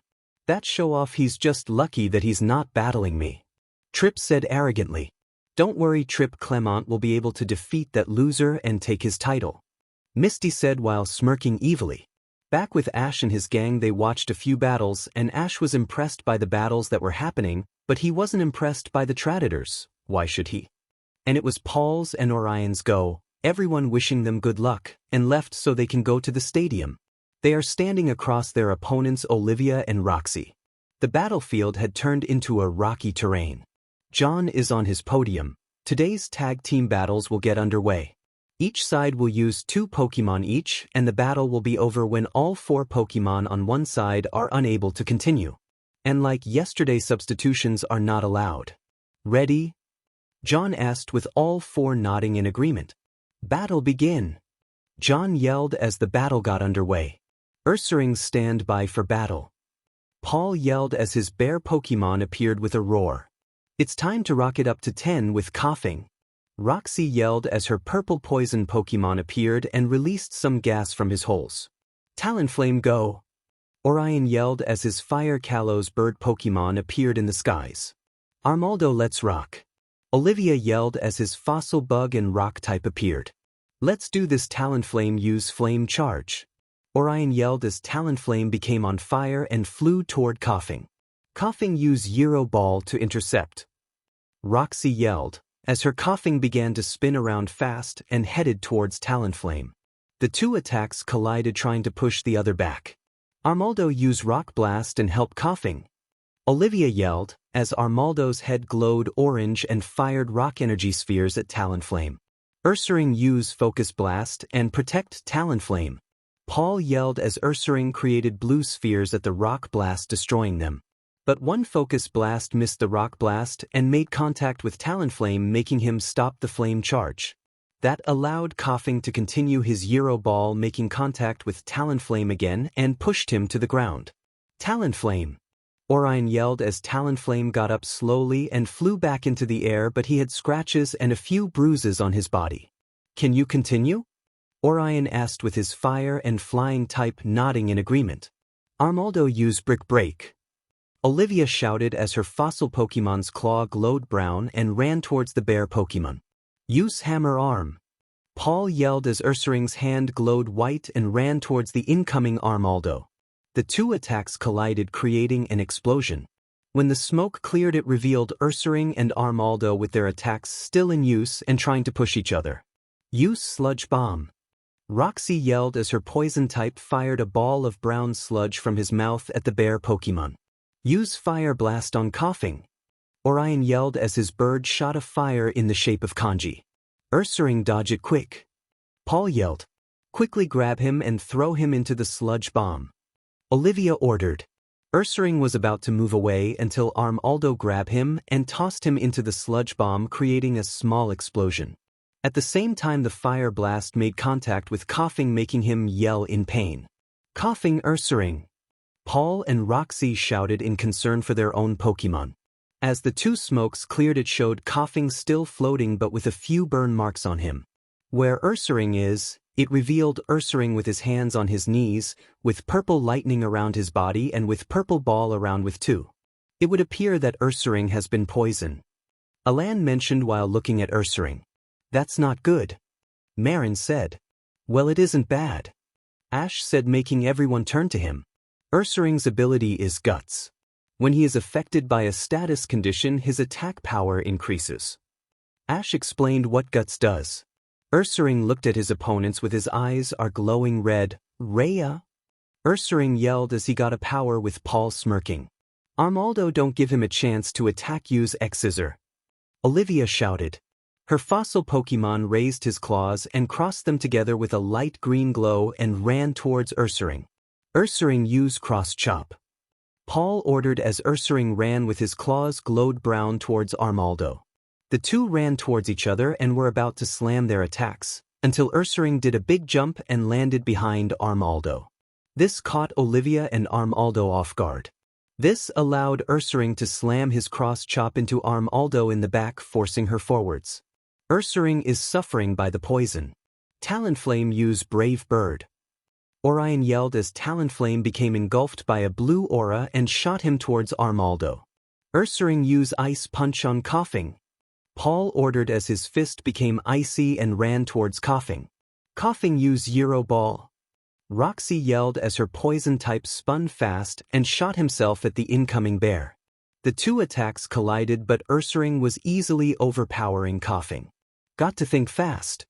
Roxy thought to herself until an idea came to her mind. Coughing used Density Bond.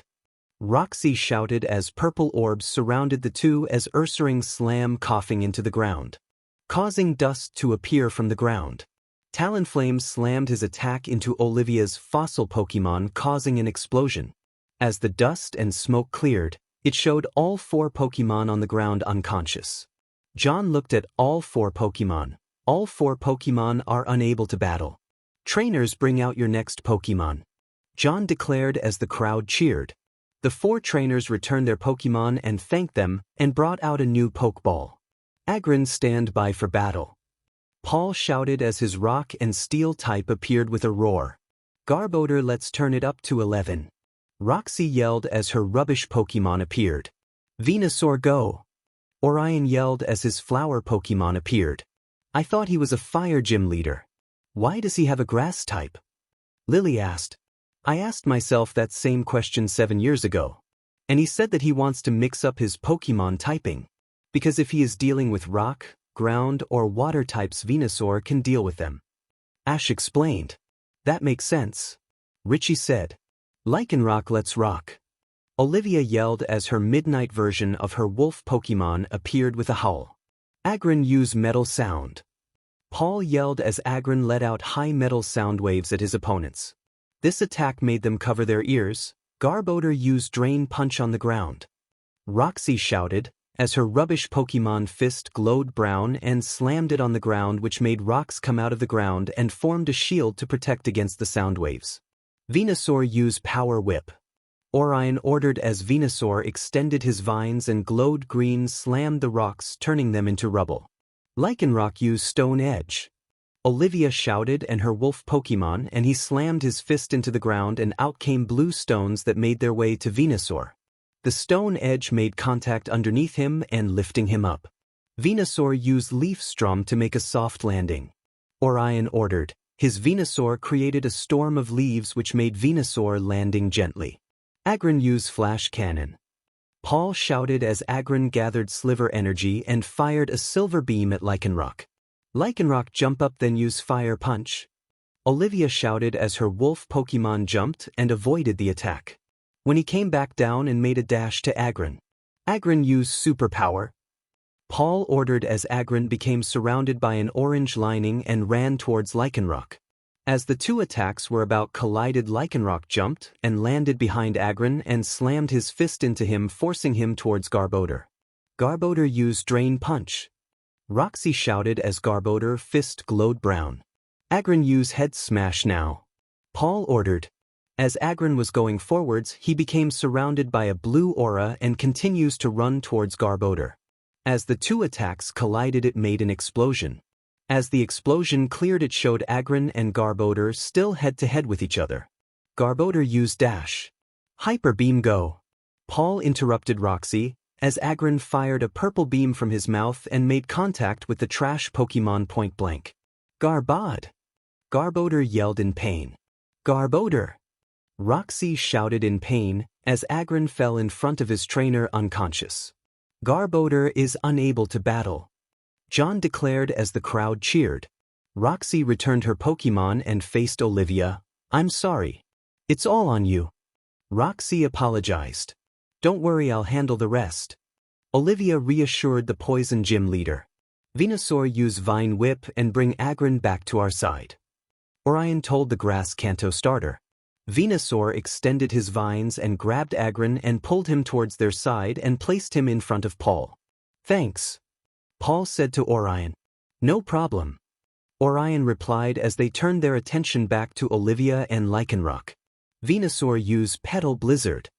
Orion yelled as Venusaur summoned flower petals and formed a blizzard and fired it at Lycanroc. Lycanroc used Rock Climb to climb on the rock mountain. Olivia ordered calmly. Lycanroc claws became bigger and ran on all fours and climbed the mountain, dodging the blizzard of petals. All right, Lycanroc, let's show them what Alola is made of. Olivia said as she brought out her Z-ring and places a Rockium Z in the hole. She did the dance as Lycanroc began to glow brown. Anyone know what she's doing? Alan asked, interested by what she's doing. She's doing what the Alola region called Z moves. Gladion explained. What do they do? Claire asked. They are like super moves that can only be used once during a battle. It allows the users to make a different move depending on what Z crystal you use. Gladion explained further. Ash just sat there while looking at Gladion's wrist and saw that he has the same bracelet as Olivia is wearing. So he must be able to do these Z moves as well.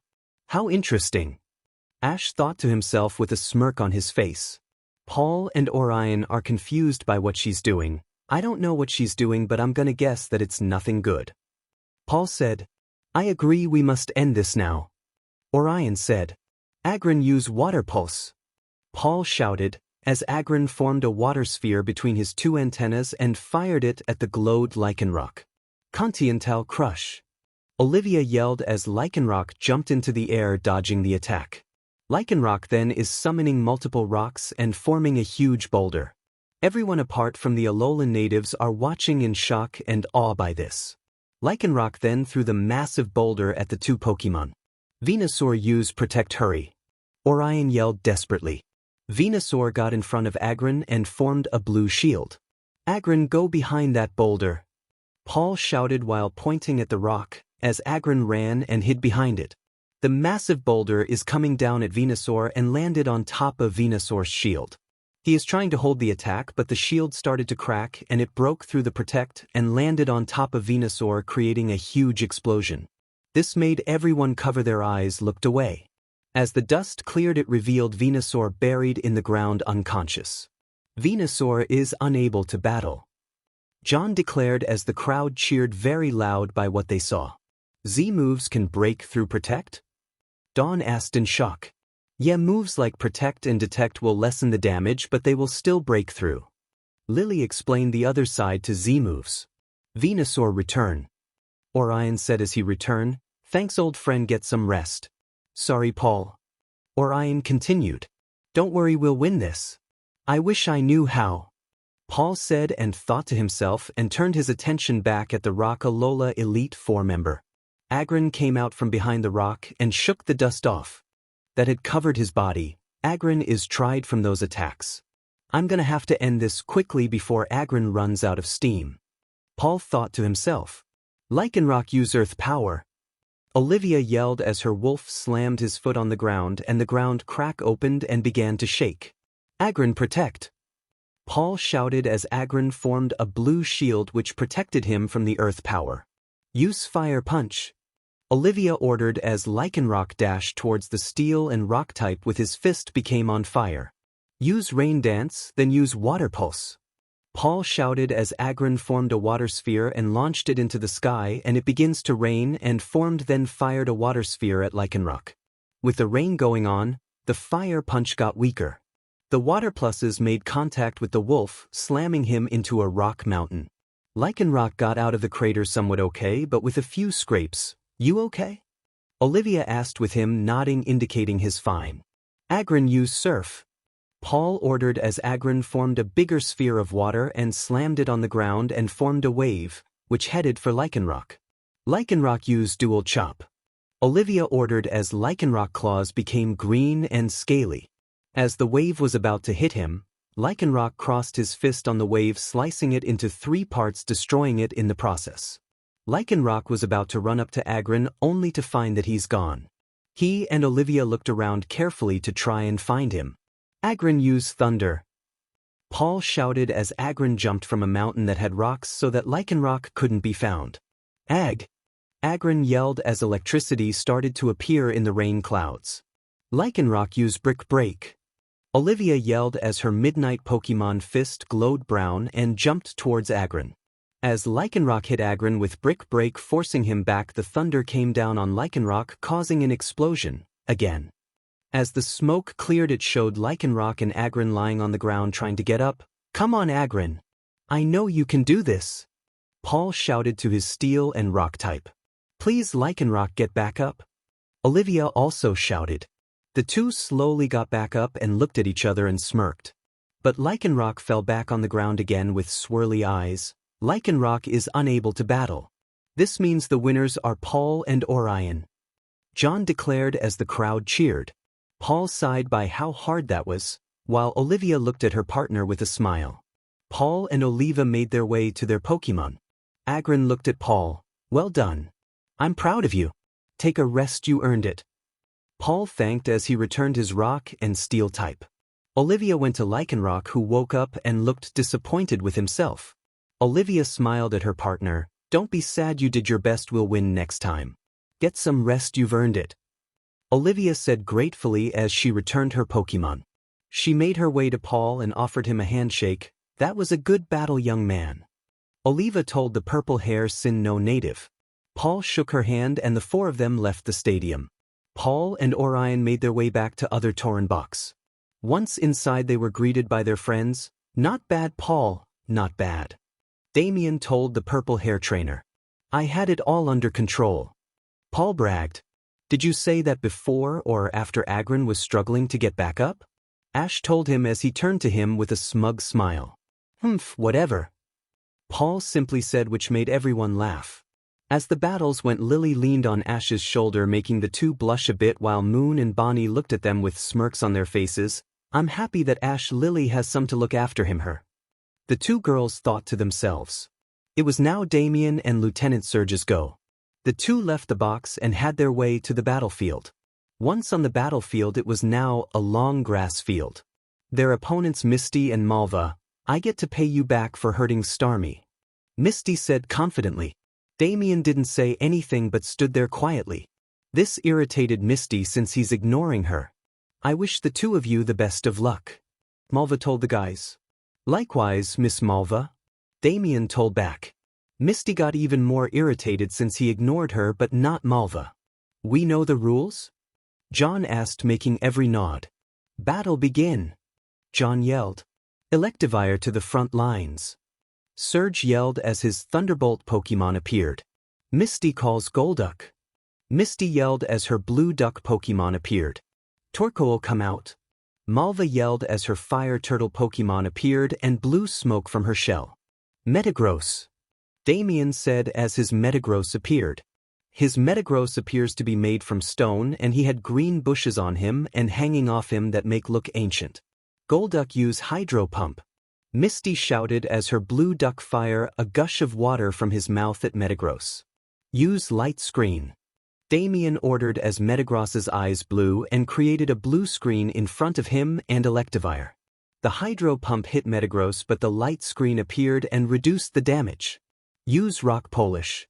Damon told the ruin-like Pokemon, as the ancient Metagross is surrounded by electricity.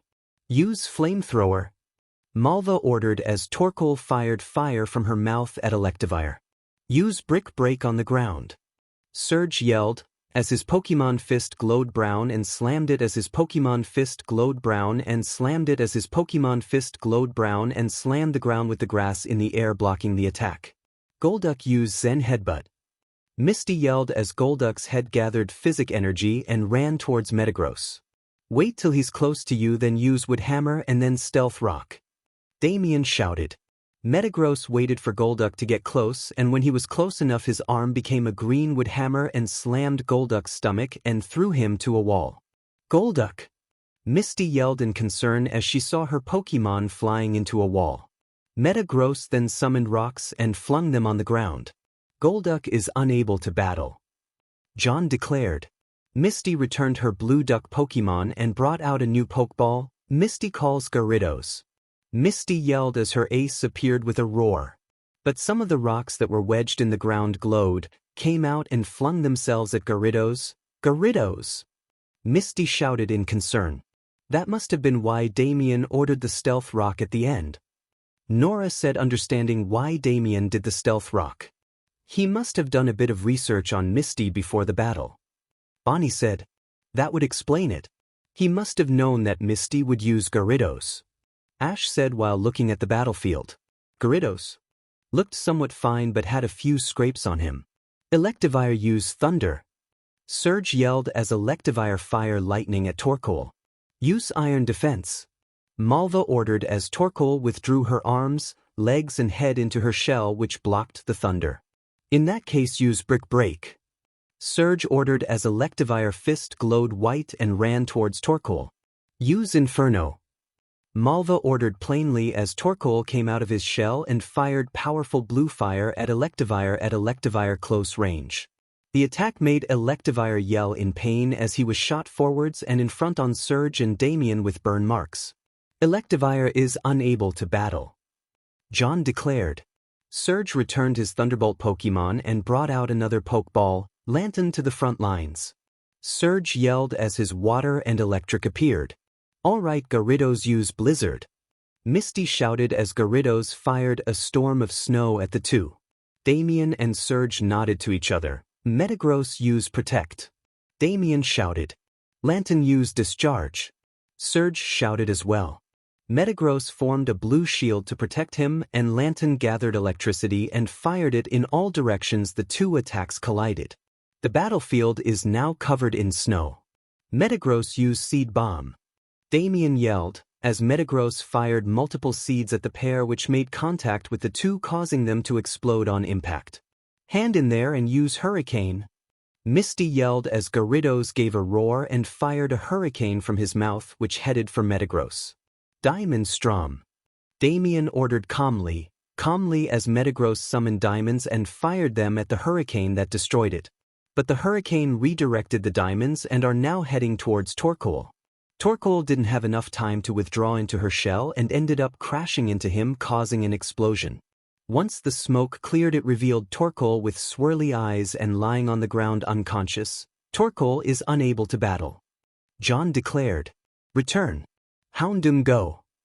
Malva said as her black canine-like Pokemon appeared. Some of the stones came out of the ground and collided with Houndoom in all directions, dealing damage to him. Misty is growling very angrily at Damien. "I'm through playing around with you," Misty yelled. Damien just stood there not really interested. Misty revealed a key stone. "My steed, let's get stronger. Mega Evolve." Misty yelled as Gyarados Mega Evolved. "We can't let you have all the fun. Houndoom Mega Evolve." Malva shouted as her Houndoom Mega evolved as well. "Well, this won't be easy," Surge said while looking at the two Mega evolved Pokemon. "Maybe. You handle Houndoom. Gyarados is mine," Damien said while looking at the water and dark Pokemon. "Alright then. Use Water Pulse," Surge yelled as Lantern fired a water sphere at Houndoom. Houndoom used Shadow Ball. Malva yelled as Houndoom fired a purple energy ball at the Water Pulse. The two attacks collided, but the Shadow Ball overpowered the Water Pulse going through it. It made contact with Lantern, forcing him back. "You cool?" Surge asked, with Lantern nodding in response. Gyarados use Hydro Pump. Misty yelled as Gyarados fired a stronger gush of water at Metagross. Damien revealed a key stone. Metagross Mega Evolve. Damien yelled as Metagross Mega Evolved. He has the body of the non-delta form but still is made from rock and still had the green stuff on and hanging off his body. "That won't save you," Misty yelled as the Hydro Pump continued its way to Metagross. "Yes, it will. Use Crystal Rush," Damien shouted as Metagross's body glowed and changed. His body is now made on clear crystal with the cross on his head brown. He now has 2 arms instead of 4, with the green bushes on them, and they aren't attached to his body, they're floating next to him. "I didn't think he mastered it," Max said while looking at the crystal Metagross. "Me neither," Nora said. "How did that Metagross change his appearance again?" Alan asked. "You see, Delta Metagross, the Ruin version, can learn a move called Crystal Rush. Its type is unknown to us, but it's a move that can change Metagross's appearance to what you see," Ash explained. "That Delta Pokemon are more amazing than I thought they are," Richie said in awe. "If only you knew about what these guys have been through," Ash thought to himself. The crystal Metagross shot himself at the Hydro Pump that went through it easily and collided with Gyarados, forcing him backwards. Metagross finished this with Head Smash and do it with Spin.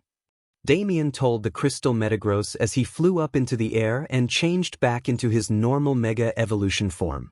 He started to spin around with his body, becoming a blue aura, and made his way to his opponents. Houndoom use Fire Blast, Malva yelled. And Gyarados use Hydro Pump, Misty shouted. Houndoom and Gyarados fire their attacks at the incoming Metagross that made a small explosion on impact. But Metagross still came down, not even slowed down. The spinning Head Smash made contact and exploded. As the smoke cleared, it shooed Gyarados and Houndoom in their original form, with Metagross in his normal form looking at the unconscious. Gyarados and Houndoom are unable to battle. This means the winners are Surge and Damien, John declared as the crowd cheered. All 4 trainers returned their Pokemon, with Misty giving Damien a glare. But he just ignored her and left the stadium with Surge flowing him. "Not bad. Well, you're up now, Bonnie and Richie," Nora said while looking at the 2 trainers. The 2 nodded and left the room.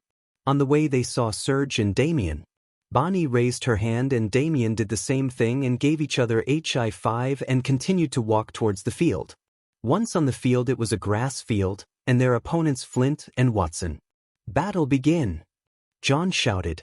Ready or not? Flint yelled as Flareon appeared. Den, let's go!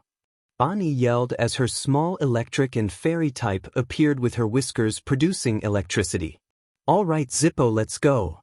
Richie yelled as his Charizard appeared and shot flames in the air. Ampharos, let's do this! Watson yelled as his light Pokemon appeared. Zippo, use flamethrower! Richie yelled as Charizard shot flames at Ampharos. Use Thunder Punch! Watson yelled as Ampharos' fist became yellow and electrical. As the flames got close, Ampharos punched the fire, destroying it. Den, use Thunder! Bonnie yelled as Den fired electricity at Flareon.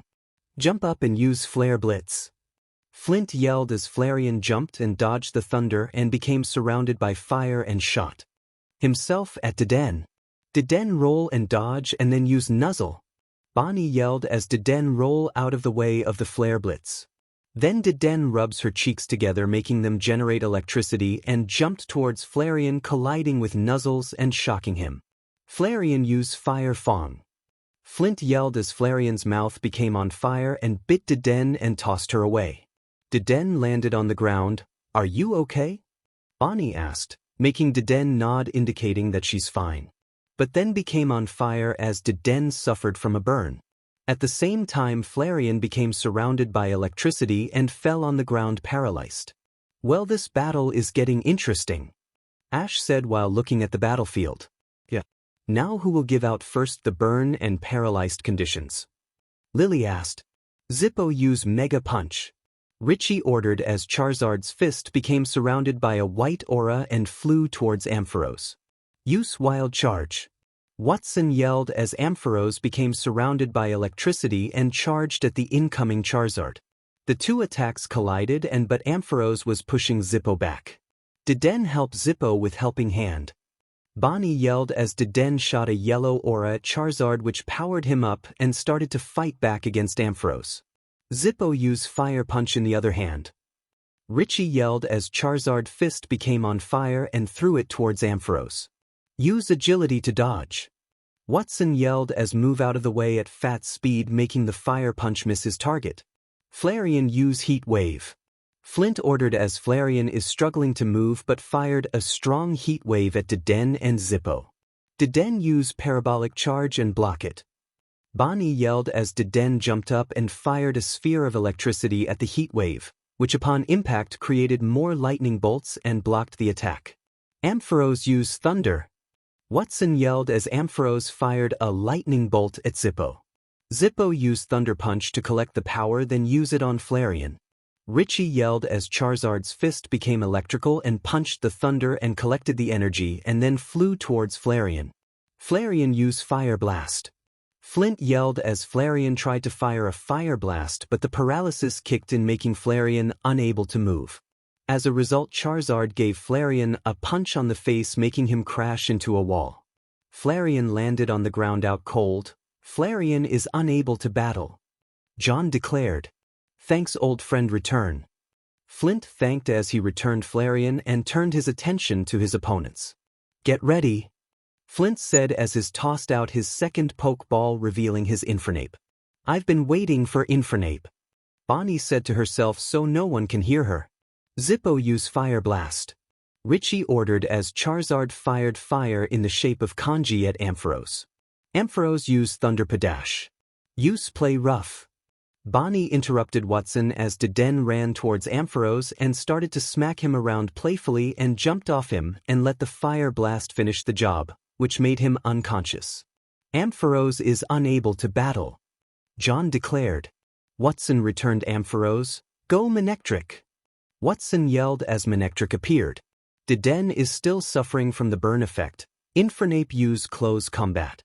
Flint ordered as Infernape vanished and reappeared in front of Den and kicked him upwards and jumped to meet her and punched her rapidly and finally slammed her into the ground, creating a crater. Den is now unconscious in the crater. Den is unable to battle, John declared. Bonnie made her way to where Den is, picked her up and placed her in her purse. Poor Den, Marin said, feeling sad for Bonnie Mouse Pokemon. Don't worry, Bonnie won't take that lying down. Max reassured Marin. Let's go Bisharp, Bonnie said as her fighting and flying type appeared ready to go. Zippo use fire punch. Richie shouted as Charizard's fist became on fire and flew towards Manectric. Manectric use wild charge. Watson yelled as Manectric surrounded himself with electricity and charged towards Zippo. The two attacks collided, but Manectric had an advantage and overpowered Zippo, making Zippo crash into the ground unconscious. Charizard is unable to battle, John declared. Richie returned Zippo and brought out another Pokeball. Cruz, let's go, Richie yelled as his Tyranitar appeared. I'll deal with Manectric, you have Infernape, Richie told Bonnie, making her nod in agreement. Let's see what the Delta Pokemon are made of. Right, pal? Flint asked, making Infernape nod in agreement. Use Overheat, Flint yelled as Infernape fired orange-yellow fire at Bisharp. Use Hurricane, Bonnie yelled as Bisharp spun around, creating a hurricane, canceling the overheat. Manectric use Signal Beam, Watson shouted as Manectric fired a bug energy beam at Cruz. Cruz used Dark Pulse. Richie yelled as Tyranitar fired purple and black circles at the signal beam, canceling each other out. Cruz used Stone Edge. Richie yelled as Tyranitar slammed his foot on the ground, making blue stones come out of the ground and made their way to Manectric. Manectric used Discharge. Watson yelled as Manectric let out electricity in all directions. The discharge did stop some of the stones, but other came and collided with Manectric, forcing him back. Infernape used Mach Punch. Flint yelled as Infernape fist glowed white and ran towards Bisharp. Bisharp used Thunder Punch. Bonnie yelled as Bisharp ran towards the incoming Infernape and their fist making contact with each other. Manectric used Wild Charge. Watson yelled as Manectric surrounded himself with electricity and ran towards Cruz. Cruz wait for him to get close, then use Brutal Swing. Richie ordered as Tyranitar waited as the discharge Pokemon continued to run towards the rock and dark-type pseudo-legendary Pokemon. Manectric made contact with Cruz, pushing him back, but Cruz grabbed him and slammed him into the ground. Now use Stomping Tantrum, Richie ordered as Tyranitar lifted his foot. Overheat quickly, Watson shouted, but it was too late. Cruz slammed his foot on Manectric, making the ground shake, causing a bit to Infernape, who having a fist fight with Bisharp. Cruz lifted his foot, revealing Manectric unconscious. Manectric is unable to battle, John declared. Watson returned Manectric. Infernape used Close Combat on Tyranitar. Flint yelled as Infernape turned his attention from Bisharp and looked at Cruz and ran towards him and gave him kicks and punches. He ended by giving him an uppercut, causing him to be sent flying into a wall, knocking him out. Tyranitar is unable to battle, John shouted. Thank you, Cruz. Return and get some rest. It's all on you, Bonnie. Sorry, Richie apologized. Don't worry, me and Bisharp will handle it, Bonnie told Richie as she turned his attention back to the battlefield.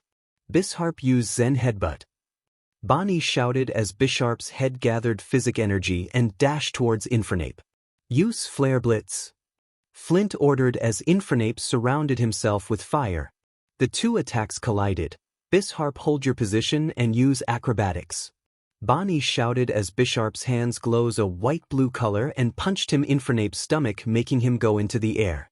Now use Sky Attack, Bonnie yelled as Bisharp surrounded himself with a gold and orange aura and jumped towards Infernape. Thunder Punch now, Flint shouted as Infernape's fist became electrical and punches the Sky Attack, creating an explosion. Infernape and Bisharp appeared out of the smoke and landed back to their trainers, with the two panting hardly. Bisharp is running out of steam. I have to end this quickly, Bonnie thought to herself.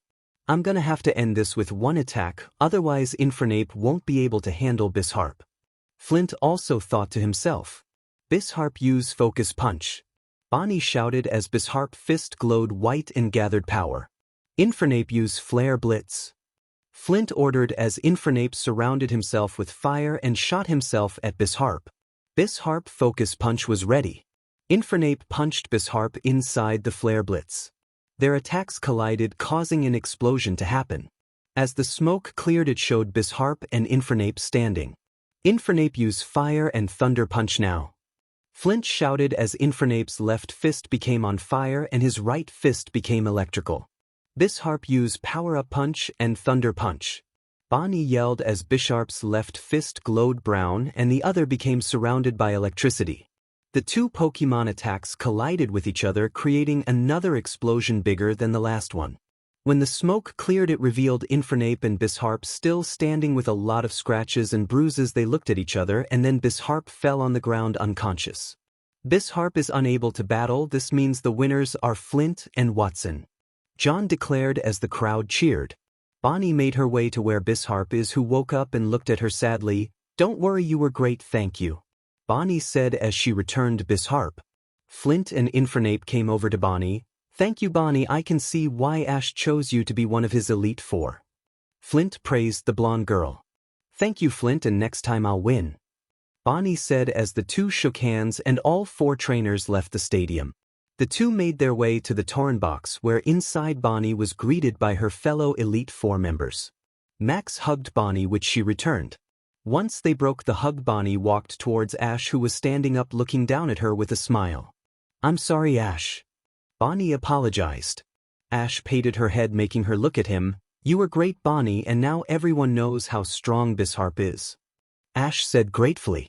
Bonnie started to tear up and hugged Ash, to which he gave her a brotherly hug. Lillie smiled at the scene, as was everyone else. "Ash, can we battle sometime? Because I want to see what I'm made of," Richie asked the Torren champion. Ash smiled. "I'll battle you anytime," Ash told the Kanto trainer, who gave a smirk as their rivalry started to heat up. They all turned back to the battlefield, where they watched more battles until it was Ash's and Alan's turn. They were about to leave until, "Alan, stay here," Ash said, gaining everyone's attention. "Why?" Alan asked, confused. "They're mine," Ash simply said, making Alan nod, now understanding what he meant. Ash saw the nod and left the room alone and closed the door. Everyone apart from the Torren natives looked at Alan in confused. What did he mean by that? Marin asked. "He wants to beat Clement and Serena by himself with no interference," Alan told them. "That makes sense. He wants to show those morons what he's made of," Paul said. Ash made his way to the battlefield, which is now a water field with platforms on the water so land Pokemon can stand them. Ash is glaring at Clement and Serena and vice versa. Ash, sir, where is your partner?" John asked the Augur. "Alan is sick at the moment and is unable to battle. So I'll battle these two with a handicap," Ash lied as the stadium started to mutter a few words. "Well, if that's what you want, sir. However, the rules say that 2 Pokemon must be on the field at once. So you will have 4 Pokemon, so it's fair," John explained. "I'm fully aware of that, John, but I'll only need 2 Pokemon to defeat these two," Ash said coldly. This made Serena and Clement's eyes narrow at him. "Well, if you say so." This battle between Ash against Serena and Clement will now begin. Each trainer will use 2 Pokemon and the battle will be over when all of the Pokemon on one side is unable to continue. "Ready?" John asked, making them nod in response. "Battle begin," John yelled as the battle begins. "Greninja, Charizard, I chose you," Ash yelled as his blue ninja appeared with a ninja stance and Delta Ghost type appeared with a roar and gave glares at their master so-called friends. "Pancham, let's do this," Serena yelled as her fighting panda with sunglasses Pokemon appeared. "Chase Spin, let's go," Clement yelled as Chase Spin appeared with a smile. Pancham and Chase Spin saw Greninja and waved to him, but Greninja just turned to his side, not wanting to talk to them, which made them give a confused look and looked at each other. "Charizard, use Dragon Pulse," Ash ordered as Charizard fired a purple dragon spirit at Pancham. "Pancham, dodge and use Shadow Claw," Serena shouted as Pancham jumped and dodged the attack. Once he landed, he jumped from pad to pad towards Charizard with his fist becoming purple, jumped and punched Charizard on the cheek. But Charizard looked at Pancham unfazed and grabbed Pancham's leg and making go upside down. Chase Spin helped Pancham use Vine Whip. Clement ordered as Chase Spin extended his vines and made their way to Pancham. "Greninja, grab the vines and tie a knot," Ash ordered, as Greninja jumped in front of the Charizard who is shaking Pancham. "Grab the vines and tied a knot." Chase Spin yelled. Bring him over here and then use Aerial Ace. Ash said as Greninja grabbed the vines that pulled Chase Spin towards Greninja with his other fist glowing white. Once Chase Spin was close enough, Greninja punched Chespin's back and slammed him into the pad he is on. Chase Spin! Clement shouted in concern. Greninja lifted his fist, revealing Chase Spin is still awake but badly damaged. Pancham, stay calm and use Dark Pulse. Serena shouted as Pancham gathered Dark Energy and fired the Dark Pulse at Charizard. The Dark Pulse made contact point blank, making an explosion. As the smoke cleared, it showed the black bone Charizard undamaged and glared at Pancham, who is shaking in fear. Was that supposed to hurt? Charizard asked. It maybe. Pancham said, terrified. Let me show you real pain. Charizard said darkly, making Pancham even more terrified. Charizard, use Lunar Cannon.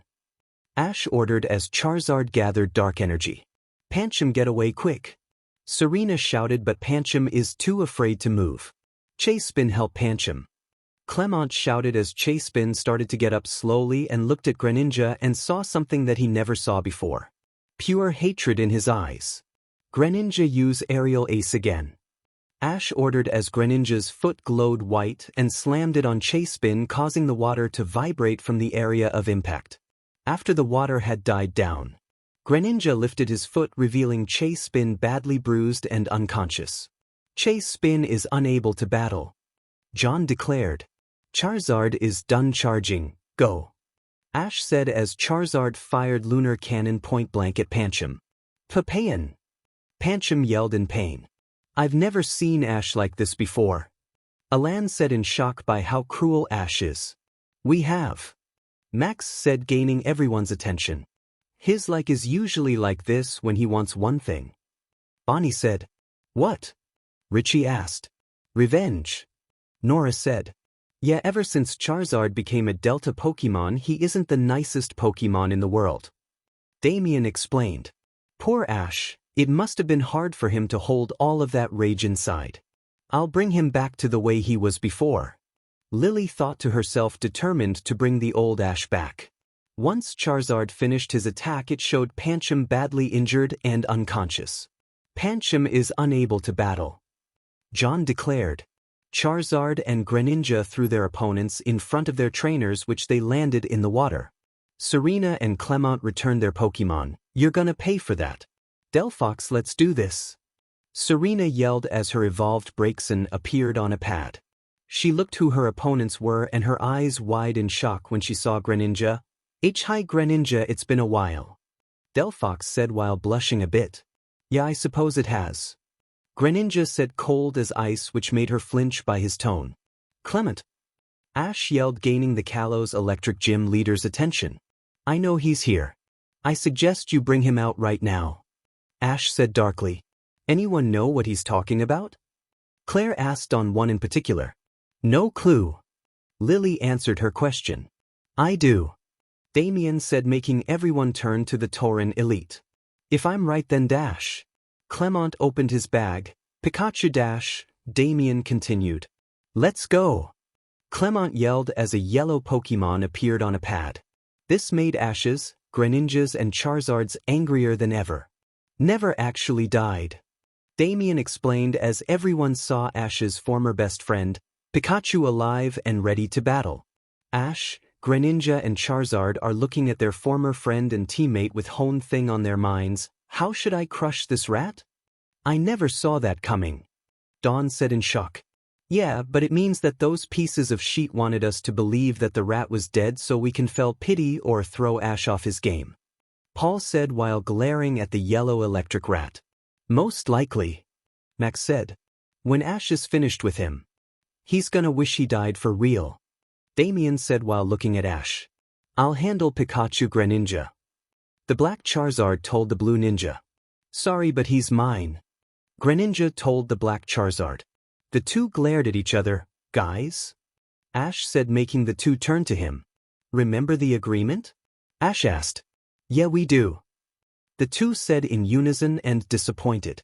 They turned their attention back to their opponents. Delphox used hidden power on Greninja. Serena shouted. Delphox brought out her stick, created and aimed several energy orbs at Greninja. But Delphox can't seem to fire them. She looked at her hand and saw that it's shaking. I can't do it. I can't attack Greninja. Delphox thought to herself. Delphox, what are you waiting for? Attack Greninja. She ordered again. Delphox dissolved the attack and looked down, shaking her head slowly. It would appear that Delphox's heart can't attack Greninja. Ash told the honey blonde trainer. No way.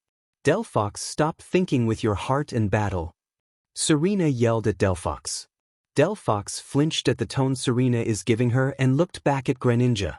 Greninja opened his eyes and looked at Delphox with a bit of sadness in them. After a few minutes of Delphox not launching an attack and Serena has had enough. Alright, if you want to be with Greninja you can stay with him. Serena yelled as she stomped on Delphox's Pokeball, smashing it into pieces. Everyone in the stadium, Ash and Greninja, are shocked by the fact that Serena would do this to her partner apart from the other Traitors. But none were more shocked than Delphox, knowing that her partner and best friend just abandoned her for not attacking, but then again this has been happening for a while. Delphox suddenly felt someone grabbing her underneath. It was Greninja carrying her bridal style, taking her to Ash. Ash looked at her with sorrow. I'm sorry Delphox, I'll make her pay for this. He told her, making her nod in response, and Greninja took his place back on a pad. Well, Serena will be dissed, Ash. No, she won't. Ash interrupted John. But Sir Dash. I know, but for now let her choose another Pokemon. I'm allowing this. Ash told John with a glare. Yes, sir. Miss Serena chose a different Pokemon. John told the Kalos native girl. You're gonna regret that. Absol, go. Serena yelled as her disaster Pokemon appeared. She had a keystone around her neck. She can Mega Evolve, huh? Ash asked himself. Alright Pikachu, this is what we have been waiting for. Let's show him who the best is. Clement said, determined, to Pikachu, who nodded in agreement. I can't wait to show you that you're nothing. Pikachu said confidently, while the two Pokemon were unfazed by this. Absol, let's get stronger, Mega Evolve. Serena yelled as her keystone reacted to Absol's Mega Stone. Once the light died down, Absol now has wings. Alright, use Dark Pulse. Serena shouted as Absol fired purple circles at Charizard. The Dark Pulse collided with Charizard that exploded on impact. As the smoke cleared, it revealed Charizard undamaged. You guys want to handle this on your own? Ash asked. Gaining nods from the two. Then hold nothing back. Ash ordered. We never do. The two yelled in unison.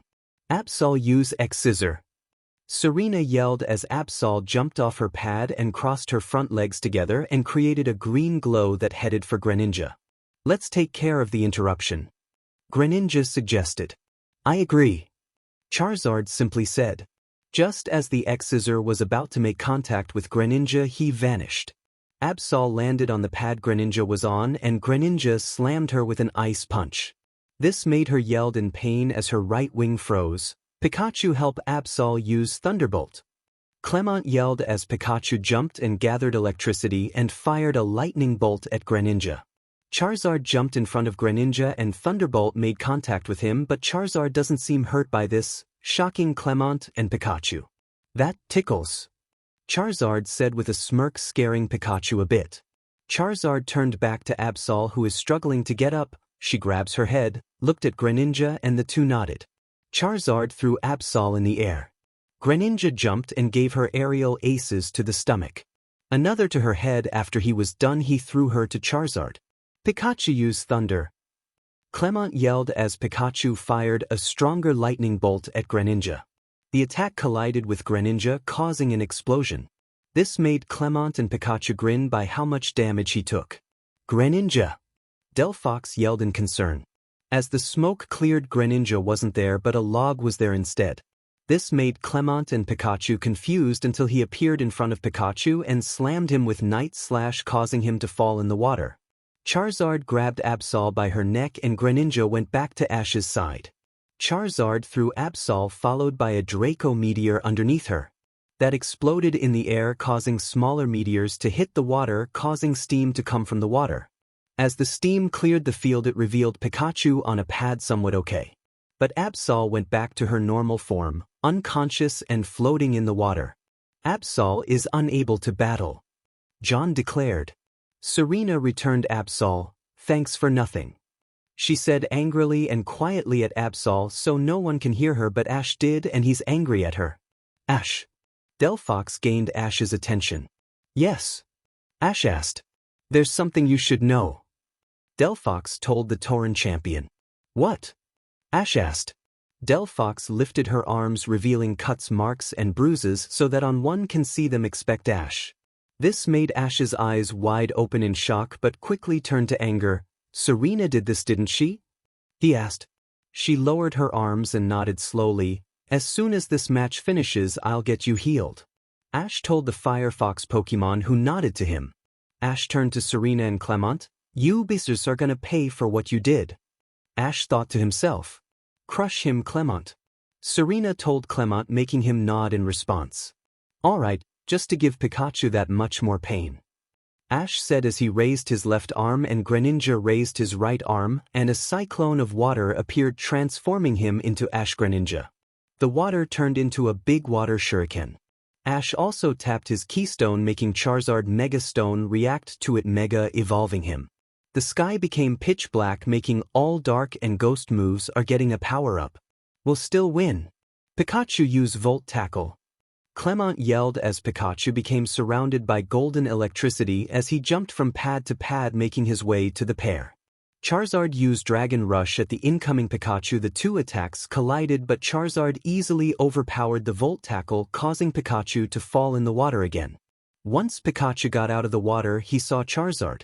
He grabbed him. I've been waiting 7 years for this. Charizard told the rat and then threw him in the air. Charizard flew so he can meet him and used Fire Punch in his left hand and Ice Punch in his right hand. He punched the rat with both attacks and pushed him towards Greninja. Greninja jumped up, who Ash mimicked the same movements as Greninja. Greninja brought the huge water shuriken and slammed it on Pikachu like an axe that made him get slammed into the water again. After a few seconds, Pikachu came out of the water badly bruised and had many cuts of him. Come on, Pikachu, I know you can beat him. Clement yelled determinedly. How low can you go? Max asked while looking at Pikachu. Apparently very low, not even caring about his Pokemon. Nora said. You can end this with that super move. Charizard told Greninja. Thank you. Greninja thanked the Black Delta Pokemon. Greninja took the water shuriken off his back and raised it the air, making it spin around, and it escaped the darkness from the dark, making it grow. By the time it was done, the sky was blue again. The water shuriken is now pitch black, dark powers pouring out of it, and much bigger than the one he made in Kalos. Clement, Serena, and Pikachu are terrified by what is in front of them. The rest of the crowd is shocked by how much power that Greninja has. I've never seen a water shuriken like that before. Alan said in shock. This is the result of hard training for the past 7 years of traveling and stopping the cults. Bonnie told him. Now I'm looking forward to battling him more than ever. Paul said determined. Well, you better prepared for the battle of your life then. Nora told the purple hair trainer. Oh, don't worry, I am. Paul said determinedly. Say good night, Traitor. Charizard said while smirking at the rat. Let him have it. Ash said darkly as Greninja threw the black water shuriken at Pikachu, who is too scared to move. As a result, the black shuriken made contact with Pikachu, causing it to create a massive explosion. As the smoke cleared, it revealed Pikachu floating in the water with broken remains of a pad around him and Pikachu badly injured and unconscious. Pikachu is unable to battle. This means the winner is Ash the Augur. John declared as the crowd cheered as Charizard and Greninja went back to their normal forms. Charizard flew to where Pikachu is and threw him towards Clement, who caught him. Pikachu, are you okay? Clement shouted in concern. But Pikachu didn't give a response. Clement glared at the three and saw Ash walking towards them. The field close, so he was able to walk to them. Ash stopped in front of Serena. What? She asked. Ash glared at her for a few seconds until, Serena Yvonne, you're under arrest. Ash told her coldly, making the crowd gasp. What for? Serena yelled at him. For Pokemon abuse. Ash told her as face went pale. This made the crowd shock. Ash, sir, where is the abuse? If you don't mind me asking, sir. John asked. Ash turned from Serena and looked at Delphox, who nodded her head, raising her arms, revealing the cut marks on her body, making the crowd even more shocked. Even Greninja looked shocked by what he saw. That's horrible. Nora yelled. How could you? Bonnie asked. That's crossing the line. Damien yelled. Take her away. Ash said as guards appeared from the corridor, grabbed Serena and dragged her away while she is trying to escape their grasp, but they're too strong. The crowd went silent after what they saw until Ash grabbed a microphone. I'm so sorry about that interruption. But now we'll get the tournament back underway, to find who the best trainer is. Ash yelled as the crowd cheered. Ash gave John the microphone and turned to Clement, who is glaring at Ash hatefully. Ash just turned away, returned Charizard but not Greninja. He, Greninja and Delphox left the stadium. As he is walking, he notices Delphox trying to hold Greninja's hand. Greninja saw what Delphox was trying to do and grabbed it, which made her shock, but she quickly relaxed when leaned her head on Greninja's shoulder. This made Ash smile, knowing that his best friend found love like him and Lillie. Ash's POV. Ash. A voice shouted out, gaining the mine and the Kalos starter's attention. I turned to see the Traitors but not Clement with set-off looks. Get lost. I simply said. I was about to leave until a hand grabbed my shoulder. I turned to see Iris. You sent Serena to prison and put Pikachu, Chase-Bin, Pancham and Absol under critical condition. Are you saying that you don't care? Iris asked. Since you asked. No, I don't. I said while giving her a cold glare that can pierce a soul. Why you be yesterday? Iris yelled as she was about to punch me until I grabbed her hand. Nice grip. Let me show you mine. I said as my other hand grabbed Iris's neck. Ash, let her go. She's not worth it. Max called out as he and Drayden walked down the hall. I looked back at Iris and dropped her as she recalled her breath. I wonder what the public would say if they saw you assaulting their protector and discover that you're friends with the Pokemon abuser.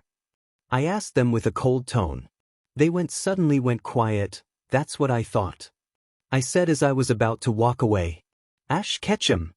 My ex-mom called out to me. Leave now. Ash told her ex-mother. Don't talk to me, young man, and I want to ask you something. She told me. I sighed. Say what you want and get lost. I told her coldly. Don't you want your old life back? Get Serena out of prison and marry her so our generation can live on. She demanded. I would rather die. I told them coldly. I saw her expression to shock an angry one. I'm your mother, you can't disobey me. She yelled at me, about to slap me. So who's my father then? I asked, making her stop dead in my tracks. You know damn well who your dad is. It's Red Ketchum. She yelled at me. Really? I asked, making her nod. That's a load of bullshit. I told her. What do you mean by that, young man? Drayden asked me. My real father was not Red Ketchum, he was the first augur of the Torren region Atom Rift. I told everyone, making my ex-mom eyes go wide open in shock. Did you honestly think I wouldn't find who my real father was after 7 years of living here? I asked my so-called mother. I am. She couldn't find the word she's looking for. That's what I thought. Now a warning. I looked at the Traitors. If you come near me, my friends, or my family, I'll make sure the world knew what you did to me, Dawn and Johanna. Do I make myself clear? I asked them, making them nod immediately. I turned to Greninja and Delphox. Come you two, I'll get you fixed up, okay? I told Delphox, making her nod in agreement, and the three of us left the group. Max, POV. I saw Ash, Greninja, who was holding hands with Delphox, walk away. I turned my attention back to the Traitors, specifically my sister. I'll see you on the battlefield, sis. I told May. You better look forward to me beating you in front of millions of people. She told me smugly while smirking. Sure. Just don't cry when you lose. I told her while I saw Drayden walking up to Iris. Drayden, sir? She told the Dragon Master. I'm disappointed, Iris. He told her sternly. I saw the shock look on her face. This made me smile by her look. What for, sir? She asked. Why did you betray Ash? He asked her. He was weak and holding me back from becoming a Dragon Master. she told him sternly. I narrowed my eyes at her and was about to say something. You fool! Drayden yelled, making Iris flinch. Ash didn't hold you back. If anything, you held him back, and if I recalled, he made time to see the Village of Dragons when he could have trained for the Unova League. He told her seriously. But I dash. Save it. You will not be the Lucid gym leader when I retire, and you are banned from entering the Village of Dragons. He told her. I saw her starting to tear up. Please don't do this, Drayden. She yelled to him desperately. I can, and I will now. Get out of my sight now. He yelled as Iris started to cry and ran away. The other Traitors ran after her. Expect May. I saw her talk to Drew and ran off in the opposite direction, and Drew followed the others. Once they were gone, I turned to Drayden, who sighed. You okay, sir? I asked. Yeah.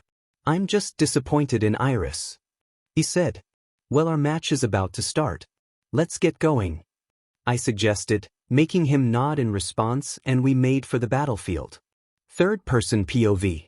Ash, Greninja and Delphox are on their way back to the Torren box, where inside Ash was greeted by a hug from Lillie, which he returned. They broke apart after a bit. You're a bit late, Nora said. Sorry about that. Some pricks held me up, Ash said while referring to the Traitors. Well done giving the rat what he deserved, Paul told the Torren champion. Thanks, Paul. At least Charizard and Greninja is satisfied. For now, Ash said. Enough of this betrayal. Come here, Lillie said while bringing Ash into another hug. Ash returned, and after a few seconds Ash broke apart, much to Lily's disappointment. I need to heal Delphox, Lillie, Ash told her while she turned to Delphox, who was being held by Greninja. She turned back to Ash and nodded her head, and Ash walked toward Delphox, who showed him her wounds and began to use his aura to heal them. How is she? Bonnie asked. These wounds will heal, but it will take a bit of time, Ash said while still healing Delphox. Thank you, Ash. Delphox thanked the Torren champion. No worries, Delphox, Ash replied. She looked to her left side for a few minutes until she faced him again. Can make a request? She asked. Sure, what is it? Ash asked. Can you please get the others away from Serena? They didn't know what she did to me, and I'm afraid for them, she requested. Ash smiled at her. Of course I will, and I'll make sure what she did, he said warmly. Thank you so much, Delphox said while bowing her head. What was that about? Marin asked. Delphox wants me to bring Serena's other Pokemon because she's afraid what she'll do to them, Ash explained. Fair enough. Oh look, Max's battle is starting, Bonnie said as she saw Max and Drayden entering the field. Max and Drayden are entering the battlefield, which is now a grass field that has longer grass on the sides. The opponents May and Xavier arrived as well, with May glaring at Max. She's mine, Max told Drayden while looking at May. All right then, Drayden replied. Let the battle begin, John yelled. Glacian, take the stage, May yelled as her ice version of Eevee appeared. Druddigan, go, Drayden yelled as his blue dragon type appeared with a roar. Heracross swarmed the field. Xavier yelled as his bug and fighting type appeared. Poliwrath, let's go, Max yelled as his water and fighting type appeared. Glacian, use Blizzard, May yelled as Glacian jumped in front and fried a snowstorm at the pair. Use Surf, Max shouted as Poliwrath created a wave and pushed it towards the blizzard. When the two attacks collided, the blizzard froze the water and created snow that covered the center of the field. Heracross, use Focus Blast, Xavier ordered as Heracross's horn created a blue sphere and threw it at Druddigan. Use Dragon Claw and follow it by Flamethrower, Drayden shouted as Druddigan's claws became bigger and green. The Dragon Claw sliced the Focus Blast in half and then fired a flamethrower at Glacian. The flames made contact with Glacian, forcing her back. Once the fire stopped, Glacian had a few burn marks on her, but somewhat fine. Glacian used Giga Impact, May shouted as Glacian became surrounded by a purple aura with yellow strips and dashed towards Poliwrath. Grab it, Max ordered. Just as the Giga Impact was about to make impact, Poliwrath grabbed Glacian by the head, stopping the attack. Glacian, May yelled in concern. Use Poison Jab, Max ordered, as Poliwrath's fist glowed purple and punched Glacian in the stomach multiple times, making her yell in pain. Finish her with dynamic punch. Max shouted as Poliwrath's fist changed from purple to brown. Poliwrath threw Glacian in the air. Glacian, get out of there. May shouts in concern. But Glacian couldn't do anything. When she came in front of Poliwrath, punched Glacian with dynamic punch, sending her flying past May into a wall and creating a crater. When Glacian fell out of the crater, she became unconscious. Glacian is unable to battle. John declared. May returned her Glacian. Blaze and take the stage. May yelled, as her Hoenn fire started appeared with flames coming out of his wrist. Heracross use horn attack. Xavier shouted as Heracross's horn glowed white and he flew towards Druddigan. Take it. Drayden ordered as Druddigan took the horn attack, pushing him back a bit. Use fire and ice punch to grab him, then use Thunderfang. Drayden ordered as Druddigan's right fist became on fire and the left one became icy. Druddigan grabbed Heracross with his fist to prevent him from escaping while at the same time dealing a lot of damage to him. Blaziken use Blaze Kick and get Heracross out of there. May ordered as Blazin jumped up and her foot became on fire and aimed it at Druddigan. Use Rock Slide. Max ordered as Poliwrath summoned boulders from the sky and headed towards Blazy. The boulders made contact with Blaziken, stopping her Blaze Kick and bringing her to the ground with the boulders on top of her, burying her. The Thunder Fang made direct contact with Heracross on his head. When Druddigan released Heracross, he fell on the ground unconscious. Heracross is unable to battle. John yelled. Xavier returned Heracross and brought out another Pokeball. Bead, go. Xavier yelled as his bee Pokemon appeared above the field. At the same time, Blaziken unburied herself out of the pile of rubble. She came out not looking the best. She had scratches on her body. We're not giving up. Blaziken used Dash. Wait a minute. Xavier interrupted May. What for? She demanded to know why she had stopped. We're up against a member of the Elite Four. We need to think about how we're gonna battle him. Plus I've battled him before and it was a tough one. Xavier told the brunette. So we need to go all out. Xavier said as he took out a keystone from his pocket that reacted from Beedrill's Mega Stone. Beedrill Mega Evolve. Xavier yelled as Beedrill evolved into Mega Beedrill. This made May smirk and turned her attention back to her brother. Blaze, can you go on? May asked, gaining a nod from Blaziken. Alright, then use agility to get close and close acrobatics. May ordered. Blaziken started to run at a fast pace, increasing her speed, and once she got close to Poliwrath, she gave him a few punches on one side, ran to another side and punched him again. She did this a few times. Druddigan helped Poliwrath use Dragon Claw. Drayden yelled. Druddigan's claws became green and scaly. He ran towards Blaziken. Beedrill used Pin Missile. Xavier shouted as Beedrill's stringers became green and fired multiple energy missiles at Druddigan. The missiles made contact with Druddigan, causing him to grunt in pain. Now give Blaziken a hand with your own acrobatics.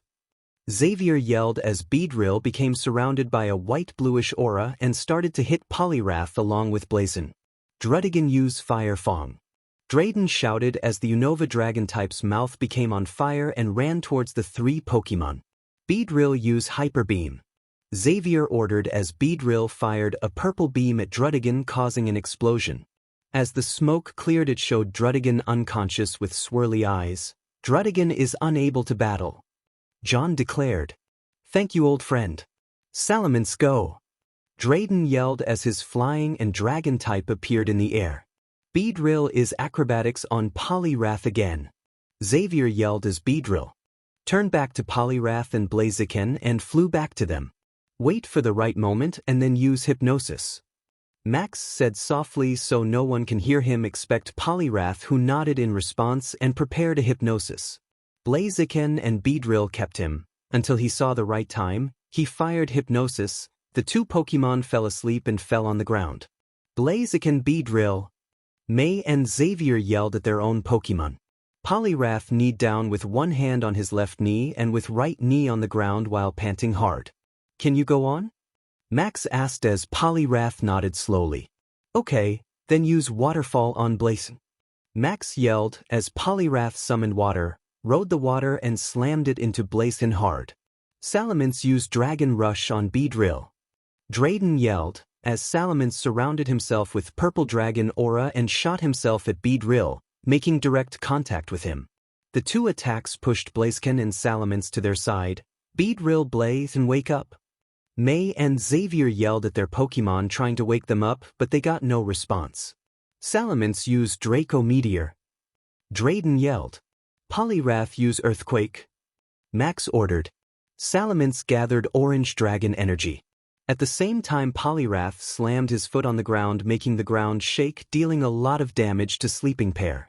Salamence fired the orange energy in the sky, causing meteors to come down on top of them, causing an explosion. As the smoke cleared, it revealed Blaziken and Beedrill unconscious with swirly eyes, and Beedrill went back to his normal form. Blaziken and Beedrill are unable to battle. This means the winners are Max and Drayden, John declared as the crowd cheered. May is shocked that she was defeated by her brother again. All four trainers returned their Pokemon. Max shot daggers and left the battlefield along with Drayden shortly after they left. May and Xavier left as well. Max's POV. Drayden and me are walking along until, Max, I need to make a phone call. I'll see you later. Drayden told me. Sure, I'll catch up with you later. I replied as we walked in different direction. I'm heading back to the room until, Max. A voice I know too well. I turned to see my sister with steam coming out of her head. Leave. I told her coldly as I was about to walk away, until she grabbed my shoulder. You're not going anywhere until you answer me a question. May demanded. I shrugged off her grip. Fine, what do you want? I asked impatiently. Why did you side with Ash? She asked. Because he's my role model. We had such amazing adventures here in Hoenn. He got me and Bonnie together and he made me a good trainer. Basically, I can go on about it, but it will always lead to the same result. I'll never betray Ash. I explained. She looked angry by my response, which made me smirk on the inside. But why? He's a terrible trainer. May yelled. I narrowed his eyes at her. I'm losing my patience. If he's such a terrible trainer, then why is he the champion and augur? I asked this time. He probably just cheated them out of their titles. She answered. What an interesting answer. A voice called out. We turned to see Ash walking towards us, along with Gladion and Colreath. Hey Ash. I said happily. Hey Max, good job. Bonnie's waiting for you, by the way. You better go and see her. I'll deal with May. Ash told me while glaring at May. Sure. I simply said as I walked away, leaving them behind. Good luck, May. You're gonna need it. I thought to myself with a smirk. Ash's POV. You have quite a lot of nerve saying that I cheated the pervious augur and champion out of their titles. I told May while giving her a pierce-looking glare. I saw that she started to shudder, which is good. WH, how else could you get those titles? She asked. Through work hard, determination, believing in my Pokemon and never quitting. That's how. I told her. That's ridiculous. There's no way that you could have done that. She yelled. I smirked at her. What's so funny? She asked. Just looking at you, I wonder what Manaphy would say if he learned you betrayed his father? I asked, amused. Her eyes wide open a bit. He's not here, is he? She said as my smirk get bigger. I turned to Colreath, who nodded and threw a pokeball up. As it opened, it revealed to be Manaphy, who went on top on Colreath's head. I turned back to May, whose eyes are wide open upon seeing her child. Manaphy! She yelled. I looked at Manaphy, who appeared to be disappointed. He jumped from Colreath to my shoulder. Papa, why is May here? He asked me. I saw May's eyes started to tear up when he didn't call her Mama. I turned to Manaphy. You see, she was invited in the Master Tournament, but she lost. I explained to him. Okay, Papa. He replied. Manaphy, I'm your mama. Don't you remember me? She asked, making the four turn to her. I saw Manaphy closed his eyes. Yes, I do. He started causing May to have hope. But you hurt Papa. Papa told me how you betrayed him, so May, you aren't Mama anymore. Manaphy told May as her hope and heart were shattered. May fell on her knees and started crying. May, why you betray Papa? Manaphy asked. She looked at us. B. Sniff because he wasn't a good trainer, and he held us back. She shuddered between words. I turned to Manaphy, who looked angry and disappointed. Papa saved Torren mine and Papa's home. He defeated very bad people and made Torren a happy place. Papa is a fantastic trainer. Manaphy scolded his former mother. I saw May looking at her hands, got up and ran away with tears coming down her face. I looked at Manaphy, who looked a bit upset. I wouldn't worry about her. She'll get what's coming to her. I told the Sea Prince. He nodded his head. Okay, Papa. He replied. I turned to Gladion and Colreath. You guys better get going. I told them, who nodded in response. Uncle, can I stay with Papa? Manaphy asked. Of course you can. Colreath told his pixie Pokemon. Thank you. He yelled. Me with Manaphy on my shoulder went back to the box, and Gladion with Colreath went to the battlefield. Looking forward to seeing everyone again? I asked. Yes, Papa. I am. Manaphy replied happily. Third-person POV. Gladion and Colreath walked to the battlefield, which is now a forest field, and faced their opponents Aaron and Candace. Battle begin. John yelled. Show me your keen eye, Weevil. Candace yells as her sharp claw Pokemon appeared. Polito'd make a splash. Colreath yelled as his frog Pokemon appeared and clap. Beautifly, let's make a scene. Aaron yelled as his butterfly Pokemon appeared. Flying. Blastoise into battle. Gladion said as the final form of the Kanto started appeared and shot water into the air. Let's make it rain. Polito'd use rain dance. Colreath yelled as Polito'd started to do a dance as thunderclouds formed in the sky. Once there were enough clouds, it started to rain hard. Weevil used Ice Beam on the ground. Candace shouted as Weevil fired a beam of ice on the battlefield, freezing the trees and the grass around them. Beautifly used Sliver Wind. Aaron yelled as Beautifly flapped his wings together and created a silver wind at Blastoise. Use Hydro Pump. Gladion said as Blastoise fired a powerful jet of water from his cannons. Thanks to the rain, the Hydro Pump got a power increase. It easily destroyed the Sliver Wind and collided with Beautifly, making him crash into a frozen tree. Beautifly! Aaron yelled in concern as Beautifly shot his head and flew back up somewhat fine. Weevil skated across the ice and used Shadow Claw. Candace shouted. Weevil skated across the ice with his claw glowing purple and getting bigger as he headed towards Polito'd. Polito'd used Brick Break. Colreath yelled as Polito'd's hand glowed brown. When Weevil got close, he tried to hit but ended slipping, letting Weevil slash him with Shadow Claw. Give him another. Candace shouted as Weevil turned around and skated towards Polito'd. Blastoise used Rapid Spin. Gladion ordered as Blastoise withdrew his arms, head and legs. He started to spin his shell around fast and head for the incoming Weevil. Before Weevil could hit Polito'd, Blastoise collided with Weevil and started to grind him with one of the frozen trees. Beautifly used Energy Ball and helped Weevil. Aaron yelled as Beautifly gathered grass energy and formed a sphere and fired it on top of Blastoise's shell, causing him to withdraw from his attack and made his way back to Gladion. Gladion turned to Colreath. I have a plan. Best if you get high up. If you know what I mean. Gladion told the Water Torren leader, who nodded in response. Polito'd use Bounce. Colreath shouted as Polito'd as he jumped high. Blastoise use Earthquake. Gladion said as Blastoise slammed his foot on the ground, causing the ground to shake. As the ground shook fiercely, it caused the ice to fall off the trees and dealing damage to Weevil but not Beautifly. Now use Hydro Cannon. Gladion ordered as Blastoise fired 2 orbs of water at Beautifly and Weevil. Beautifly dodge it. Aaron yelled. The Hydro Cannon made direct contact with Weevil, making him crash into a tree, causing it to fall over. The other orb only managed to graze Beautifly but still causing a bit of pain. Now use Hyper Beam. Aaron shouted as Beautifly was about to fire a purple beam until Polito'd landed on Beautifly, making them crash to the ground. Polito'd got off of Beautifly, showing him to be unconscious. Beautifly is unable to battle. John declared. Come on, Weevil, please get up. Candace begged. Weevil tried to get up by then, his eyes wide open, and fell over with swirly eyes. Weevil is also unable to battle. John declared. Thanks for your hard work, Weevil. Candace said as she returned her dark and ice Pokemon. You too, Beautifly. Aaron said as he returned his butterfly Pokemon. Your brother is really good, Lillie. Max told the blonde Alola native. Thanks, but one day I'll get as strong as him. Lillie said with fire in her eyes. Keep acting like that and you'll get there in on time.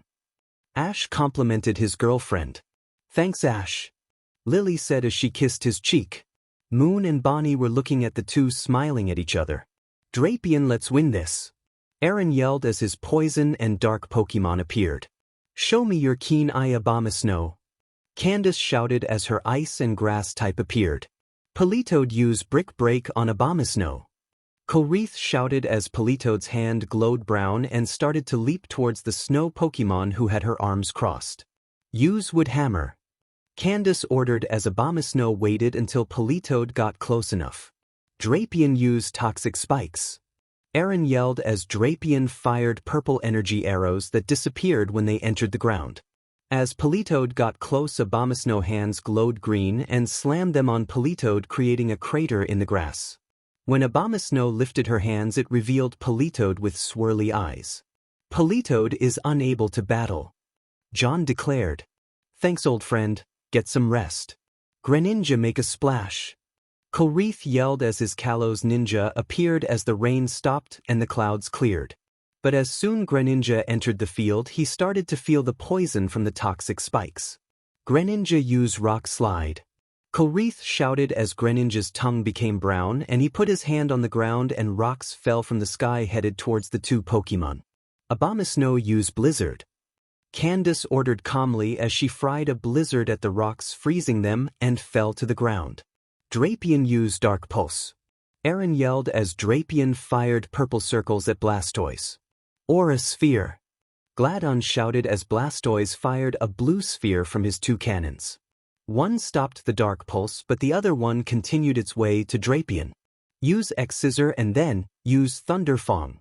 Aaron shouted as Drapion's claws became a light green and sliced the Aura Sphere, destroying it.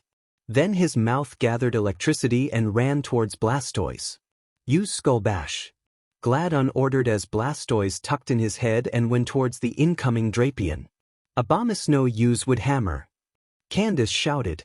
As the two attacks collided, Abomasnow ran towards Blastoise with her arms glowing green. Greninja, use Night Slash and block Abomasnow.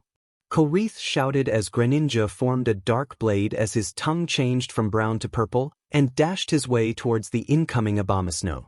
Just as Greninja was about to block Abomasnow, the poison kicked in, making feel pain and making him stop.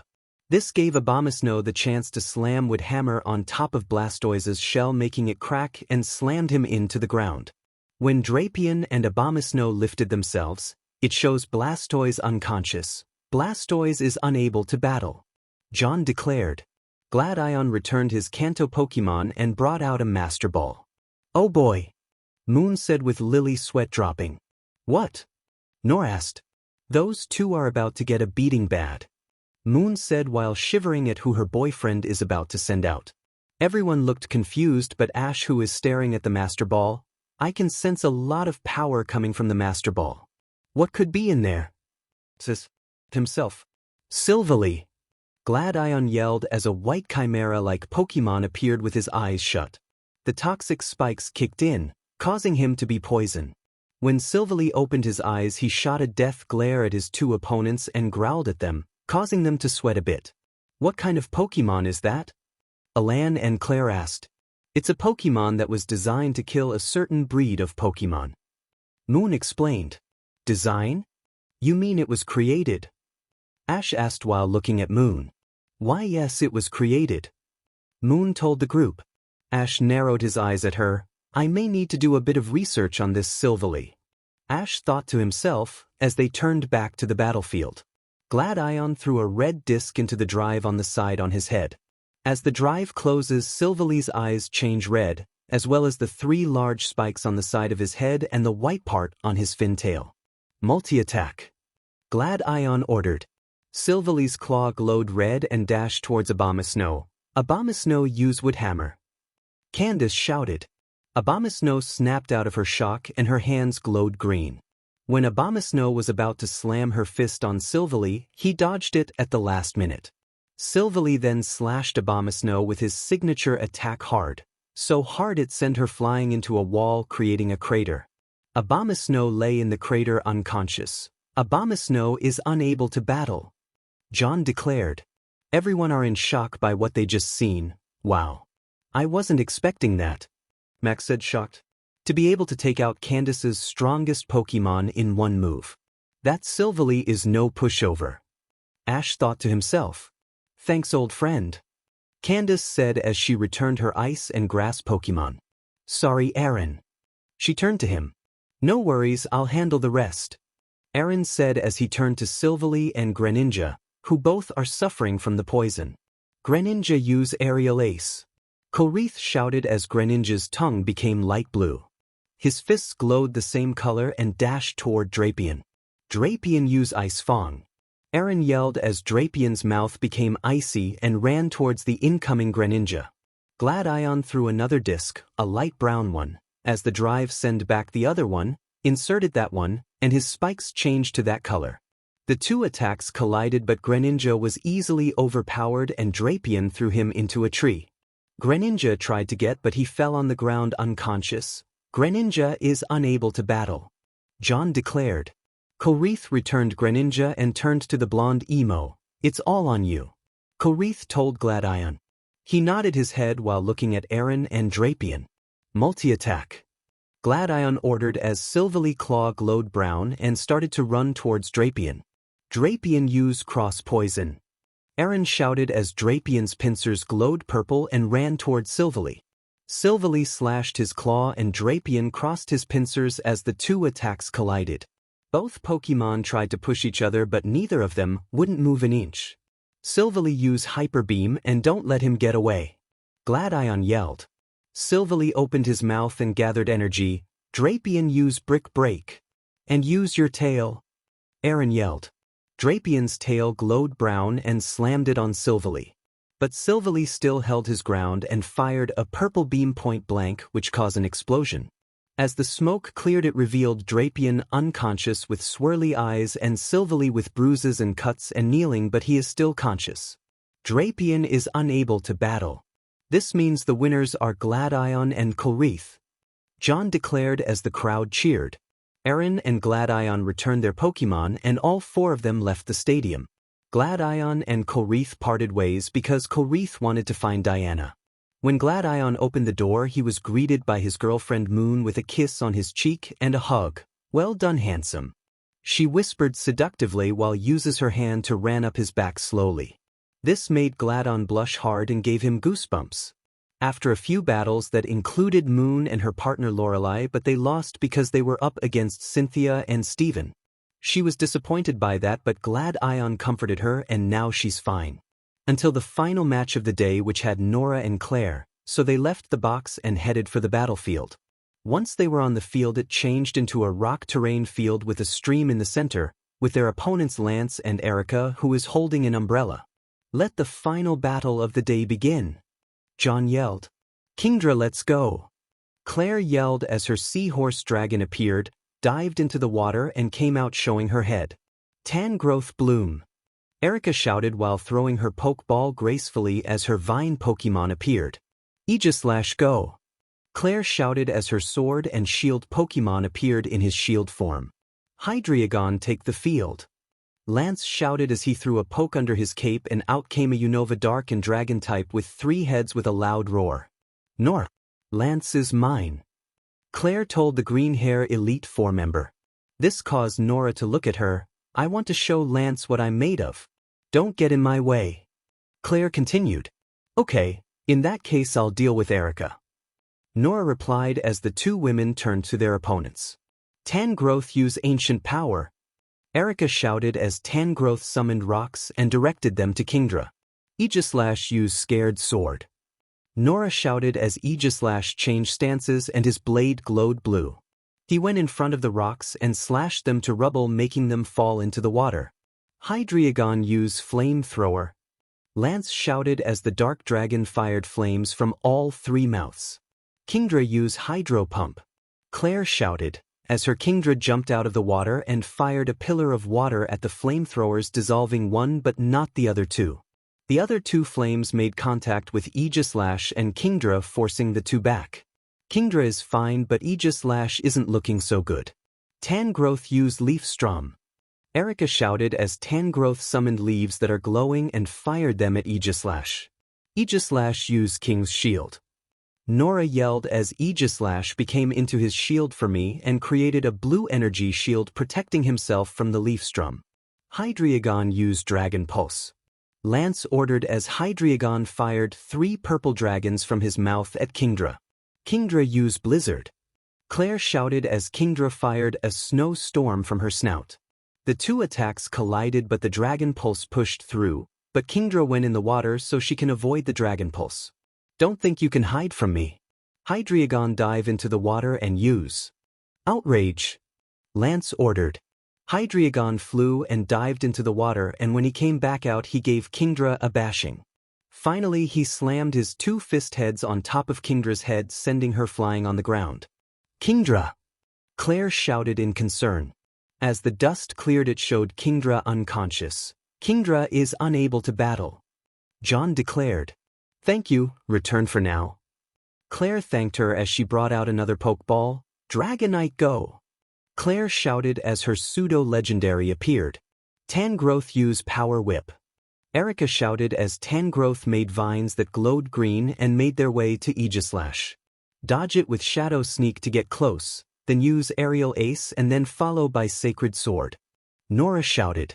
Aegislash got into his blade for me. He disappeared into the ground, making the Power Whip miss. His shadow moved towards Tangrowth. Once he reappeared, his blade glowed light blue and slashed Tangrowth on the back, dealing a lot of damage. Before Tangrowth could recover, Aegislash's blade glowed blue and slashed Tangrowth again, causing Tangrowth to fall to the ground unconscious. Tangrowth is unable to battle. John declared. Thank you. Vileplume Bloom. Erica shouted as her flower Pokemon appeared and she gave off some pollen from the top of her flower. Hydreigon continued his outrage and headed to Dragonite. Dragonite agility to get behind him and then use Ice Punch and Dragon Claw. Claire ordered. Dragonite increased her speed and got behind Hydreigon. Her left claw became icy and her right claw became green and scaly and made direct contact with Hydreigon, slamming him into the ground. Hydreigon tried to get up until Aegislash used Scared Sword on Hydreigon. Nora shouted as Aegislash flew over with his blade still glowing blue and slammed it on Hydreigon. Hydreigon used Fire Fong. Lance shouted as Hydreigon turned to the incoming Aegislash and his 3 mouths became on fire. The 2 attacks collided, causing an explosion. As the smoke cleared, it revealed both Pokemon unconscious with swirly eyes. Both Hydreigon and Aegislash are unable to battle. John declared. Claire looked at Nora. I know you want to defeat Lance, but we need to work together, otherwise we won't be able to win this. Nora explained. Claire looked at her until she smiled and brought out her hands, signaling a high five. Nora caught on. Sister? The two said in unison. Nora and Lance then returned their Pokemon. Well, Claire, you have improved greatly since we were kids. Lance complimented. This made Claire smile. Thanks, Lance. Claire replied. Lance then turned her attention to Nora. I can see why you're a member of the Elite Four. Lance continued. That means a lot coming from you, sir. Nora said while bowing. She then brought out another Pokeball. But we aren't gonna lose this. Flygon go. Nora shouted as her partner appeared. Lance smiled at her determination. I admire your determination. Lance said while he turned serious. But we are not going to lose either. Dragonite take the field. Lance shouted as his Dragonite appeared with a roar. Dragonite used Dragon Rush. Claire shouted as Dragonite became surrounded by blue dragon energy and headed towards Lance's Dragonite. You use Dragon Rush too. Lance ordered, as his Dragonite became surrounded by the same blue dragon energy. The Dragon Rushes collided, but Lance's overpowered Claire's, forcing her back, making her crash into the wall, creating a crater. Dragonite got out of the crater and flew back up. Vileplume used Dazzling Gleam. Erica shouted as Vileplume fired beams of rainbow lights at Flygon, who is flying around avoiding them. Flygon used Stone Edge. Nora shouted as Flygon did a loop and flew down to the ground and slammed his feet on the ground, and out came stones that headed towards Vileplume. Use Petal Blizzard. Erica shouted as Vileplume summoned petals and directed them towards the Stone Edge. The two attacks collided. Flygon use Earth Power and then use Heat Wave. Nora ordered as Flygon became surrounded by a brown aura and slammed his right foot on the ground, causing then ground to shake and making Vileplume fall over. Then Flygon fired a Heat Wave at Vileplume, dealing a lot of damage. Vileplume, please hand in there and use Energy Ball. Erica shouted as Vileplume got back up slowly and fired a green energy sphere at Flygon. Use Dragon Claw and then straight into Dragon Rush. Nora ordered, as Flygon's claws glowed green and became scaly.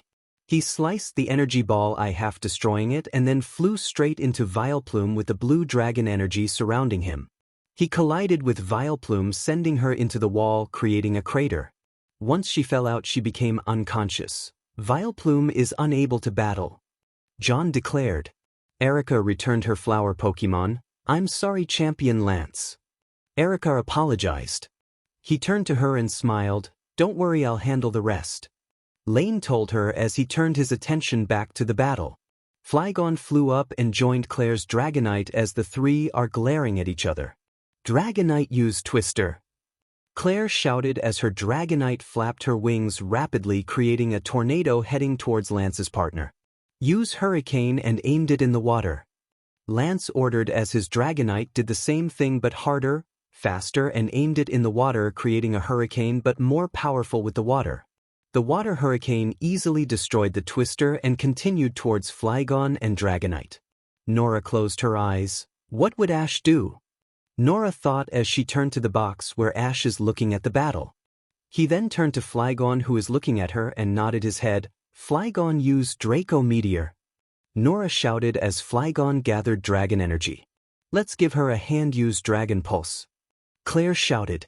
Flygon fired the dragon meteors and Dragonite fired a purple dragon that merged with the meteors.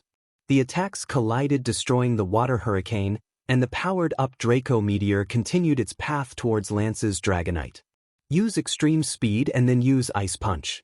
Lance ordered. Just before the Draco Meteor made contact with Dragonite, he dodged it at the speed of light and reappeared behind the two Pokemon, and his claws becoming icy, and slammed one of each on Flygon and Dragonite. The two dragon types collided on the ground. They tried to get up. Finish this with Draco Meteor. Lance ordered as Dragonite gathered dragon energy and fired the dragon meteors at the two dragons. As the smoke cleared, it revealed Flygon and Claire's Dragonite unconscious. Flygon and Claire's Dragonite is unable to battle. The winners are Lance and Erica. John declared as the crowd cheered. Nora and Claire returned their Pokemon and they saw Lance coming towards the two. Lance stopped in front of the two and turned to Nora. I can easily see why Ash chose you to be part of his Elite Four. Lance told the green-hair trainer. Thanks, that means a lot to me. Nora replied happily. He then turned to his cousin. You really have improved, Claire. You've done our family proud. Lance told his cousin with a smile. Thanks, Lance, but next time I'll win. Claire said determinedly. I'll look forward to that day. Lance said as the two cousins shook hands and all four trainers left the stadium. Nora and Claire made their way to the Torrent box where they were greeted by their friends. I'm sorry, Ash. Nora apologized to the Torrent champion. Don't worry about. Ash replied to her. Ash and the other Torrent Elite members went to the area where Professor and Ash had an announcement. Now there will be 1 week break so the Pokemon can rest up before the third round start. Sylvan told the crowd and she handed the microphone to Ash. For those who are still in the Master Tournament, congratulations. And for the next round things will get more interesting, because in the next round you and your partner will battle each other. Ash told the crowd. So we're battling our partners, huh? How interesting. Max said as he turned to Drayden, and everyone else did the same. So I wish everyone luck, we'll see you in a week and may the best trainer win. Ash yelled as the crowd cheered. Ash, Professor Sylvan, The Torren Elite Four and their partners left the stadium all with one thing in their minds: I wonder what will happen next?